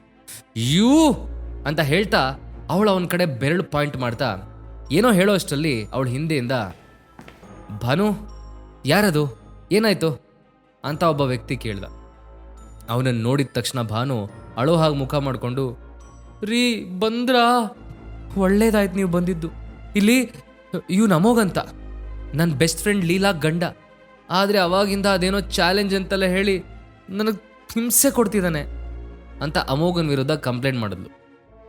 ಭಾನು ನಾಟಕ ನೋಡಿ ಅಮೋಘಂಗೆ ನಗು ಬಂತು. ಭಾನು ಮಾತು ಕೇಳಿದ್ದವಳು ಗಂಡ ಸಿಟ್ಟಲ್ಲಿ, ಏಯ್ ಯಾಕೆ ಹೆಂಗಿದೆ ಮೈಗೆ, ಏನು ಚಾಲೆಂಜು, ಬಾ ಅದೇನು ಚಾಲೆಂಜ್ ಮಾಡ್ತೀಯೋ ನನ್ನ ಹತ್ರ ಮಾಡು ಅಂತ ಹೇಳ್ದ. ಅದಕ್ಕೆ ಅಮೋಘ್ ಜೋರಾಗಿ ನಗ್ತಾ, ಚಾಲೆಂಜ್ ಮಾಡೋ ಐಡಿಯಾ ಎಲ್ಲ ನಂದಲ್ಲ, ನಿನ್ನ ಹೆಂಡ್ತಿದೆ. ನಾನು ಅವಳಿಗೆ ನೆನಪು ಮಾಡ್ತಾ ಇದ್ದೆ ಅಷ್ಟೇ. ಅಷ್ಟಕ್ಕೂ ನನ್ನ ಹತ್ರ ಚಾಲೆಂಜ್ ಮಾಡೋ ಯೋಗ್ಯತೆ ನಿಮ್ಮಿಬ್ಬರಿಗೂ ಇಲ್ಲ ಬಿಡಿ ಅಂತ ಹೇಳ್ದ. ಅಮೋಘ್ ಮಾತು ಕೇಳಿ ಭಾನು ಗಂಡಂಗೆ ಬೆಜ್ಜಾನ್ ಕೋಪ ಬಂತು. ಅವನು ವೇಗವಾಗಿ ಬಂದು ಅಮೋಘನ್ ಕಾಲರ್ ಹಿಡ್ಕೊಂಡು ಹೊಡೆಯೋದಕ್ಕಂತ ಕೈ ಎದ್ದ. ಆದರೆ ಅಷ್ಟರಲ್ಲಿ ಅಲ್ಲಿಗೆ ಬಂದ ದೇಸಾಯಿ ಮತ್ತು ನತಾಶಾ ಇಬ್ಬರು ಈ ಸೀನ್ ನೋಡಿ ಒಟ್ಟಿಗೆ ಸ್ಟಾಪ್ ಇಟ್ ಅಂತ ಜೋರಾಗಿ ಕೂಗಿದ್ರು. ತನ್ನ ಬಾಸ್ ಅಲ್ಲಿಗೆ ಬಂದಿರೋದು ನೋಡಿ ಭಾನು ಗಂಡ ಅಮೋಗಿಂದ ದೂರ ನಿಂತ್ಕೊಂಡ. ಇದಕ್ಕಿದ್ದ ಹಾಗೆ ಅವರಿಬ್ರು ಅಲ್ಯಾಕೆ ಬಂದ್ರು ಅಂತ ಅವನು ಗೊತ್ತಾಗ್ಲಿಲ್ಲ. ಮಿಸ್ಟರ್ ದೇಸಾಯಿ, ನೀವಿಲ್ಲಿ? ಐ ಆಮ್ ಸಾರಿ ಸರ್, ನೀವು ಇಂಥದ್ದೆಲ್ಲ ನೋಡೋ ಹಾಗಾಯ್ತು. ಬಟ್ ಯು ಡೋಂಟ್ ವರಿ, ನಾನು ಈಗಲೇ ಗಾರ್ಡ್ಸ್ ಹತ್ರ ಹೇಳಿ ಇವನನ್ನ ಇಲ್ಲಿಂದ ಹೊರಗೆ ಹಾಕ್ತೀನಿ ಸರ್ ಅಂತಂದ. ಮೊದಲೇ ಸಿಟ್ಟಲ್ಲಿದ್ದ ದೇಸಾಯಿಗೆ ಅವನ ಮಾತು ಕೇಳಿ ಇನ್ನೂ ಕೋಪ ಬಂತು. ಅವನು ನತಾಶಾ ಕಡೆ ತಿರುಗಿ, Natasha, who on earth is this? I hate these type of people. ನೀವು ಇಂಥವ್ರನ್ನೆಲ್ಲ ಹೇಗೆ ಕೆಲಸಕ್ಕೆ ಇಟ್ಕೊಂಡಿದ್ದೀರಿ ಅಂದ. ಅದಕ್ಕೆ ನತಾಶಾ ಸಿಟ್ಟಲ್ಲಿ ಅವನ ನೋಡುತ್ತಾ, ಯೂ ಮಿಸ್ಟರ್, ಈಗಲೇ ಆಫೀಸಿಗೆ ಹೋಗಿ ಅಲ್ಲಿ ನನ್ನ ಸೆಕ್ರೆಟ್ರಿಗೆ ನಿನ್ನ ರೆಸಿಗ್ನೇಷನ್ ಕೊಟ್ಟು ಮನೆಗೆ ಹೋಗ್ತಿರು ಅಂತ ಆರ್ಡರ್ ಮಾಡಿದ್ಲು. ನಂತರ ಅವಳು ಅವನ ರಿಯಾಕ್ಷನ್ಗೂ ವೆಯ್ಟ್ ಮಾಡಿದೆ. ಡೈರೆಕ್ಟಾಗಿ ಅಮೋಘ್ ಹತ್ರ ಬಂದು, ಅಮೋಘ್, ಎಷ್ಟು ವರ್ಷ ಆಗಿತ್ತು ನೀನು ನೋಡಿ, ಹೇಗಿದೆಯಾ ಅಂತ ಖುಷಿಯಿಂದ ಕೇಳಿದ್ಲು. ಅಮೋಘ್ ನತಾಶಾ ಖುಷಿಯಿಂದ ಶೇಕ್ ಹ್ಯಾಂಡ್ ಮಾಡ್ತಾ ಇಬ್ಬರು ಮಾತಾಡ್ತಾ ಅಲ್ಲಿಂದ ಹೊರಟರು. ನತಾಶಾ ಸ್ವಲ್ಪ ಎಮೋಷನಲ್ ಆಗಿ, ಇದೆಲ್ಲ ನಿನ್ನಿಂದಾನೇ ಆಗಿದ್ದು ಅಮೋಘ್. ನೀನು ಆ ಟೈಮಲ್ಲಿ ಹೆಲ್ಪ್ ಮಾಡಲಿಲ್ಲ ಅಂದಿದ್ರೆ ನಾನು ಇದು ಯಾವುದನ್ನು ಅಚೀವ್ ಮಾಡೋದಕ್ಕೆ ಆಗ್ತಿರ್ಲಿಲ್ಲ. All thanks to you. ಹಾಗೆ ನಿಂಗೊಂದು ಸರ್ಪ್ರೈಸ್ ಇದೆ, ನಾನು ನಿನಗೆ ಇನ್ನೂ ಇಬ್ಬರನ್ನ ಮೀಟ್ ಮಾಡಿಸ್ಬೇಕು ಅಂತ ಅನ್ಕೊಂಡಿದ್ದೀನಿ, ಬಾ ನನ್ನ ಜೊತೆ ಅಂತ ಅವನ ಕೈ ಹಿಡ್ಕೊಂಡು ಅಲ್ಲಿಂದ ಹೊರಗಡೆ ಹೊರಟ್ಲು. ಹಿಂದೆಯಿಂದ ಅವ್ರು ಮಾತಾಡಿದ್ನೆಲ್ಲ ಕೇಳಿಸ್ಕೊಂಡು ಭಾನು ಮತ್ತು ಅವಳ ಗಂಡ ಕರೆಂಟ್ ಹೊಡೆದು ಕಾಗೆ ಥರ ನಿಂತ್ಕೊಂಡ್ಬಿಟ್ಟಿದ್ರು. ಆಮೇಲೆ ಇಬ್ಬರು ನತಾಶಾ ಕಡೆ ಗಾಬರಿ ನೋಡಿದ್ರು. ಭಾನು ಗಂಡ ಟೆನ್ಷನಲ್ಲಿ, ಮ್ಯಾಮ್ ಪ್ಲೀಸ್ ಮ್ಯಾಮ್, ನನಗೆ ನನ್ನ ತಪ್ಪೇನು ಅಂತ ಗೊತ್ತಾಗಿದೆ, ಇನ್ಯಾವತ್ತೂ ನಾನು ಇಂಥ ತಪ್ಪು ಮಾಡಲ್ಲ, ಪ್ಲೀಸ್ ನನಗಿನ್ನೊಂದು ಚಾನ್ಸ್ ಕೊಡಿ, ನನ್ನ ಜಾಬಿಂದ ತೆಗಿಬೇಡಿ ಅಂತ ಬೇಡ್ಕೊಂಡ. ಅವನಿಗೆ ದೇಸಾಯಿ ಮತ್ತು ನತಾಶಾ ಪವರ್ ಏನು ಅಂತ ಚೆನ್ನಾಗಿ ಗೊತ್ತಿತ್ತು. ಅದರಲ್ಲೂ ಈಗ ಅಮೋಘ್ ಅವರಿಬ್ಬರಿಗೂ ಇಷ್ಟೊಂದು ಕ್ಲೋಸ್ ಇದ್ದಾನೆ ಅಂತ ಗೊತ್ತಾಗಿ ಅವನ ತಲೆ ಚಿತ್ತಿಡ್ಬಿಟ್ಟಿತ್ತು. ಇನ್ ಕೇಸ್ ಅವನ ಕೆಲಸ ಇವತ್ತು ಹೋಯಿತು ಅಂದರೆ ಇನ್ನೆಲ್ಲೂ ಅವನು ಕೆಲಸ ಸಿಗೋದಕ್ಕೆ ಅವರಿಬ್ಬರು ಬಿಡಲ್ಲ ಅಂತ ಅವ್ನು ಚೆನ್ನಾಗಿ ಅರ್ಥ ಮಾಡ್ಕೊಂಡಿದ್ದ. ಇದನ್ನೆಲ್ಲ ನೋಡಿ ಭಾನುಗೆ ತನ್ನ ಗಂಡಂಗಿಂತಲೂ ಜಾಸ್ತಿ ಶಾಕ್ ಆಗಿತ್ತು. ಯಾಕಂದರೆ ಯಾವಾಗಲೂ ಮನೆಯಲ್ಲಿ ಒಂದು ಮೂಲೆಯಲ್ಲಿ ಸುಮ್ಮನೆ ಕೂತ್ಕೊಂಡಿರ್ತಿದ್ದ, ಏನೂ ಕೆಲಸ ಗಿಲ್ಸ ಇಲ್ದ ಅಮೋಘು ಇಂಥ ದೊಡ್ಡ ಜನರಿಗೆ ಕ್ಲೋಸ್ ಇದ್ದಾನೆ ಅನ್ನೋದೊಳಗೆ ಅರ್ಗಿಸ್ಕೊಳ್ಳೋದಕ್ಕೆ ಆಗಲಿಲ್ಲ. ಆದರೂ ಭಾನು ಅವಳ ಗಂಡನಿಗಿಂತ ಜಾಸ್ತಿ ಇಂಟೆಲಿಜೆಂಟ್ ಇದ್ಲು. ಅವಳಿಗೆ ಈಗೇನು ಮಾಡಿದ್ರೆ ತನ್ನ ಗಂಡನ ಕೆಲಸ ಉಳಿಬೋದು ಅಂತ ಚೆನ್ನಾಗಿ ಓದಿತ್ತು. ಸೊ ಅವಳು ಡೈರೆಕ್ಟಾಗಿ ಅಮೋಘನ ಹತ್ರನೇ ಹೋಗಿ ಅವನ ಕೈ ಹಿಡ್ಕೊಂಡು, ಅಮೋಘ್, ಐ ಆಮ್ ಸೋ ಸಾರಿ, ನೀನು ಹೇಳಿದ್ದೆ ಸರಿ, ಆ ಚಾಲೆಂಜಲ್ಲಿ ನೀನೇ ಗೆದ್ದೆ, ನಾನು ಸೋತೆ, ಐ ಅಗ್ರಿ, ಪ್ಲೀಸ್ ನೀನೇ ನತಾಶಾ ಮ್ಯಾಮ್ ಹತ್ರ ನನ್ನ ಗಂಡನ ಬಗ್ಗೆ ಮಾತಾಡು, ಅವ್ರಿಗೆ ನಿನ್ನೆ ಅಷ್ಟೇ ಪ್ರಮೋಷನ್ ಆಗಿ ಇಲ್ಲಿಗೆ ಟ್ರಾನ್ಸ್ಫರ್ ಆಗಿದೆ, ಈ ಟೈಮಲ್ಲಿ ಕೆಲಸ ಹೋದರೆ ತುಂಬ ಪ್ರಾಬ್ಲಮ್ ಆಗಿಬಿಡುತ್ತೆ, ಪ್ಲೀಸ್ ಅಂತ ರಿಕ್ವೆಸ್ಟ್ ಮಾಡಿಕೊಂಡ್ಳು. ಭಾನು ಮಾತು ಕೇಳಿ ಅಮೋಘ್ ಶಾಕ್ ಆಗಿ, ಏನೋ ಸಾರಿನಾ, ಸರಿಯಾಗಿ ಕೇಳಿಸ್ತಿಲ್ಲ, ಕಿವಿಲಿ ಗುಗ್ಗೆಪ್ಪಗೆ ಹೋಗಿದೆ ಅನ್ಸುತ್ತೆ, ಇನ್ನೊಂದ್ಸಲ ಕರೆಕ್ಟಾಗಿ ಹೇಳ ಅಂತ ಹೇಳ್ದ. ಈಗಂತೂ ಅಲ್ಲಿರೋರೆಲ್ಲರೂ ಭಾನುನೇ ನೋಡ್ತಿದ್ರು. ಅವಳಿಗಿದ್ರಿಂದ ತುಂಬ ಎಂಬ್ಯಾರಸ್ ಆಗ್ತಿದ್ರು. ಬೇರೆ ದಾರಿ ಇಲ್ಲದೆ, I am so sorry Amogh, please ನನ್ನ ಗಂಡನ ಜಾಬಿಂದ ತೆಗಿಬೇಡ ಅಂತ ಹೇಳು ಅಂತ ಇನ್ನೊಂದು ಸ್ವಲ್ಪ ರಿಕ್ವೆಸ್ಟ್ ಮಾಡಿದ್ರು. ಅದನ್ನು ಕೇಳಿದ ಅಮೋಘ್ ಸ್ಮೈಲ್ ಮಾಡ್ತಾ, ಹಾ ಈಗ ಬಂದೆ ನೋಡಿ ದಾರಿಗೆ. ನತಾಶಾ ಪಾಪ, ಈ ಹುಡುಗಿ ಆಗ್ಲಿಂದ ತುಂಬ ರಿಕ್ವೆಸ್ಟ್ ಮಾಡ್ತಿದ್ದಾಳೆ, ಸಾರಿನೂ ಕೇಳ್ತಿದ್ದಾಳೆ, ಈ ಸಾಕು ಅನ್ಸುತ್ತೆ ಬಿಡು. ಹಾಗೆ ಈಗೇನಾದರೂ ನೀನು ಇವಳು ಗಂಡನ ಕೆಲಸದಿಂದ ತೆಗೆದ್ರೆ ಮತ್ತೆ ಇಮಿಡಿಯೇಟಾಗಿ ಹೊಸ ಎಂಪ್ಲಾಯ್ ಹುಡ್ಕೋದಕ್ಕೆ ನಿಂಗೆ ಕಷ್ಟ, let's give him another chance ಅಂತ ಸಜೆಸ್ಟ್ ಮಾಡ್ದ. ಅಮೋಘ್ ಮಾತು ಒಪ್ಪಿ ನತಾಶಾ, ಓಕೆ ಅಮೋಘ್ ಹೇಳ್ತಿದ್ದಾನೆ ಅಂತ ಬಿಡ್ತಿದ್ದೀನಿ, ಇಲ್ಲ ಅಂದಿದ್ರೆ ನಿನಗೆಲ್ಲೂ ಕೆಲಸ ಸಿಗದೆ ಇರೋ ಹಾಗೆ ಮಾಡಿಬಿಡ್ತಿದ್ದೆ. ಆದರೆ ಇವತ್ತು ನಿನ್ನ ಜೊತೆ ರೂಡಾಗಿ ಬಿಹೇವ್ ಮಾಡಿದವನು ನಾಳೆ ಕಸ್ಟಮರ್ಸ್ ಜೊತೆನೂ ಮಾಡ್ಬೋದು, ಸೊ ನಾನು ಇವನ್ ಪ್ರಮೋಷನ್ನ ಕ್ಯಾನ್ಸಲ್ ಮಾಡ್ತಿದ್ದೀನಿ ಅಂತ ಹೇಳಿ ಭಾನು ಗಂಡನ ಕಡೆ ತಿರುಗಿ, ಯು ಲುಕ್, ಯಾವ ಪ್ರಮೋಷನ್ ಇಸ್ ಕ್ಯಾನ್ಸಲ್ಡ್, ನಾಳೆಯಿಂದ ಆಫೀಸಿಗೆ ಬರ್ಬೋದು, ಬಟ್ ಹಳೆ ಪೊಸಿಷನಲ್ಲಿ ಬೇಕಾದರೆ ಇರು, ಇಲ್ಲಾಂದರೆ ಗೆಟ್ ಲಾಸ್ಟ್ ಅಂದ್ಲು. ನತಾಶಾ ಮಾತು ಕೇಳಿ ಭಾನು ಗಂಡ ಖುಷಿಯಿಂದ, thank you so much ma'am, thank you so much mister Amogh, ದಯವಿಟ್ಟು ನನಗೆ ಕ್ಷಮಿಸಿ, ಇನ್ಯಾವತ್ತೂ ನಾನಿಂತ ತಪ್ಪು ಮಾಡಲ್ಲ, ಐ ಪ್ರಾಮಿಸ್ ಅಂತಂದ. ನಂತರ ದೇಸಾಯಿ ಮತ್ತು ನತಾಶಾ ಇಬ್ಬರು ಅಮೋಘ್ನ ಅಲ್ಲಿಂದ ಕರ್ಕೊಂಡು ಒಳಗೋದ್ರು. ಅವ್ರು ಆ ಕಡೆ ಹೋಗಿದ್ದೆ ಭಾನುಗೊಂಡ ಅವಳ ಕಡೆ ತಿರುಗಿ, ನಿನ್ನಿಂದಾಗಿ ನನ್ನ ಪ್ರಮೋಷನ್ ಹೋಯ್ತು, ಸ್ವಲ್ಪ ಯಾಮಾರಿದ್ರು ಕೆಲಸನೂ ಕಳ್ಕೋಬೇಕಾಗಿರೋದು, ಆ ಅಮೋಘ್ ಯಾರು ಅಂತ ನನಗೆ ಮೊದಲೇ ಹೇಳೋದಕ್ಕೆ ನಿನಗೇನಾಗಿತ್ತು ಅಂತ ಬೈದು ಅವಳನ್ನ ಅಲ್ಲೇ ಬಿಟ್ಟು ಅಲ್ಲಿಂದ ಹೊರಟೋದ. ಆದರೆ ಭಾನು ಮಾತ್ರ ಇದೆಲ್ಲದರಿಂದ ಅವಮಾನ ಆದ ಹಾಗೆ ಅಲ್ಲೇ ನಿಂತ್ಕೊಂಡಿದ್ಲು. ದೇಸಾಯಿ ಮತ್ತೆ ನತಾಶಾ ಇಬ್ರು ಅಮೋಘನ್ ಕರ್ಕೊಂಡು ಒಂದು ಐಷಾರಾಮಿ ಬಾರ್ಗೆ ಬಂದಿದ್ರು. ಅವರಿಬ್ರು ತನ್ನನ್ನು ಅಲ್ಯಾಕೆ ಕರ್ಕೊಂಬಂದಿದ್ದಾರೆ ಅಂತ ಅಮೋಘ್ಗೆ ಅರ್ಥ ಆಗಿರಲಿಲ್ಲ. ಅವನು ಜಸ್ಟ್ ಅವ್ರನ್ನ ಫಾಲೋ ಮಾಡ್ತಾ ಹೋದ. ಅವರಿಬ್ರು ಬಾರಿನ ವೇಟರ್ ಹತ್ರ ಏನೋ ಹೇಳಿ ಅಮೋಘನ್ ಕರ್ಕೊಂಡು ಒಂದು ಪ್ರೈವೇಟ್ ರೂಮಿಗೆ ಹೋದರು. ಸ್ವಲ್ಪ ಹೊತ್ತಲ್ಲೇ ಯಾರೋ ಸಡನ್ನಾಗಿ ಡೋರ್ ಓಪನ್ ಮಾಡಿಕೊಂಡು ಅವರಿದ್ದ ರೂಮ್ ಒಳಗೆ ಬಂದರು. ಅಮೋಘ್ ಯಾರು ಅಂತ ತಿರುಗಿ ನೋಡಿದ ತಕ್ಷಣ he was taken a back. ಆಮೇಲೆ ಖುಷಿಯಿಂದ, ದಿನೇಶ್, ಚೇತನ್, ನೀವುಗಳೇನೋ ಮಾಡ್ತಾ ಇದ್ದೀರಿ ಇಲ್ಲಿ ಅಂತ ಕೇಳ್ತಾ ತಕ್ಷಣ ಎದ್ದು ಅವರಿಬ್ಬರನ್ನೂ ಗಟ್ಟಿಯಾಗಿ ಹಗ್ ಮಾಡ್ದ. ಅವರಿಬ್ಬರು ಅಮೋಘ್ ಅರಸು ಮ್ಯಾನ್ಷನಲ್ಲಿದ್ದಾಗ ಅವನ ಬಾಡಿ ಗಾರ್ಡ್ಸ್ ಆಗಿದ್ದವರು.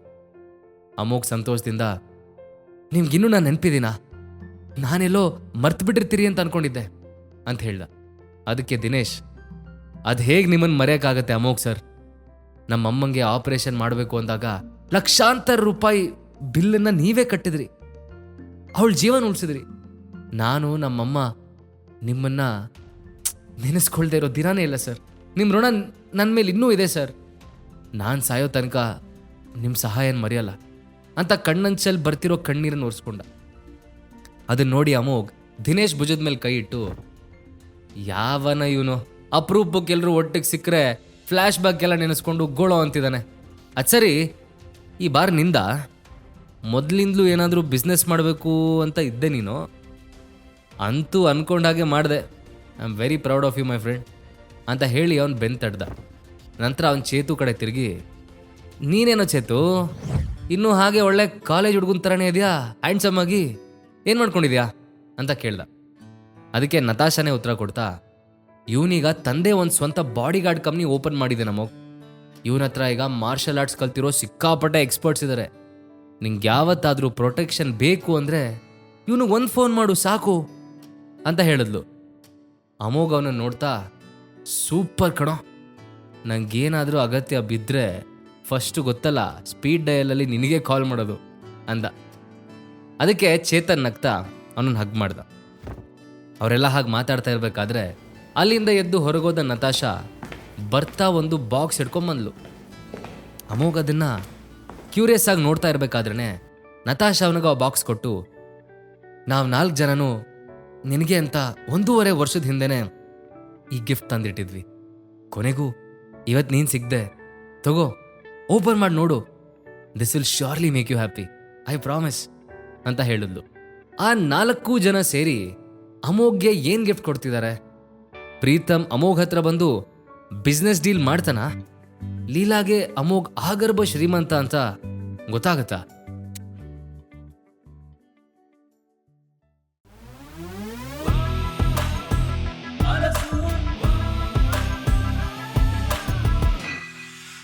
ಅಮೋಘ್ ಅಪರೂಪಕ್ಕೆ ತನ್ನ ಹಳೆ ಫ್ರೆಂಡ್ಸನ್ನ ಮೀಟ್ ಆಗಿದ್ದ.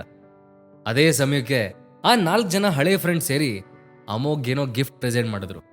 ಅಮೋಘ್ ಆಶ್ಚರ್ಯದಿಂದ ಗಿಫ್ಟ್ ಏನಿರ್ಬೋದು ಅಂತ ಓಪನ್ ಮಾಡಿ ನೋಡಿದಾಗ ಅದರಲ್ಲಿ ಒಂದು ಆ್ಯಂಟಿಕ್ ರಿಂಗ್ ಇತ್ತು. ಮೊದಲೇ ಇಂಥ ಪುರಾತನ ವಸ್ತುಗಳು ಅಂದರೆ ಇಷ್ಟ ಇರೋ ಅಮೋಘ್ಗೆ ಆ ರಿಂಗ್ ತುಂಬ ಇಷ್ಟ ಆಯಿತು. ಅಮೋಘನ ಎಕ್ಸೈಟ್ಮೆಂಟ್ ಅವ್ನ ಮುಖದಲ್ಲಿ ಕ್ಲಿಯರಾಗಿ ಕಾಣ್ತಿತ್ತು. ಅಮೋಘ್ಗೆ ಇವರೆಲ್ಲ ತನ್ನ ಫ್ರೆಂಡ್ಸ್ ಅಂತ ಯೋಚನೆ ಮಾಡಿ ತುಂಬ ಪ್ರೌಡ್ ಫೀಲ್ ಆಯಿತು. ಅವರೆಲ್ಲ ಅವತ್ತು ರಾತ್ರಿ ಇಡೀ ಅಲ್ಲೇ ಪಾರ್ಟಿ ಮಾಡಿದ್ರು. ಎಲ್ಲರೂ ಮೊದಲೇ ಸುಸ್ತಾಗಿದ್ರಿಂದ ದಿನೇಶ್ ಅದೇ ಬಾರ್ನ VIP ರೂಮಲ್ಲಿ ಅವ್ರಿಗೆಲ್ಲ ಮಲ್ಗೋದಕ್ಕೆ ವ್ಯವಸ್ಥೆ ಮಾಡ್ದ. ಅಮೋಘ್ ಮಲ್ಕೊಳ್ಳೋ ಮೊದಲು ಟೈಮ್ ನೋಡ್ಕೊಂಡ. ಆಗಲೇ ರಾತ್ರಿ 1 ಗಂಟೆ ಆಗಿತ್ತು. ಲೀಲಾಗ್ ಫೋನ್ ಮಾಡೋಣ ಅಂದರೆ ಮಲ್ಗಿರ್ತಾಳೆ ಅಂತ ಅನ್ಕೊಂಡು ಸೀಲಿಂಗ್ ನೋಡ್ತಾ ಅವನನ್ನೇ ನೆನೆಸ್ಕೊಂಡ. ನಂತರ ಮನಸ್ಸಲ್ಲೇ, ನಮ್ಮ ಮದುವೆ ಆಗಿ ಆಗಲೇ 2 ವರ್ಷ ಆಯ್ತಲ್ವಾ, ನಂಬಕ್ಕೆ ಆಗ್ತಿಲ್ಲ. ನನಗೆ ಈಗಲೂ ನಿನ್ನೆ ಮೊನ್ನೆ ನಿಂಗೆ ಲವ್ ಪ್ರಪೋಸ್ ಮಾಡ್ದ ಹಾಗೆ ಅನ್ನಿಸ್ತಿದೆ ಅಂತ ಯೋಚಿಸ್ತಾ ಹಾಗೆ ಫ್ಲ್ಯಾಶ್ ಬ್ಯಾಕಿಗೆ ಹೊರಟೋದ. ಆಗ ಅಮೋಘ್ ಮತ್ತೆ ಲೀಲಾ ಆ ಟೈಮಲ್ಲಿ ಕ್ಲೋಸ್ ಫ್ರೆಂಡ್ಸ್ ಆಗಿದ್ರು. ಅವತ್ತು ಕಾಲೇಜ್ ಟ್ರಿಪ್ ಇತ್ತು. ಮಾಮೂಲಿ ಟ್ರಿಪ್ಪಲ್ಲಿ ಇಬ್ರು ಜೊತೆಗೆ ಇದ್ರು. ಅಮೋಘ್ ಹೇಗಾದರೂ ಮಾಡಿ ಇವತ್ತು ಲೀಲಾಗೆ ಪ್ರಪೋಸ್ ಮಾಡಲೇಬೇಕು ಅಂತ ಡಿಸೈಡ್ ಮಾಡ್ಕೊಂಡಿದ್ದ. ಆದರೆ ಅವಳು ತನ್ನ ಪ್ರಪೋಸಲ್ನ ಒಪ್ಕೋತಾಳೋ ಇಲ್ವೋ ಅವನಿಗೆ ಗೊತ್ತಾಗದೆ ಟೆನ್ಷನ್ ಮಾಡ್ಕೊಂಡ್ಬಿಟ್ಟಿದ್ದ. ಎಲ್ಲಕ್ಕಿಂತ ಜಾಸ್ತಿ ಎಲ್ಲವಳು ತನ್ನ ಜೊತೆ ಫ್ರೆಂಡ್ಶಿಪ್ನ ಬ್ರೇಕ್ ಮಾಡ್ಕೊಂಡ್ಬಿಡ್ತಾಳೋ ಅಂತ ಅವನು ಒಳೊಳಗೆ ಭಯ ಆಗ್ತಿತ್ತು. ಆದರೂ ಹಂಗೋ ಹಿಂಗೋ ಧೈರ್ಯ ಮಾಡಿ ಪ್ರಪೋಸ್ ಮಾಡೋಣ ಅಂತ ಅನ್ಕೊಂಡು ಸರಿಯಾದ ಟೈಮ್ಗೋಸ್ಕರ ವೇಟ್ ಮಾಡ್ತಿದ್ದ. ಆಗ ಅವನ ಫ್ರೆಂಡ್ಸ್ ಎಲ್ಲ ಸ್ಕೈ ಡೈವ್ ಮಾಡ್ತಿರೋದು ನೋಡಿ ಅಮೋಘ್ ಅವಳನ್ನ ಅಲ್ಲಿ ಕರ್ಕೊಂಡು ಹೋದ. ಲೀಲಾಗೆ ಸ್ಕೈ ಡೈವ್ ಮಾಡೋದಕ್ಕೆ ತುಂಬ ಭಯ ಆಗ್ತಿತ್ತು. ಲೀಲಾ, ಸ್ಕೈ ಡೈವ್ ಮಾಡನ್ವಾ ಅಂತ ಅಮೋಘ್ ತುಂಬ ಎಕ್ಸೈಟ್ ಆಗಿ ಕೇಳ್ದ. ಅಮೋಘ್, ನಂಗೆ ಸ್ಕೈ ಡೈವ್ ಅಂದರೆ ತುಂಬ ಭಯ, ನನ್ನ ಕೈಯಲ್ಲಿ ಇದಾಗಲ್ಲಪ್ಪ ಅಂತ ಗಾಬರಿಯಿಂದ ಹೇಳಿದ್ಲು. ಅಮೋಘ್ ಆ ಡೈಲಾಗ್ನ ಎಕ್ಸ್ಪೆಕ್ಟ್ ಮಾಡಿದ್ದ. ಆಗ ಅವನು ತಕ್ಷಣ, ಡೋಂಟ್ ವರಿ, ನಾನಿದ್ದೀನಿ, ನಂಗೆ ಬೀಳೋದ್ರಲ್ಲಿ ಎಕ್ಸ್ಪೀರಿಯನ್ಸ್ ಆಗಿದೆ, ಅದು ಪ್ಯಾರಾಚೂಟ್ ಕೂಡ ಇಲ್ಲದೆ. ಆವಾಗ ನಾನು ತೇಲಾಡೋದಕ್ಕೆ ಶುರು ಮಾಡಿದ್ದು, ಇವಾಗಲೂ ಹಾಗೇ ಅನ್ನಿಸ್ತಿದೆ ಅಂದ. ಲೀಲಾ ಪಜಲ್ಡ್ ಆಗಿ, ಯಾವಾಗ ಅಂದ್ಲು. ಅದಕ್ಕೆ ಅಮೋಘ್, ನಾನಿನ್ ಪ್ರೀತಿಲ್ ಬಿದ್ದಾಗ ಅಂದ. ಅದನ್ನು ಕೇಳಿ Leela, Amogh what you mean ಅಂತ ಮತ್ತೆ ಕೇಳಿದ್ಲು. ಆಗ Amogh, I love you Leela, I love you so much ಅಂದ. ಇನ್ಫ್ಯಾಕ್ಟ್ ಲೀಲಾ ಮನಸ್ಸಲ್ಲಿ ಮೊದಲಿಂದಲೂ ಅಮೋಘೆ ತುಂಬ್ಕೊಂಡಿತ್ತು. ಆದರೆ ಅವನ ಮನಸ್ಸಲ್ಲಿ ಏನಿದೆಯೋ ಅಂತ ತಿಳ್ಕೊಳ್ಳೋದಕ್ಕೆ ಅವಳು ಚಡಪಡಿಸ್ತಿದ್ಲು. ಯಾವಾಗ ಅಮೋಘ್ ಪ್ರಪೋಸ್ ಮಾಡಿದ್ನೋ ತಕ್ಷಣ ಓಡ್ ಬಂದು ಅವನನ್ನು ಗಟ್ಟಿಯಾಗಿ ಹಗ್ ಮಾಡಿಕೊಂಡು, ಇಷ್ಟು ದಿವಸ ಬೇಕಾಯ್ತಾ ನಿಂಗೆ ಇದು ಹೇಳೋದಕ್ಕೆ, idiot, I love you too ಅಂತ ಅಳ್ತಾ ಇದ್ಲು. ಅದನ್ನ ನೋಡಿ ಅಲ್ಲಿದ್ದ ಅವ್ರ ಕ್ಲಾಸ್ಮೇಟ್ಸ್ ಎಲ್ಲ ಜೋರಾಗಿ ಕೂಗ್ತಾ ಚಪ್ಪಾಳೆ ತಟ್ಟಿದ್ರು. ನಂತರ ಇಬ್ರು ಒಟ್ಟಿಗೆ ಸ್ಕೈ ಡೈವ್ ಮಾಡಿದ್ರು. ಅಮೋಘ್ಗೆ ಈ ಸೀನ್ಗಳೆಲ್ಲ ಜಸ್ಟ್ ಕಣ್ಮುಂದೆ ಪಾಸ್ ಆಗೋದು. ನಂತರ ಅವನು ವಾಸ್ತವಕ್ಕೆ ಬಂದು ಮುಗುಳ್ನಗ್ತಾ ಅವಳನ್ನೇ ನೆನೆಸ್ಕೊಳ್ತಾ, ಅವನಿಗೆ ಯಾವಾಗ ನಿದ್ದೆ ಬಂತೋ ಅವನಿಗೆ ಗೊತ್ತಾಗ್ಲಿಲ್ಲ. ನೆಕ್ಸ್ಟ್ ಡೇ ಅಮೋಘ್ ನಿದ್ದೆಯಿಂದ ಹೇಳೋದು ಆಲ್ರೆಡಿ ಲೇಟ್ ಆಗಿತ್ತು. ಸೊ ಅವನ ಮನೆಗೆ ಹೋಗದೆ ಡೈರೆಕ್ಟಾಗಿ ಅರಸು ಮೀಡಿಯಾಗೆ ಹೋದ. ಸ್ವಲ್ಪ ಫ್ರೆಶ್ ಆದ ನಂತರ ಅವನು ಇನ್ನೇನು ಲೀಲಾ ಕಾಲ್ ಮಾಡಿ ಇನ್ಫಾರ್ಮ್ ಮಾಡಬೇಕು ಅನ್ಕೋತಿರ್ಬೇಕಾದ್ರೆ ಅವನತ್ತೆ ಸರೋಜಾ ಕಾಲ್ ಬರೋದಕ್ಕೆ ಸ್ಟಾರ್ಟ್ ಆಯಿತು. ಅಮೋಘ್ ಕಾಲ್ ರಿಸೀವ್ ಮಾಡಿ, ನಿನ್ನೆ ಇಬ್ಬರು ಸೇಫಾಗಿ ಮನೆಗೆ ಹೋದ್ರಾತೆ ಅಂತ ಕನ್ಸರ್ನ್ಡ್ ಆಗಿ ಕೇಳ್ದ. ಅದಕ್ಕೆ ಸರೋಜಾ, ನಾವೇನೋ ಸೇಫಾಗಿ ಬಂದ್ವಿ, ಆದರೆ ನೀನು ಎಲ್ಲಿಗೆ ಹಾಳಾಗಿ ಹೋದೆ, ರಾತ್ರಿ ಮನೆಗೆ ಬಂದಿಲ್ವಂತೆ, ಲೀಲಾ ಹೇಳ್ತಿದ್ರು, ರಾತ್ರಿ ಎಲ್ಲ ಎಲ್ಲಿದ್ದೆ ನೀನು ಅಂತ ಅವಳು ಮಾಮೂಲಿ ಟೋನಲ್ಲಿ ಕೇಳಿದ್ಲು. ಅಮೋಘ್ಗೆ ತನ್ನ ಫ್ರೆಂಡ್ಸ್ ಬಗ್ಗೆ ಎಲ್ಲ ಅವಳ ಹತ್ರ ಹೇಳೋದಕ್ಕೆ ಇಷ್ಟ ಇರಲಿಲ್ಲ. ಇನ್ಫ್ಯಾಕ್ಟ್ ಈ ದೇಸಾಯಿ, ನತಾಶಾ ತನ್ನ ಫ್ರೆಂಡ್ಸ್ ಅಂತ ಹೊರಗೆ ಗೊತ್ತಾಗಬಾರ್ದು ಅಂತಾನೆ ಅನ್ಕೊಂಡಿದ್ದ. ಅದಕ್ಕೆ ಅವನು ತಕ್ಷಣ ಹೇಳ್ತಾ, ಏನಿಲ್ಲ ಅತ್ತೆ, ನೆನ್ನೆ ನನ್ನ ಹಳೆ ಫ್ರೆಂಡ್ ಒಬ್ಬ ಸಿಕ್ಕಿದ್ದ, ತುಂಬ ಫೋರ್ಸ್ ಮಾಡಿ ಮನೆಗೆ ಕರ್ಕೊಂಡು ಹೋಗ್ಬಿಟ್ಟ, ರಾತ್ರಿ ಅಲ್ಲೇ ಇದ್ದೆ ಅಂದ. ಆಗ ಸರೋಜಾ, ನಿನ್ನ ಫ್ರೆಂಡ್ಸ್ ಬಿಡು, 3 ಕಾಸಿಗೂ ಪ್ರಯೋಜನ ಬಾರದೇ ಇರೋರು, ಅವ್ರು ಕರೆದ್ರು ಅಂತ ಹೋಗ್ಬಿಡೋದಾ, ಇಲ್ಲಿ ಮನೆ ಕೆಲಸ ಎಲ್ಲ ಯಾರು ಮಾಡ್ತಾರೆ, ಅಡುಗೆ ಯಾರು ಮಾಡೋದು, ಸಿಕ್ಕಿದ್ದೆ ಚಾನ್ಸ್ ಅಂತ ಎಸ್ಕೇಪ್ ಆಗಿಬಿಟ್ಟೆ, ಅದನ್ನು ಬಿಡು, ನಾನಿವಾಗ ನಿಂಗೆ ಫೋನ್ ಮಾಡಿದ್ದೆ ಬೇರೆ ವಿಷಯ ಮಾತಾಡೋದಕ್ಕೆ ಅಂದ್ಲು. ಅಮೋಘ್, ಅದೇನು ಕೇಳಿಯತ್ತೆ, ನಾನೇನು ಅನ್ಕೊಳ್ಳಲ್ಲ ಅಂದ. ಅದಕ್ಕೆ ಸರೋಜಾ, ನೀನು ಅನ್ಕೊಂಡ್ರು ನನಗೇನಿಲ್ಲ ನೋಡು, ವಿಷಯ ನಿನಗೆ ಗೊತ್ತಿರೋದೆ, ನಾನೇನು ಹೊಸದಾಗಿ ಹೇಳಲ್ಲ. ನಿಮ್ಮಿಬ್ಬರು ಮದುವೆಯಾಗಿ 2 ವರ್ಷ ಆಯಿತು, ಆದರೆ ಇವತ್ತಿನವರೆಗೂ ನೀವಿಬ್ಬರು ಒಂದು ಒಳ್ಳೆ ಸುದ್ದಿ ಕೊಡೋದಕ್ಕಾಗಿಲ್ಲ. ನಾನು ಇಷ್ಟು ದಿನ ಕಾದು ಸಾಕಾಯ್ತು, ಬಟ್ ನಾನು ಇನ್ನು ಕಾಯೋದಕ್ಕಾಗಲ್ಲ. ನಿನಗೇನಾದರೂ ಪ್ರಾಬ್ಲಮ್ ಇರ್ಬೋದು ಅಂತ ನಂಗೆ ಅನ್ನಿಸ್ತಿದೆ. ನನ್ನ ಫ್ರೆಂಡಿಗೊಬ್ರು ಒಳ್ಳೆ ಡಾಕ್ಟ್ರು ಗೊತ್ತಿದ್ದಾರೆ, ಅವ್ರು ಇಲ್ಲಿ ತನಕ ಯಾರ್ಯಾರಿಗೆ ಟ್ರೀಟ್ಮೆಂಟ್ ಕೊಟ್ಟಿದ್ದಾರೋ ಅವ್ರಿಗೆಲ್ಲ ಮಕ್ಕಳಾಗಿದೆ ಅಂತ ಹೇಳಿದ್ರು. ನೀನು ಹ್ಞೂ ಅಂದರೆ ನಾನು ಇವತ್ತೇ ಅವ್ರ ಹತ್ರ ಒಂದು ಅಪಾಯಿಂಟ್ಮೆಂಟ್ ತೊಗೋತೀನಿ ಅಂದ್ಲು. ಅದನ್ನು ಕೇಳಿ ಅಮೋಘಗೆ ಬೇಜಾನ್ ಇರಿಟೇಟ್ ಆಯಿತು. ಆದರೂ ಅವನು ಅದನ್ನು ಹೊರಗೆ ಹಾಕದೆ ಕಾಮಾಗೆ ಹೇಳ್ತಾ, ಅತ್ತೆ, ನಿಮಗದ್ರ ಬಗ್ಗೆ ಯೋಚನೆ ಬೇಡ. ಫಸ್ಟ್ ಆಫ್ ಆಲ್ ನಮ್ಮಿಬ್ಬರಲ್ಲೂ ಯಾವ ಪ್ರಾಬ್ಲಮೂ ಇಲ್ಲ, ಮಕ್ಕಳಾಗಬೇಕಾದ ಟೈಮ್ಗೆ ಖಂಡಿತ ಆಗೇ ಆಗುತ್ತೆ. ಇಷ್ಟಕ್ಕೂ ನಮಗೇನು ವಯಸ್ಸಾಗ್ಬಿಟ್ಟಿದ್ಯಾ, ನೀವ್ಯಾಕೆ ಅನ್ನೆಸೆಸರಿಯಾಗಿ ವರಿ ಮಾಡ್ಕೋತಿದ್ದೀರಿ, ನೀವು ಪದೇ ಪದೇ ಟ್ರೀಟ್ಮೆಂಟ್ ಬಗ್ಗೆ ನನ್ನ ಹತ್ರ ಮಾತಾಡೋದಕ್ಕೆ ಹೋಗ್ಬಿಡಿ ಅಂತ ಹೇಳಿ ಥಟ್ ಅಂತ ಕಾಲ್ ಡಿಸ್ಕನೆಕ್ಟ್ ಮಾಡ್ದ. ಸರೋಜಾಗ ಅವ್ನ ಮಾತು ಕೇಳಿ ಬೇಜಾನ್ ಸಿಟ್ಟು ಬಂತು. ಅವಳ ಮನಸ್ಸಲ್ಲೇ, ಆಹಾ ಹಾ ಹಾ, ಇವರಿಬ್ರು ಹೀಗೆ ಆಡ್ತಿರ್ಲಿ, ಲೀಲಾಗ್ ನಾನು ಇನ್ನೊಂದು ಮದುವೆ ಮಾಡಲಿಲ್ಲ ಅಂದರೆ ನನ್ನ ಹೆಸರು ಸರೋಜಾನೇ ಅಲ್ಲ ಅಂತ ಅನ್ಕೊಂಡ್ಲು. ಅಷ್ಟರಲ್ಲಿ ಅಮೋಘನ್ ಕ್ಯಾಬಿನ್ಗೆ ಅವನ ಸೆಕ್ರೆಟರಿ ಭಾವನಾ ಬಂದು, ಸರ್, ನಿಮ್ಮನ್ನು ಹುಡ್ಕೊಂಡು ಚಕ್ರವರ್ತಿ ಗ್ರೂಪ್ಸಿಂದ ಪ್ರೀತಮ್ ಚಕ್ರವರ್ತಿ ಬಂದಿದ್ದಾರೆ. ಅವರು ಯದ್ವಿಕಾ ಜೊತೆಗೆ ಪ್ಯಾಕೇಜಿಂಗ್ ಕಾಂಟ್ರಾಕ್ಟ್ನ ತಾನೇ ಸೈನ್ ಮಾಡಿಸ್ತೀನಿ ಅಂತ ಹೇಳಿದ್ದಾರೆ ಅಂತ ಹೇಳಿದ್ಲು. ಮತ್ತೆ ಪ್ರೀತಮ್ ಆಫೀಸ್ ತನಕ ಬಂದಿರೋದು ನೋಡಿ ಅಮೋಘಂಗೆ ಅವನು ಹಿಂದಿನ ದಿನ ಮಾಡಿದ ರಾಧ ಅಂತ ನೆನಪಾಯ್ತು. ಅದಕ್ಕೆ ಅವ್ನು ಸೀರಿಯಸ್ ಆಗಿ, ಈ ಆಫೀಸಿಗೆ ಕಾಲಿಡ್ಬೇಡ ಅಂತ ನಾವು ಅವನಿಗೆ ಮೊದಲೇ ಆರ್ಡರ್ ಮಾಡಿದ್ವಿ, ಅಂದರೂ ಬಂದಿದ್ದಾನಾ? ಓಕೆ, ಈ ಸಲ ಅವನಿಗೇನು ಹೇಳೋದು ಬೇಡ, ಡೈರೆಕ್ಟಾಗಿ ಚಕ್ರವರ್ತಿ ಗ್ರೂಪ್ಸಿಗೆ ನೋಟಿಸ್ ಕಳಿಸಿ. ನಮ್ಮ ಜೊತೆ ಡೀಲ್ ಮಾಡಬೇಕು ಅಂದರೆ ಅದನ್ನು ಡೈರೆಕ್ಟಾಗಿ ಲೀಲಾನೇ ಮಾಡಬೇಕು. ಇಷ್ಟು ಹೇಳಿದ ಮೇಲೂ ಪ್ರೀತಮ್ನ ಇಲ್ಲಿಗೆ ಇನ್ನೊಂದು ಸಲ ಕಳಿಸಿದ್ರೆ ನಮ್ಮ ಅಗ್ರಿಮೆಂಟ್ ಕ್ಯಾನ್ಸಲ್ ಆಗುತ್ತೆ. ಮುಂದಿನ ವಿಷಯ ಏನೇ ಮಾತಾಡಬೇಕು ಅಂದರೂ ಲೀಲಾ ಚಕ್ರವರ್ತಿನೇ ಬರಬೇಕು. ಈ ಥರ ನೋಟಿಸಲ್ಲಿ ಮೆನ್ಷನ್ ಮಾಡಿ ಅಂತ ಆರ್ಡ್ರ್ ಮಾಡ್ದ. ಅಮೋಘನ್ ಮಾತು ಕೇಳಿ ಭಾವನಾ ಕನ್ಫ್ಯೂಸ್ಡ್ ಆದ್ಲು. ಅವಳು, ಅಲ್ಲ ಸರ್, ಮತ್ತೀಗ ಮಿಸ್ಟರ್ ಚಕ್ರವರ್ತಿ ಇಲ್ಲೇ ಇದ್ದಾರಲ್ಲ, ಹಾಗಿದ್ರೆ ಅವ್ರಿಗೆ ಚಕ್ರವರ್ತಿ ಗ್ರೂಪ್ಸಿಂದ ಕಾಲ್ ಬಂದಮೇಲೆ ಇಲ್ಲಿಂದ ಹೋಗ್ಬೇಕಾ ಅಂತ ಅರ್ಥ ಆಗದೆ ಕೇಳಿದ್ಲು. ಅಮೋಘ್, ಎಸ್, ಅಲ್ಲಿವರೆಗೂ ಅವನು ಹಾಗೆ ಕಾಯ್ತಾ ಕೂತಿರ್ಲಿ ಅಂತ ಹೇಳ್ತಾ ಚೇರಿಗೆ ಹೋಗಿ ಕಣ್ಮುಚ್ತ. ಇನ್ನೊಂದು ಕಡೆ ರಿಸೆಪ್ಷನ್ ಹತ್ರ ಕೂತ್ಕೊಂಡಿದ್ದ ಪ್ರೀತಮ್ ತುಂಬ ಟೈಮಿಂದ CEO ಕ್ಯಾಬಿನ್ ಒಳಗೆ ಹೋಗೋದಕ್ಕೆ ವೇಟ್ ಮಾಡ್ತಿದ್ದ. ಆದರೆ ಯಾರೂ ಅವನನ್ನು ಕರ್ಕೊಂಡು ಹೋಗೋದಕ್ಕೆ ಬರಲೇ ಇಲ್ಲ. ಅವನ ಸುತ್ತಲೂ ಸಾಕಷ್ಟು ಜನ ಓಡಾಡ್ತಾ ಇದ್ರು. ಅವರೆಲ್ಲ ಪ್ರೀತಮ್ ಕಣ್ಗೆ ಕಾಣ್ತಾ ಇಲ್ಲ ಅನ್ನೋ ರೀತಿ ಇಗ್ನೋರ್ ಮಾಡಿ ಹೋಗ್ತಿದ್ರು. ಇದರಿಂದ ಇರಿಟೇಟ್ ಆದ ಪ್ರೀತಮ್ ಇನ್ನೇನು ರಿಸೆಪ್ಷನ್ ಹತ್ರ ಹೋಗಿ ವಿಚಾರಿಸ್ಬೇಕು ಅಂತ ಎದ್ದಾಗ ಅವನ ಫೋನ್ ರಿಂಗ್ ಆಯಿತು. ಅದು ಅವನ ಅಜ್ಜಿ ರುಕ್ಮಿಣಿ ದೇವಿ ಕಾಲ್ ಆಗಿತ್ತು. ಇವತ್ತು ಯಾಕೋ ಅವ್ರ ಟೋನ್ ಯಾವಾಗಿನ ಹಾಗೆ ಪ್ರೀತಮ್ಗೆ ಅನ್ನಿಸ್ಲಿಲ್ಲ. ಅವ್ರು ತುಂಬ ಸೀರಿಯಸ್ ಆಗಿದ್ರು. ಮತ್ತೆ ಪ್ರೀತಮ್ನ ಅರ್ಜೆಂಟಾಗಿ ಮನೆಗೆ ಬರೋದಕ್ಕೆ ಹೇಳಿದ್ರು. ಪ್ರೀತಮ್ಗೆ ಏನು ನಡೀತಿದೆ ಅಂತ ಅರ್ಥ ಆಗದೆ ಇದ್ದರೂ ಬೇರೆ ದಾರಿ ಇಲ್ಲದೆ ಮನೆಗೆ ಹೋದ. ಪ್ರೀತಮ್ ಮನೆಗೆ ಬಂದಾಗ ಅಲ್ಲಿ ಚಕ್ರವರ್ತಿ ಫ್ಯಾಮಿಲಿ ಮೆಂಬರ್ಸ್ ಎಲ್ಲ ಸೇರಿದ್ರು. ಅವರಲ್ಲಿ ಒಬ್ಬ ಅಂತೂ ಕೋಪದಲ್ಲಿ, ಅಲ್ಲ, ನಾವು ಅವನಿಗೆ ಏನು ಅನ್ಯಾಯ ಮಾಡಿದ್ದೀವಿ ಅಂತ ನಮ್ಮ ಜೊತೆ ಹೀಗಾಡ್ತಿದ್ದಾರೆ? ಕೇವಲ ಲೀಲಾ ಮಾತ್ರ ಬರ್ಬೋದು ಅಂದ್ರೆ ಏನರ್ಥ? ಅವ್ರಿಗೆ ಲೀಲಾ ಬಗ್ಗೆ ಏನು ಗೊತ್ತಿದೆ? ಮೊನ್ನೆ ತನಕ ಅವಳ ಕಂಪ್ನಿ ಮುಚ್ಚೋಗೋ ಲೆವೆಲ್ಗೆ ಹೋಗಿ ಈಗ ಸರಿಯಾಗಿದೆ ಅಂಥದ್ರಲ್ಲಿ ಅವಳು ಇವ್ರಿಗೇನು ಮಹಾ ಹೆಲ್ಪ್ ಮಾಡ್ತಾಳೆ? ನನಗೆ ಯಾಕೋ ಈ CEO ಇನ್ನೂ ಚೈಲ್ಡ್ ಅಂತ ಅನಿಸ್ತಿದ್ದಾನೆ. ಇವನು ಮುಂದೇನು ಇದೇ ಥರ ಬಿಸ್ನೆಸ್ ಮಾಡ್ತಾ ಇದ್ರೆ ಅರಸು ಮೀಡಿಯಾ ದಿವಾಳಿ ಆಗೋ ದಿನ ದೂರ ಇಲ್ಲ ಅಂತ ಹೇಳಿದ್ರು.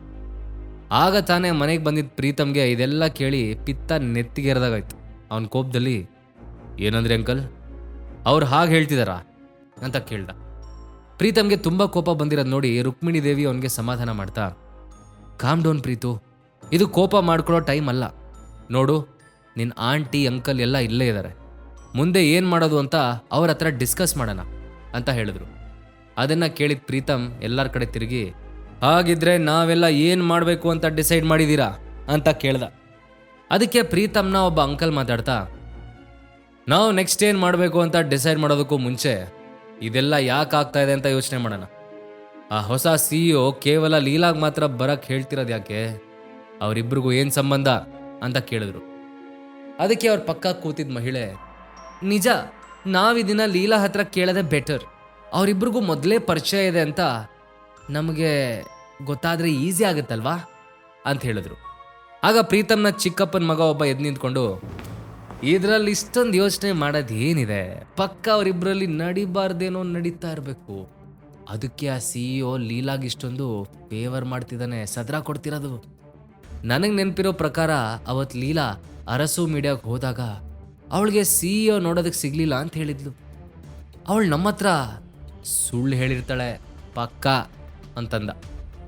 ಅದನ್ನು ಕೇಳಿ ಫ್ಯಾಮಿಲಿಯವರೆಲ್ಲರೂ ಗುಸುಗುಸು ಅಂತ ವಿಸ್ಪರ್ ಮಾಡ್ಕೊಳ್ಳೋದಕ್ಕೆ ಶುರು ಮಾಡಿದ್ರು. ಇನ್ನೊಬ್ಬನು ಕೂಡ ಆ ಮಾತಿಗೆ ಸಪೋರ್ಟ್ ಮಾಡ್ತಾ, ಪಾಪ ಅವಳಾದರೂ ಏನು ಮಾಡ್ತಾಳೆ? ಅವಳ ಗಂಡ ಯಾವಾಗ ನೋಡಿದ್ರು ಕೆಲಸ ಇಲ್ಲದೆ ಮನೆಯಲ್ಲೇ ಬಿದ್ದಿರ್ತಾನೆ. ಅವಳು ತನ್ನ ಲೈಫ್ ಸೆಕ್ಯೂರ್ ಮಾಡ್ಕೊಳ್ಳೋದಕ್ಕೆ ಏನಾದರೂ ದಾರಿ ನೋಡ್ಕೋಬೇಕಲ್ಲ ಅಂತ ವ್ಯಂಗ್ಯ ಮಾಡ್ದ. ಪ್ರೀತಮ್ ಇದನ್ನೆಲ್ಲ ಕೇಳಿಸ್ಕೊಳ್ತಾ ಇದ್ರು, ಏನೂ ಮಾತಾಡದೆ ಸುಮ್ಮನೆ ನಿಂತಿದ್ದ. ಆದರೆ ಅವನ ಮನಸ್ಸಲ್ಲಿ ಮಾತ್ರ ಹಾಲು ಕುಡ್ದಷ್ಟು ಖುಷಿ ಆಗ್ತಿತ್ತು. ರುಕ್ಮಿಣಿ ದೇವಿಗೆ ಎಲ್ಲರ ಮಾತು ಕೇಳಿ ಮುಜುಗರ ಆಯಿತು. ಅವ್ರಿಗೇನು ಲೀಲಾ ಕಂಡ್ರೆ ಇಷ್ಟ ಇರಲಿಲ್ಲ. ಆದರೂ ಅವಳವ್ರ ಮೊಮ್ಮಗಳಾಗಿದ್ಲು. ಯಾರಾದರೂ ಅವಳ ಬಗ್ಗೆ ಕೆಟ್ಟದಾಗ ಮಾತಾಡಿದ್ರೆ ಅವ್ರಿಗದು ಸರಿ ಅನ್ನಿಸ್ತಿರ್ಲಿಲ್ಲ. ಅದಕ್ಕೆ ರುಕ್ಮಿಣಿ ದೇವಿ 2 ಸಲ ಲೈಟಾಗಿ ಕೆಮ್ಮಿದ್ರು. ಇದನ್ನು ಅರ್ಥ ಮಾಡ್ಕೊಂಡು ಎಲ್ಲರೂ ಸೈಲೆಂಟಾಗಿ ಕೂತ್ಕೊಂಡ್ರು. ರುಕ್ಮಿಣಿ ದೇವಿ ಈಗ ಸೀರಿಯಸ್ ಆಗಿ, ಲೀಲಾಗೂ ಆ CEOಗೂ ಏನು ಸಂಬಂಧ ಅಂತ ಇನ್ನೊಂದು ದಿನ ನೋಡೋಣ. ಆದರೆ ನಾವೀಗ ಮೊದಲು ಈ ಅಗ್ರಿಮೆಂಟ್ ಸೆಕ್ಯೂರ್ ಮಾಡ್ಕೊಳ್ಳೋದು ಹೇಗೆ ಅಂತ ವಿಚಾರ ಮಾಡಬೇಕು. ಇದು ನಮಗೆ ಸದ್ಯಕ್ಕಿರೋ ಇಂಪಾರ್ಟೆಂಟ್ ಕೆಲಸ. ಅರಸು ಮೀಡಿಯಾ ಕಡೆಯಿಂದ ನಮಗೆ ಮೊದಲೇ ಪ್ರೀತುನ ಕಳಿಸ್ಬಾರ್ದು ಅಂತ ಆರ್ಡರ್ ಆಗಿತ್ತು. ಅದಕ್ಕೆ ನಾವೇನಾದರೂ ಈ ಕೋರ್ಟಿಗೆ ಹೋದರೂ ಅಲ್ಲಿ ನಾವೇ ಸೋತ್ಬಿಡ್ತೀವಿ.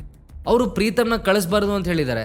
ಆದರೆ ಇದೊಂದು ಸಲ ಲೀನಾನ್ ಬಿಟ್ಟು ಬೇರೆ ಯಾರನ್ನಾದರೂ ಕಳಿಸ್ ನೋಡೋಣ ಅಂತ ಹೇಳ್ತಾ ತಮ್ಮ ಇನ್ನೊಬ್ಳು ಮೊಮ್ಮಗಳನ್ನ ಅರಸು ಮೀಡಿಯಾಗೆ ಹೋಗೋದಕ್ಕೆ ಆಯ್ಕೆ ಮಾಡಿದ್ರು. ಇನ್ನೊಂದು ಕಡೆ ಮಧ್ಯಾಹ್ನದ ತನಕ ಅರಸು ಮೀಡಿಯಾದ ಕೆಲಸ ಮಾಡಿದ ಅಮೋಘ್ ಊಟ ಮಾಡ್ಕೊಂಡು ಮನೆಗೆ ಬಂದ. ಅವನ ಮನೆಗೆ ಬಂದಾಗ ಅಲ್ಲಿ ಯಾರೂ ಇರಲಿಲ್ಲ. ಮನೆ ಶಾಂತವಾಗಿರೋದು ನೋಡಿ ಬೋರಾಗಿ ರೂಮ್ ಹೋಗಿ ಮಲಗ್ದ. ಲೀಲಾ ಮನೆಗೆ ಬಂದಾಗ ಆಲ್ರೆಡಿ ಸಂಜೆ ಆಗಿತ್ತು. ಅವಳು ರೂಮಲ್ಲಿ ಅಮೋಘ್ ಏನೂ ಮಾಡದೆ ಸುಮ್ಮನೆ ಮಲಗಿರೋದು ನೋಡಿ ಅವನನ್ನು ಎಬ್ಬಿಸ್ತಾ, ನೀನು ಯಾವಾಗ ಮನೆಗೆ ಬಂದೆ ಅಮೋಘ್? ಇಡೀ ದಿನ ಸುಮ್ಮನೆ ಮಲಗಿದ್ಯಾ ಅಂತ ಕೇಳಿದ್ಲು. ಅದಕ್ಕೆ ಅಮೋಘ್ ಎದ್ದು ಅವಳಿಗೆ ಒಂದು ಗ್ಲಾಸ್ ನೀರು ತಂದು ಕೊಡ್ತಾ, ನೋ ವೇ ಲೀಲಾ, ನಾನು ಮಧ್ಯಾಹ್ನ ಬಂದೆ, ಈಗ ಸ್ವಲ್ಪ ಟೈಮ್ ಹಿಂದೆ ಅಷ್ಟೇ ನಿದ್ದೆ ಮಾಡಿದ್ದು. ಬೈ ದ ವೇ ಲೀಲಾ, ನಿನಗೇನಾದರೂ ನಿಮ್ಮ ಅಜ್ಜಿಯಿಂದ ಕಾಲ್ ಬಂದಿತ್ತಾ ಅಂತ ಕೇಳ್ದ. ಲೀಲಾಗೆ ಅಮೋಘ್ ಯಾಕೆ ಹಾಗೆ ಕೇಳ್ತಿದ್ದಾನೆ ಅಂತ ಅರ್ಥ ಆಗಲಿಲ್ಲ. ಅವಳು ಕನ್ಫ್ಯೂಸ್ಡ್ ಆಗಿ, ಅಜ್ಜಿ ಯಾಕೆ ನನಗೆ ಸುಮ್ಮನೆ ಕಾಲ್ ಮಾಡ್ತಾರೆ ಅಂತ ಕೇಳಿದ್ಲು. ಆಗ ಅಮೋಘ್ ಮನಸ್ಸಲ್ಲೇ, ಅಂದರೆ ಅವರು ಕಾಲು ಮಾಡಿಲ್ಲ ಅಂತ ಅನ್ಕೊಂಡ. ತಾನಷ್ಟು ವಾರ್ನ್ ಮಾಡಿದ್ರು ರುಕ್ಮಿಣಿ ದೇವಿ ತನ್ನ ಮಾತನ್ನ ಸೀರಿಯಸ್ ಆಗಿ ತೊಗೊಂಡಿಲ್ಲ ಅಂತ ಅಮೋಘಿಗೆ ಇರಿಟೇಟ್ ಆಯ್ತು. ಆದರೂ ಅದನ್ನು ಅವನು ಲೀಲಾ ಎದುರಿಗೆ ತೋರಿಸ್ಕೊಳ್ದೆ, ಏನಿಲ್ಲ ಸುಮ್ಮನೆ ಕೇಳಿದೆ, ನೀನು ರೆಸ್ಟ್ ಮಾಡು ಅಂತ ರೂಮಿಂದ ಹೊರಟ. ಅಷ್ಟರಲ್ಲಿ ಲೀಲಾ ಅಮೋಘನ್ ತಡೆದು, ನಿನ್ನೆ ರಾತ್ರಿ ಇಡೀ ಎಲ್ಲಿಗೆ ಹೋಗಿದ್ದೆ ಅಮೋಘ್ ಅಂತ ಕೇಳಿದ್ಲು. ಅವಳಿಗೆ ನಿನ್ನೆ ನಡೆದ ಇನ್ಸಿಡೆಂಟ್ ನಂತರ ಅಮೋಘನ್ ಹತ್ರ ಕೇಳೋದಕ್ಕೆ ತುಂಬ ಕ್ವೆಶನ್ಸ್ ಇತ್ತು. ಆದರೆ ಅಮೋಘ್ ಮನೆಗೆ ಬರದೇ ಇದ್ದಿದ್ದರಿಂದ ಇದ್ಯಾವುದನ್ನು ಕೇಳೋದಕ್ಕಾಗಿರಲಿಲ್ಲ. ಲೀಲಾ ಹೇಳಿದ್ ಕೇಳಿ ಅಮೋಘ್, ಆ್ಯಕ್ಚುಲಿ ಅಪರೂಪಕ್ಕೆ ನನ್ನ ಫ್ರೆಂಡ್ಸ್ ಸಿಕ್ಕಿದ್ರು, ಸೊ ಅವ್ರ ಜೊತೆ ಮಾತಾಡ್ತಾ ಲೈಟಾಗಿ ಸ್ವಲ್ಪ ಪಾರ್ಟಿ ಮಾಡಿ ಇಲ್ಲಿಗೆ ಬರೋದು ಸರಿಯಾಗಲ್ಲ ಅಂತ ಅವನ ಮನೇಲೆ ಮಲ್ಕೊಂಡ್ಬಿಟ್ಟಿದ್ದೆ ಅಂದ.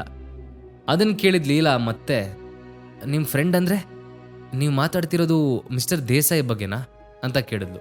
ಅಮೋಘ್, ಎಸ್ ಅವರೇ ಅಂದ. ಆಗ ಲೀಲಾ ಕೈ ಕಟ್ಕೊಂಡು, ಹೌದು ಮಿಸ್ಟರ್ ದೇಸಾಯಿ ಮತ್ತೆ ನಿಮ್ಗೆ ಹೇಗೆ ಪರಿಚಯ ಅಂತ ಕೇಳಿದ್ಲು. ಅಮೋಘ್ ತಕ್ಷಣ ಅವಳ ಕಡೆಗೆ ತಿರುಗಿ ಏನು ಹೇಳೋದು ಅಂತ ಯೋಚನೆ ಮಾಡ್ದ. ಅಮೋಘ್ ಲೀಲಾಗೆ ಸುಳ್ಳು ಹೇಳ್ತಾನ ಅಥವಾ ನಿಜ ಹೇಳ್ತಾನ? ಅಮೋಘ್ಗೆ ದಿನೇ ದಿನೇ ಶತ್ರುಗಳು ಜಾಸ್ತಿ ಆಗ್ತಿರೋ ಟೈಮಲ್ಲಿ ಮುಂದಿನ ಹೆಜ್ಜೆಗಳಿಡೋದಕ್ಕೆ ಅವನಿಗೆ ಕಷ್ಟ ಆಗುತ್ತಾ?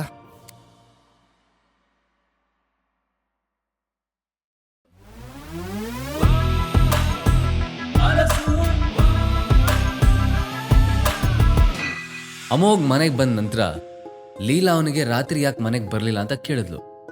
ಆಗ ಅವನು ದೇಸಾಯಿ ಜೊತೆ ಇದ್ದೆ ಅಂತ ಹೇಳ್ದ. ಆದರೆ ದೇಸಾಯಿ ಅಮೋಘ್ ಹೇಗೆ ಪರಿಚಯ ಅಂತ ಅವಳಿಗೆ ಅರ್ಥ ಆಗಲಿಲ್ಲ. ಡೌಟನ್ನು ಕ್ಲಿಯರ್ ಮಾಡ್ಕೊಳ್ಳೋಣ ಅಂತ, ಹೌದು ದೇಸಾಯಿ ನಿಮಗೆ ಹೇಗೆ ಪರಿಚಯ ಅಂತ ಅಮೋಘ್ಗೆ ಡೈರೆಕ್ಟಾಗಿ ಕೇಳಿದ್ಲು. ಅಮೋಘ್ ಉಫ್ ಅಂತ ನಿಟ್ಟುಸಿರು ಬಿಡ್ತಾ ಸೋಫಾ ಮೇಲೆ ಕೂತ್ಕೊಂಡ. ಆದರೆ ಏನೂ ಮಾತಾಡಲಿಲ್ಲ. ಲೀಲಾ ಕೂಡ ಅವನ ಪಕ್ಕ ಕೂತ್ಕೊಂಡು, ನೀವಿಬ್ರು ತುಂಬ ಕ್ಲೋಸ್ ಇರೋವಾಗ ಕಾಣ್ತಿದ್ರಿ, ಅಷ್ಟು ದೊಡ್ಡ ವ್ಯಕ್ತಿ ನಿನಗೆ ಹೇಗೆ ಫ್ರೆಂಡ್ ಆದ? ಆದರೂ ನೀನು ನಿನ್ನೆ ಅವ್ರ ಜೊತೆ ಇದ್ದೆ ಅಂತ ಹೇಳಿದ್ರೆ ನಾನು ನಂಬ್ತೀನಪ್ಪ ಅಂತಂದ್ಲು. ಆಮೇಲೆ ಅವಳು ರಿಮೋಟ್ ತೊಗೊಂಡು ಟಿ ವಿ ಆನ್ ಮಾಡ್ತಾ, ಎನಿವೇಸ್ ಈ ಮಿಸ್ಟರ್ ದೇಸಾಯಿ ಯಾವ ಥರದ ಮನುಷ್ಯ? ಐ ಮೀನ್ ಅವ್ರನ್ನ ನೋಡಿದ್ರೆ ನಿನ್ನ ಏಜ್ ಅಂತ ಅನ್ಸಲ್ಲ, ನಿನಗಿಂತ ಸ್ವಲ್ಪ ದೊಡ್ಡವರೇ, ಆದರೂ ನಿನ್ನ ಜೊತೆ ಇಷ್ಟೊಂದು ಕ್ಲೋಸ್ ಇದ್ರು. ಅದು ಅಲ್ಲದೆ ಅಷ್ಟು ದೊಡ್ಡ ಬಿಸ್ನೆಸ್ ಮ್ಯಾನ್ ನಿನ್ನ ಜೊತೆ ಮಾತಾಡೋದಕ್ಕೆ ಅವ್ರು ಟೈಮ್ ಸ್ಪೆಂಡ್ ಮಾಡ್ತಾರೆ ಅಂದರೆ ನನಗಂತೂ ಈಗಲೂ ನಂಬಕ್ಕಾಗ್ತಿಲ್ಲ ಅಂತ ಹೇಳ್ತಾ ಅಮೋಘನ್ ಮುಖ ನೋಡಿದ್ಲು. ಲೀಲಾ ಫುಲ್ ಸ್ಟಾಪು ಕೊಡದೆ ಸುಮ್ಮನೆ ಮಾತಾಡ್ತಾನೆ ಇದ್ಲು. ಅಮೋಘ್ಗೀಗ ಏನು ಮಾತಾಡಬೇಕು ಅಂತ ಗೊತ್ತಾಗ್ಲಿಲ್ಲ. ಅವಳಿಗೆ ನಿಜ ಹೇಳೋದಕ್ಕೆ ಅವನಿಗಿದು ಸರಿಯಾದ ಟೈಮ್ ಅಂತ ಅನ್ನಿಸ್ಲಿಲ್ಲ. ಸೊ ಅವನೇನೂ ಮಾತಾಡದೆ ಸೈಲೆಂಟಾಗಿ ಕೂತ್ಕೊಂಡಿದ್ದ. ಅಮೋಘ್ ಏನೂ ರಿಯಾಕ್ಟ್ ಮಾಡದೇ ಇದ್ದನ್ನ ನೋಡಿ ಲೀಲಾ ಟಾಪಿಕ್ ಚೇಂಜ್ ಮಾಡ್ತಾ, ಇಟ್ಸ್ ಓಕೆ ಅಮೋಘ್, ಈ ವಿಷಯ ನಿಲ್ಗೆ ಬಿಡು, ನಾನಿನ್ನೂ ಡಿನ್ನರ್ ಕೂಡ ಮಾಡಿಲ್ಲ, ತುಂಬ ಹಸುವಾಗಿದೆ, ನನಗೆ ತಿನ್ನೋಕ್ಕೇನಾದರೂ ಮಾಡ್ತೀಯಾ ಪ್ಲೀಸ್ ಅಂತ ಕೇಳಿದ್ಲು. ಲೀಲಾ ಮಾತ್ಗೆ ಏನು ಮಾಡಲಿ ಅಂತ ಯೋಚನೆ ಮಾಡಿ ಅಮೋಘ್, ಮ್ಯಾಗಿ ಇದೆ ಅದನ್ನೇ ಮಾಡ್ಬಿಡ್ಲಾ ಅಂತ ಕೇಳ್ದ. ಅವಳದಕ್ಕೆ ಒಪ್ಪಿಗೆ ಕೊಟ್ಟಿದ್ದೆ. ಅವ್ನು ಮ್ಯಾಗಿ ಮಾಡೋದಕ್ಕಂತ ಕಿಚನ್ಗೆ ಹೋದ. ಅಮೋಘ್ ಮ್ಯಾಗಿ ಮಾಡ್ತಾ ಇರ್ಬೇಕಾದ್ರೆ ಸರೋಜಾ ಕೂಡ ಆಗ ತಾನೇ ಮನೆಗೆ ಬಂದ್ಲು.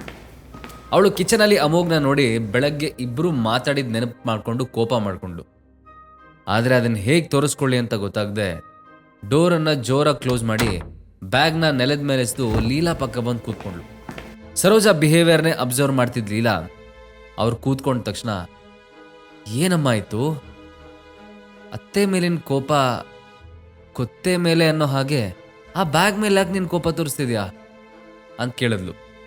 ಅದಕ್ಕೆ ಸರೋಜಾ, ಹುಚ್ಚು ಕಣೆ, ನಂಗೆ ಹುಚ್ಚು, ಜೀವ ಇರೋರ ಮೇಲೆ ಕೋಪ ತೀರ್ಸ್ಕೊಳ್ಳೋದಕ್ಕಾಗಲ್ವಲ್ಲ, ಅದಕ್ಕೆ ಜೀವ ಇಲ್ದಿರೋ ವಸ್ತುಗಳ ಮೇಲೆ ಕೋಪ ತೋರಿಸ್ತಿದ್ದೀನಿ ಅಂತ ಅಮೋಘನ್ ಗುರಾಯಿಸ್ತಾ ಹೇಳೋದು. ಅವಳು ಅಮೋಘ್ನ ಗುರಾಯಿಸ್ತಾ ಇರೋದು ನೋಡಿ ಲೀಲಾ, ಓ ಇದು ಮ್ಯಾಟರ್ ಅಂತ ಹೇಳಿ ಸರೋಜಾ ಹತ್ರ ಬಂದು ಅವಳ ಕಿವಿಯಲ್ಲಿ, ಅಮೋಘ್ ಮೇಲೆ ಕೋಪ ಮಾಡ್ಕೊಂಡಿದ್ಯಾ, ಅಂಥದ್ದೇನಾಯ್ತು ಇವಾಗ ಅಂತ ಕೇಳಿದ್ಲು. ಲೀಲಾ ಹೀಗೆ ಮೆಲ್ಲಗೆ ಕೇಳಿದ್ ನೋಡಿ ಸರೋಜಾ ಅವಳು ಅಮೋಘ್ ಜೊತೆಗೆ ಟ್ರೀಟ್ಮೆಂಟ್ ವಿಚಾರವಾಗಿ ಫೋನಲ್ಲಿ ನಡೆದಿದ್ದ ಕಾನ್ವರ್ಸೇಷನ್ ಬಗ್ಗೆ ಡೀಟೇಲ್ ಆಗಿ ಹೇಳಿದ್ಲು. ಸರೋಜಾ ಮಾತು ಕೇಳಿ ಈಗ ಲೀಲಾಗೂ ಕೋಪ ಬಂತು. ಅವಳು, ಅದು ಯಾಕಮ್ಮ ಈ ಥರ ಆಡ್ತೀಯ ನೀನು? ನಮ್ಗೇನು ಮಹಾ ವಯಸ್ಸಾಗಿದೆ ಅಂತ ಹೀಗೆ ಹೇಳ್ತಿದ್ಯಾ? ಅಷ್ಟಕ್ಕೂ ಈಗ ಮಕ್ಕಳನ್ನ ಮಾಡ್ಕೊಳ್ತಾ ಕೂರೋ ಅಷ್ಟು ಟೈಮ್ ಎಲ್ಲಿದೆ ನನಗೆ? ಆಲ್ರೆಡಿ ಆಫೀಸಲ್ಲಿ ಸಿಕ್ಕಾಬೇಡ ಕೆಲಸ ಇದೆ, ಅದ್ರ ಮೇಲೆ ನೀನು ಅರ್ಜೆಂಟ್ ಮಾಡಿ ನನ್ನ ತಲೆ ತಿನ್ಬೇಡ ಅಂತ ಸಿಟ್ಟದ್ಲು. ಲೀಲಾ ಹೇಳಿದ್ ಕೇಳಿ ಸರೋಜಾ ಸರ್ಪ್ರೈಸ್ ಆಗಿ, ಏನಂದೆ? ನಾನು ಅರ್ಜೆಂಟ್ ಮಾಡ್ತಿದ್ದೀನಾ? ನಿನಗೆ ನನ್ನ ಕಷ್ಟ ಏನೇ ಗೊತ್ತು? ಹೊರಗೆ ಹೋದ್ರೆ ಸಾಕು ಎಲ್ಲರೂ ನಿಮ್ಮ ಬಗ್ಗೆನೇ ಕೇಳ್ತಾರೆ. ನಿಮ್ಮ ಮಗಳಾಗಿನ್ನೂ ಗುಡ್ ನ್ಯೂಸ್ ಕೊಟ್ಟಿಲ್ಲ, ಏನಾದರೂ ಸಮಸ್ಯೆನಾ, ಹಾಗೆ ಹೀಗೆ ಅಂತ ಹೇಳಿ ತಲೆ ತಿಂದ್ಬಿಡ್ತಾರೆ. ನಾನು ಎಷ್ಟು ಅಂತ ಎಲ್ಲಾನು ನಿಭಾಯಿಸ್ಕೊಂಡು ಹೋಗ್ಲಿ? ನೋಡು, ನಾನು ಕೊನೆ ಸಲ ಹೇಳ್ತಿದ್ದೀನಿ, ಆದಷ್ಟು ಬೇಗ ಈ ಮನೆಯಲ್ಲಿ ಮಗು ಅಳೋ ಶಬ್ದ ಕೇಳಬೇಕು. ಇಲ್ಲ ಅಂದರೆ ನಾನೇನು ಮಾಡ್ತೀನಿ ಅಂತ ನೋಡ್ತಿರು ಅಂದ್ಲು. ಅದೇ ಟೈಮ್ಗೆ ಅಲ್ಲಿಗೆ ಅಮೋಘ್ ಮ್ಯಾಗಿ ತೊಗೊಂಡು ಬಂದಿದ್ರಿಂದ ಅಮ್ಮ ಮಗಳ ಮಾತು ಸ್ಟಾಪ್ ಆಯಿತು. ಆದರೆ ಮೊದಲೇ ಸಿಟ್ಟಲ್ಲಿದ್ದ ಸರೋಜಾ ಅಮೋಘನ ಮುಖಾನೂ ನೋಡದೆ ರೂಮಿಗೆ ಹೋದ್ಲು. ರಾತ್ರಿ ಬೆಡ್ರೂಮಲ್ಲಿ ಅಮೋಘ್ ಲೀಲಾನೇ ನೋಡ್ತಾ ಮಲಗಿದ್ರೆ ಅವಳು ಮೊಬೈಲಲ್ಲಿ ಏನೋ ನೋಡಿಕೊಂಡು ಹಾಗೆ ಬ್ಯುಸಿ ಆಗಿಬಿಟ್ಟಿದ್ಲು. ಅಷ್ಟರಲ್ಲಿ ಏನೋ ನೆನಪು ಮಾಡ್ಕೊಂಡ ಅಮೋಘ್, ಲೀಲಾ ಇಲ್ಲಿ ಕೇಳು, ಇನ್ ಕೇಸ್ ನಾಳೆ ನಿಂಗೇನಾದರೂ ನಿಮ್ಮ ಅಜ್ಜಿಗೆ ಕಾಲ್ ಮಾಡಿ ಅರಸು ಮೀಡಿಯಾಗೆ ಹೋಗೋ ವಿಷಯ ಹೇಳಿದ್ರೆ ತಕ್ಷಣ ಒಪ್ಪಿಗೆ ಕೊಡ್ಬೇಡ, ಸ್ವಲ್ಪ ಯೋಚನೆ ಮಾಡಿ ಹೇಳ್ತೀನಿ ಅಂತ ಹೇಳು ಅಂತಂದ. ಲೀಲಾಗೆ ಅಮೋಘನ ಮಾತು ಸ್ವಲ್ಪನೂ ಅರ್ಥ ಆಗಲಿಲ್ಲ. ಅವಳು, ಅಜ್ಜಿ ಯಾಕೆ ನನ್ಗೆ ಕಾಲ್ ಮಾಡ್ತಾರೆ ಅಮೋಘ್? ನಿನ್ನೆ ಪಾರ್ಟಿಲಿ ನೀನು ಇದೆಯಲ್ಲ, ಈ ಡೀಲ್ನ ಎಲ್ಲ ಜವಾಬ್ದಾರಿನೂ ಪ್ರೀತಮ್ಗೆ ಕೊಟ್ಟಿದ್ದಾರೆ ಅಜ್ಜಿ, ನೀನ್ಯಾಕೆ ಒಂದೊಂದು ಸಲ ವಿಚಿತ್ರವಾಗಿ ಮಾತಾಡ್ತೀಯಾ ಅಂತ ಕೇಳಿದ್ರು. ಅದಕ್ಕೆ ಅಮೋಘ್ ಅವಳ ಮಾತನ್ನು ತಲೆಗೆ ಹಾಕ್ಕೊಡ್ದೆ, ಅದೆಲ್ಲ ಬಿಡು, ಬಟ್ ಇನ್ ಕೇಸ್ ನಿನ್ನ ಅಜ್ಜಿ ಕಾಲ್ ಮಾಡಿ ಹಾಗೆ ಕೇಳಿದ್ರೆ ನೀನು ಇಮಿಡಿಯೇಟಾಗಿ ಒಪ್ಪಲ್ಲ ಅಂತ ನಂಗೆ ಮೊದಲು ಪ್ರಾಮಿಸ್ ಮಾಡು ಅಂತ ಹಠ ಹಿಡ್ದ. ಲೀಲಾ ಅದಕ್ಕೆ ಏನೋ ಕೇಳಬೇಕು ಅಂತ ಅಂದ್ಕೊಂಡ್ಲು. ಆದರೆ ಅಮೋಘ್ ಈ ಥರ ಕನ್ವಿನ್ಸ್ ಮಾಡ್ತಿರೋದನ್ನ ನೋಡಿ ಅವಳು ಚಾಯ್ಸ್ ಇಲ್ಲದೆ ಒಪ್ಕೊಂಡ್ಲು. ಅವಳು ಒಪ್ಕೊಂಡ ತಕ್ಷಣ ಅವ್ನು ನಿದ್ದೆ ಮಾಡಿಬಿಟ್ಟ. ಮಾರನೇ ದಿನ ಬೆಳಗ್ಗೆ ಲೀಲಾ ಆಫೀಸಿಗೆ ಹೋಗಿದ್ದೆ. ಅಮೋಘ್ ಕೂಡ ಅರಸು ಮೀಡಿಯಾಗೆ ಹೊರಟ. ಅವನಿಗೆ ಈ ಹೊಸ ಕೆಲಸ ಇತ್ತೀಚೆಗೆ ತುಂಬ ಇಷ್ಟ ಆಗ್ಬಿಟ್ಟಿತ್ತು. ಅವನ ಸೆಕ್ರೆಟರಿ ಭಾವನಾ ಸಿಕ್ಕಾಪಟ್ಟೆ ವರ್ಕೋಹಾಲಿಕ್ ಆಗಿದ್ರಿಂದ ಮ್ಯಾಕ್ಸಿಮಮ್ ಕೆಲಸನ ಅವಳೇ ಕಂಪ್ಲೀಟ್ ಮಾಡ್ತಿದ್ಲು. ಅದಕ್ಕೆ ಇಡೀ ದಿನ ಆಫೀಸಲ್ಲಿ ಕೂತಿದ್ರು ಅಮೋಘ್ ಮಾಡ್ತಿದ್ದು ಜಸ್ಟ್ ಡ್ರಿಂಕಿಂಗ್ ಕಾಫಿ, ಕಂಪ್ನಿ ಬಗ್ಗೆ ಸ್ಟಡಿ ಮಾಡೋದು, ಮತ್ತು ಭಾವನಾ ತಂದುಕೊಟ್ಟು ಫೈಲ್ಗೆ ಸೈನ್ ಮಾಡೋದು ಅಷ್ಟೆ. ಇವತ್ತು ಕೂಡ ಅಮೋಘ್ ಕ್ಯಾಬಿನ್ ಒಳಗೆ ಎಂಟ್ರಿ ಆಗಿದ್ದೆ. ಭಾವನಾ ಕೈ ತುಂಬ ಫೈಲ್ಸ್ ಹಿಡ್ಕೊಂಡ್ಬಂದು ಅವನ ಟೇಬಲ್ ಮೇಲಿಟ್ಟು. ನಂತರ ಅವಳು ಅಮೋಘನ ಕಡೆ ತಿರುಗಿ, ಸರ್, ಇವತ್ತು ನಿಮ್ಮನ್ನು ಮೀಟ್ ಮಾಡೋದಕ್ಕಂತ ಚಕ್ರವರ್ತಿ ಗ್ರೂಪ್ಸಿಂದ ಇನ್ನೊಬ್ಬರನ್ನ ಕಳಿಸಿದ್ದಾರೆ ಅಂತ ಹೇಳಿದ್ಲು. ಅದಕ್ಕೆ ಅಮೋಘ್ ವ್ಯಂಗ್ಯವಾಗಿ ನಗ್ತಾ ವಾಪಸ್ ಕಳಿಸಿ ಅಂತ ಆರ್ಡರ್ ಮಾಡಿ ತನ್ನ ಚೇರ್ ಮೇಲೆ ಕೂತು ಫೈಲ್ಸ್ ನೋಡೋದಕ್ಕೆ ಸ್ಟಾರ್ಟ್ ಮಾಡ್ದ. ಅವನಿಗೆ ಈ ರುಕ್ಮಿಣಿ ದೇವಿ ಇತ್ತೀಚೆಗೆ ಸಿಕ್ಕಾಬಡೆ ಇಂಟ್ರೆಸ್ಟಿಂಗ್ ಕ್ಯಾರೆಕ್ಟರ್ ಅಂತ ಅನ್ಸೋದಕ್ಕೆ ಸ್ಟಾರ್ಟ್ ಆಗಿದ್ರು. ಅಮೋಘ್ ಕ್ಲಿಯರ್ಲಿ ಲೀಲಾನೇ ಕಳಿಸ್ಬೇಕು ಅಂತ ವಾರ್ನ್ ಮಾಡಿದ್ರು. ಅವ್ರು ಅವಳನ್ನ ಬಿಟ್ಟು ಬೇರೆ ಎಲ್ಲರನ್ನೂ ಕಳಿಸಿದ್ರು. ಅರಸು ಮೀಡಿಯಾ ಈ ಸಲನೂ ಮೀಟಿಂಗ್ ಮಾಡದೆ ವಾಪಸ್ ಕಳಿಸಿದ್ ನೋಡಿ ರುಕ್ಮಿಣಿ ದೇವಿಗೆ ತಲೆಗೆಡೋಯ್ತು, ತಲೆ ಬಿಸಿ ಶುರುವಾಯ್ತು. ಅವ್ರು ಕಳಿಸಿದ ಹುಡುಗಿಗಂತೂ ಇದುವರೆಗೂ ರಿಜೆಕ್ಟ್ ಆದ ಅಭ್ಯಾಸನೇ ಇರಲಿಲ್ಲ. ಅಂಥದ್ರಲ್ಲಿ ಇವತ್ತು ಸುಮ್ಮನೆ ವಾಪಸ್ ಬಂದಿದ್ದ ನೆನಪಾಗಿ ಅವಮಾನ ಆದ ಹಾಗಾಗ್ತಿತ್ತು. ಸುಮಾರು ಹೊತ್ತು ಯೋಚನೆ ಮಾಡಿದ ರುಕ್ಮಿಣಿ ದೇವಿ ಬೇರೆ ದಾರಿ ಇಲ್ಲದೆ ಫೈನಲಿ ಲೀಲಾಗೆ ಕಾಲ್ ಮಾಡಿ ಅವಳಿಗೆ ಕಳಿಸ್ಬೇಕು ಅಂತ ಡಿಸೈಡ್ ಮಾಡಿದ್ರು. ಆ ಟೈಮಲ್ಲಿ ಲೀಲಾ ಮತ್ತು ಸರೋಜಾ ಇಬ್ಬರು ಒಂದು ಮಾಲಲ್ಲಿ ಶಾಪಿಂಗ್ಗೆ ಅಂತ ಬಂದಿದ್ರು. ಸರೋಜಾ ಒಂದು ಸೂಟ್ ತಂದು ಲೀಲಾಗೆ ತೋರಿಸ್ತಾ, ಇಲ್ಲಿ ನೋಡೇ ಲೀಲಾ, ಈ ಸೂಟ್ ನಿಮ್ಮಪ್ಪಂಗೆ ಚೆನ್ನಾಗಿ ಕಾಣುತ್ತಾ? ನಾಡಿದ್ದು ನಿಮ್ಮಪ್ಪ ಫಾರಿನಿಂದ ವಾಪಸ್ ಬರ್ತಿದಾರಲ್ಲ, ಅವ್ರಿಗೆ ಗಿಫ್ಟ್ ಕೊಡೋಣ ಅಂತ ಹೇಳಿದ್ರು. ಅದಕ್ಕೆ ಲೀಲಾ, ಯಾವುದೋ ಒಂದು ಪರ್ಚೇಸ್ ಮಾಡಮ್ಮ, ಈಗಾಗಲೇ ಈ ಥರ 10 ಡ್ರೆಸ್ ತೋರಿಸಿದ್ಯಾ, ನನಗೆ ಸುಮ್ಮನೆ ತಲೆ ತಿನ್ಬೇಡ ಅಂತ ಹೇಳ್ತಾ ಅವಳು ಮತ್ತೆ ಫೋನಲ್ಲಿ ಮೇಲ್ಸ್ ಚೆಕ್ ಮಾಡೋದಕ್ಕೆ ಸ್ಟಾರ್ಟ್ ಮಾಡಿದ್ಲು. ಲೀಲಾ ಹಾಗೆ ಫೋನ್ ನೋಡ್ತಾ ಇದ್ದಾಗ ಸಡನ್ನಾಗಿ ಅವಳಿಗೆ ರುಕ್ಮಿಣಿ ದೇವಿಯವ್ರ ಕಾಲ್ ಬಂತು. ಅವಳು ಸರ್ಪ್ರೈಸ್ ಆಗಿ ಸರೋಜಾ ಮುಖ ನೋಡ್ತಾ ಕಾಲ್ನ ಸ್ಪೀಕರ್ಗೆ ಹಾಕಿದ್ಲು. ಇನ್ನೊಂದು ಕಡೆಯಿಂದ ರುಕ್ಮಿಣಿ ದೇವಿ, ಲೀಲಾ ಹೇಗಿದೆಯಮ್ಮ? ಬ್ಯುಸಿ ಇಲ್ಲ ತಾನೆ? ನಿನ್ನ ಅಜ್ಜಿ ನಿನ್ನ ಹತ್ರ ಒಂದು ಫೇವರ್ ಕೇಳ್ತಿದ್ರೆ ನೀನೇನು ಇಲ್ಲ ಅನ್ನಲ್ಲ ತಾನೆ ಅಂತ ಪೊಲೈಟಾಗಿ ಕೇಳಿದ್ರು. ರುಕ್ಮಿಣಿ ದೇವಿ ಮಾತು ಕೇಳಿ ಲೀಲಾ ಮತ್ತು ಸರೋಜಾ ಇಬ್ಬರು ಸ್ಟನ್ ಆದರು. ಇದುವರೆಗೂ ರುಕ್ಮಿಣಿ ದೇವಿ ಯಾರ ಜೊತೆನೂ ಸಾಫ್ಟಾಗಿ ಮಾತಾಡಿದ್ನ ಅವರಿಬ್ಬರು ನೋಡೇ ಇರಲಿಲ್ಲ. ಅಂಥದ್ರಲ್ಲಿ ಇವತ್ತಿಷ್ಟು ಪೊಲೈಟ್ ಯಾಕೆ ಹಾಕಿದ್ದಾರೆ ಅಂತಲೇ ಅವ್ರಿಗೆ ಗೊತ್ತಾಗಲಿಲ್ಲ. ಆದರೂ ಲೀಲಾ ಕ್ಯೂರಿಯಸ್ ಆಗಿ, ಏನು ಫೇವರ್ ಅಜ್ಜಿ ಅಂತ ಕೇಳಿದ್ಲು.